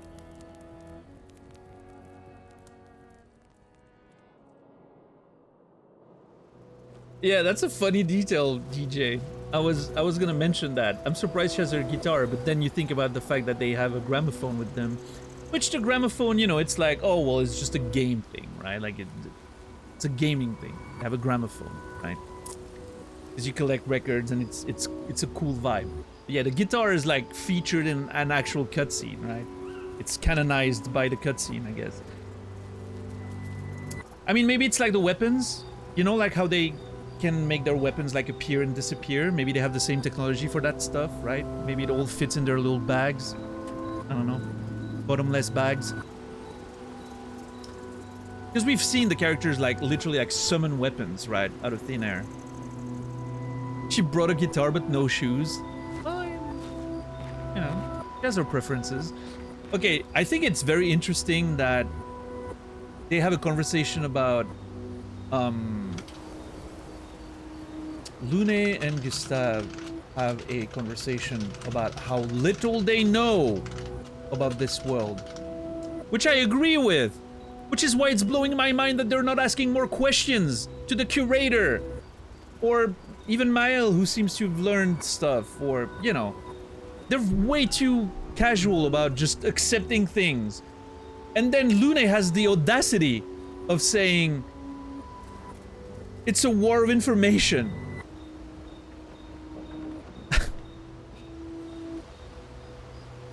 Yeah, I'm not surprised previous expedition didn't learn anything if that's the way you go about it.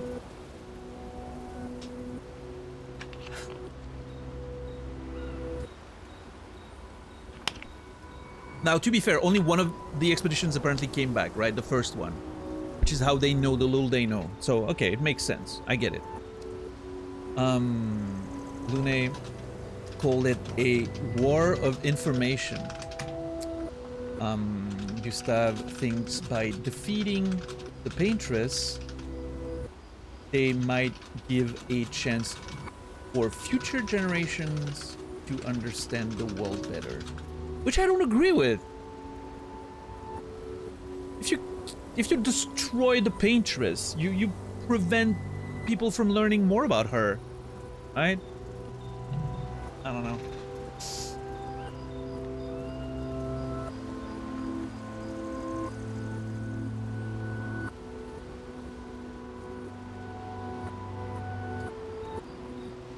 It's fine, Ren. It's fine. I guess I can suspend my disbelief.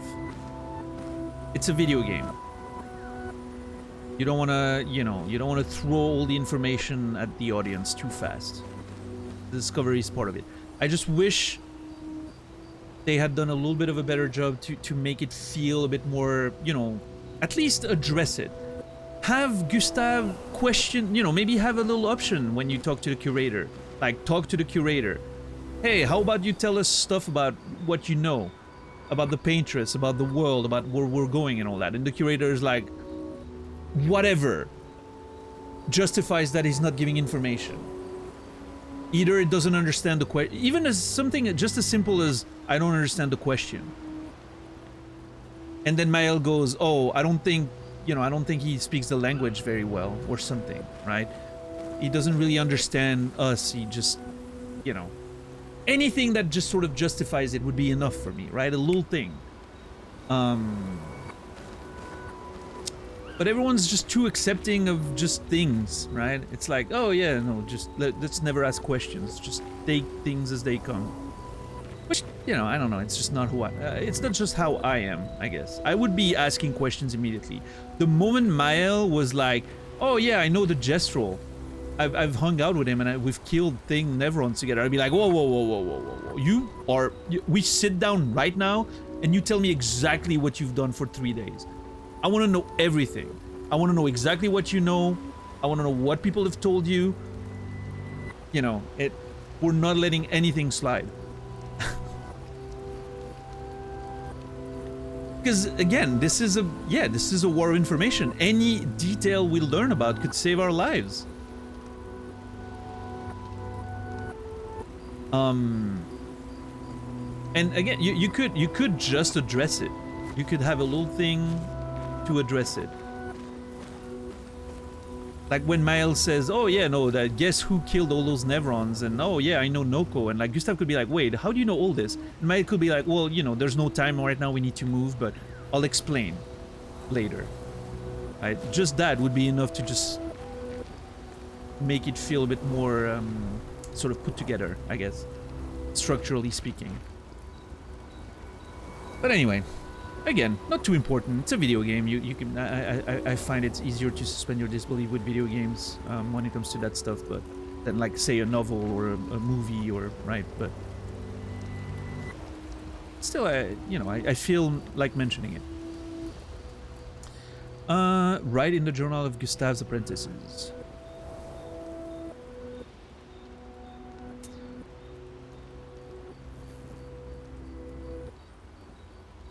When you talk to these characters right now at the fire, they have nothing to say. Do they voice their lines?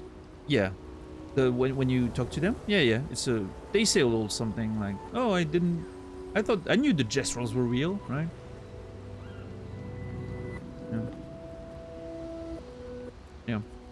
Yeah, all of it is voiced in those situations. Alright, let's write. Gustav finds a spot where he can be alone. Love the music.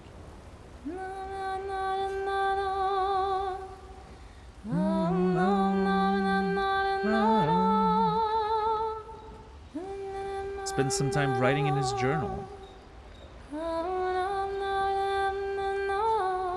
He writes about how the arm they created for him was incredibly useful against water-type Neverons. Oh yeah, because of the lightning. He hopes that one day his apprentices will read everything he wrote. Berloni. For those who come after. For those who come after. Gustav heads back. And go to sleep. I guess. Yeah.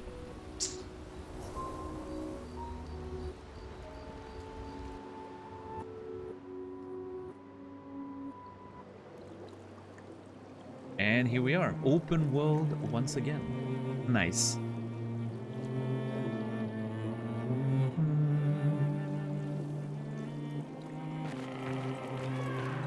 Did Noko tell you anything more about the village, other than Thank red you. trees everywhere? Noko's not great with specifics. We'll just have to think like Gestrels then. You know what? Fair enough. I think that's a nice little touch right there.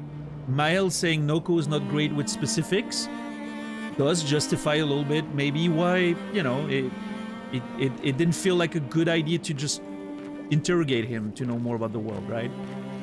Just has a bit of a personality like that. I like that. That's a good line. I think this is great. I love that Lune asks, and I like the answer. Love it. More of that, video game. More of that.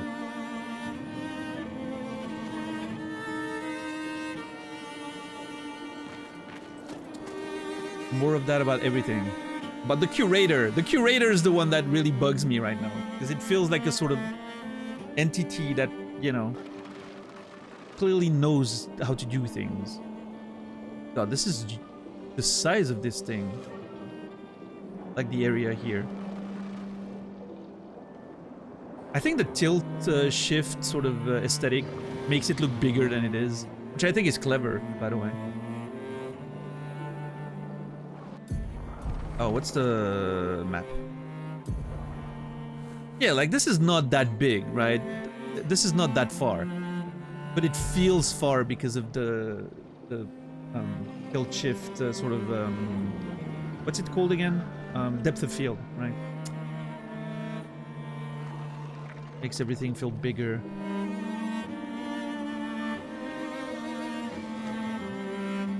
Played this game for many hours before noticing the map button. I feel like the game told me about it. Was it not? Did it not tell you at launch?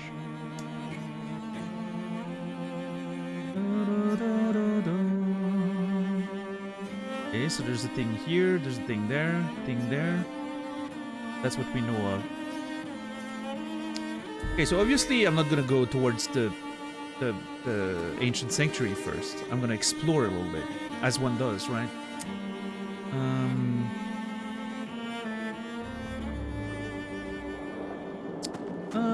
Okay, let's just gonna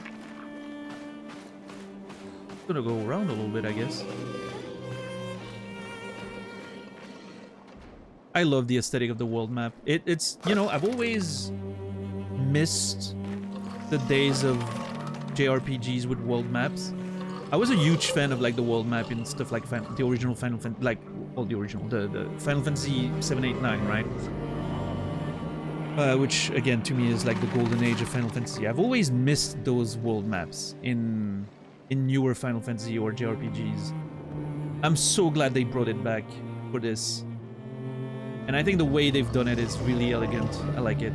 I think it's really cool.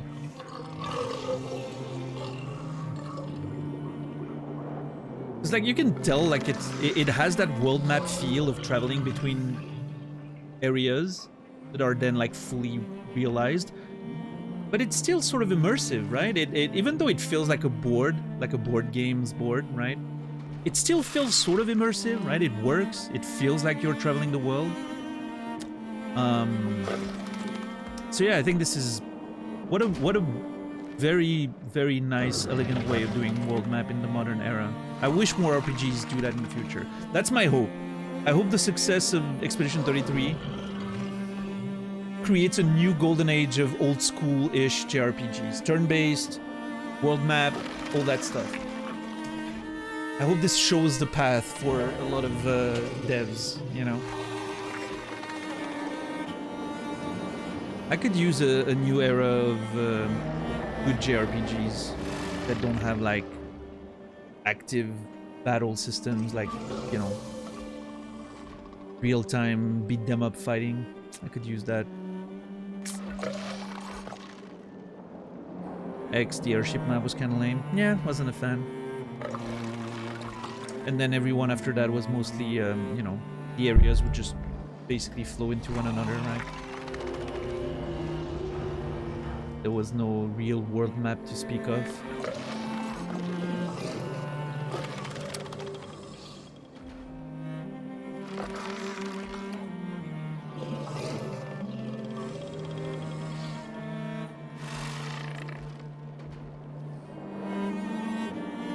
You know what game I have installed to give it a try?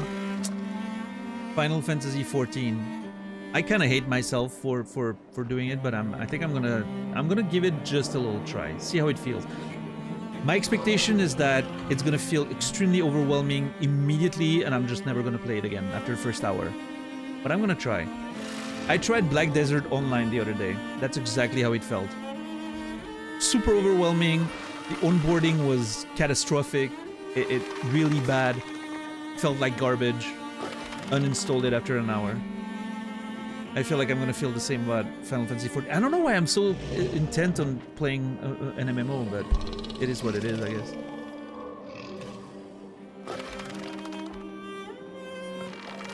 It's because of that fucking anime that I've been watching. Shangri-La Frontier. I've watched a couple more episodes. it really makes me want to play a game sort of that feels kind of like that. But I wish it was a first person. Like, I wish I could find a first person game that makes me feel like that. Yeah. I've been thinking about Dragon's Dogma 2. I think Dragon's Dogma 2 could kind of feel like that in certain ways, but I don't know. Yeah, Shangri-La is pretty good. I'm not a big fan of anime, so, you know, for me it's kind of a hard sell. But this one for some reason really works. I like the sort of gaming mechanics being implemented in the story. I think it's kind of cool.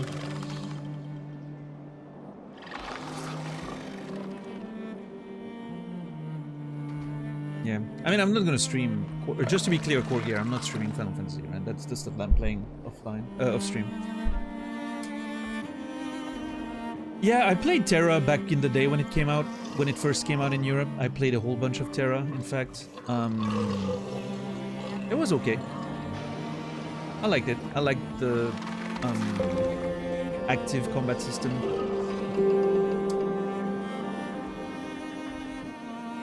Matchless, thank you for the tier 1, 8 months.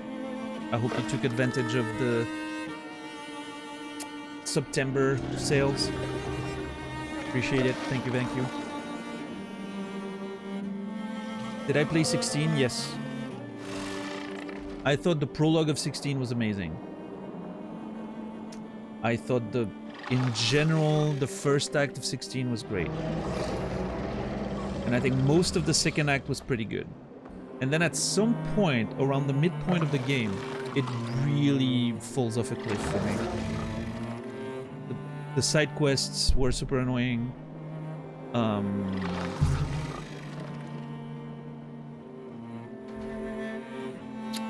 And just the story wasn't doing it anymore.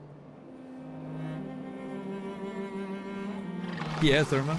Yeah, when I started playing back in the day, Nayuki and Racelyn were the people I started playing the game with. We were all excited about Terra. And then Racelyn never stopped playing, I guess. The final fight blows in 16. Yeah, I mean, again, most of 16 after the first act, midpoint, maybe, was just very, very subpar for me, unfortunately. It's like again, like I said that the other day, I think we talked about it, but like the prologue, the introduction to the game, everything that the demo showed, oh, masterful. Like, it's one of the best introduction to a Final Fantasy game I've ever seen. Oh well.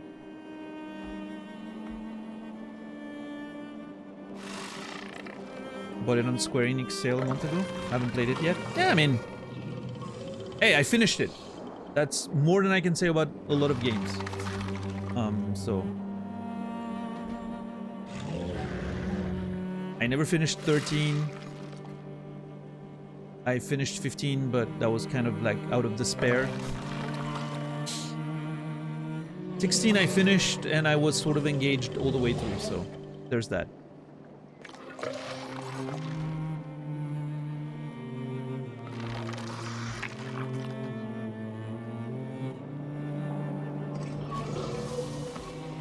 Alright, well, we have a whole lot to map. God, the map button. I'm gonna always press. I pressed 2 wrong buttons before I press the right map button.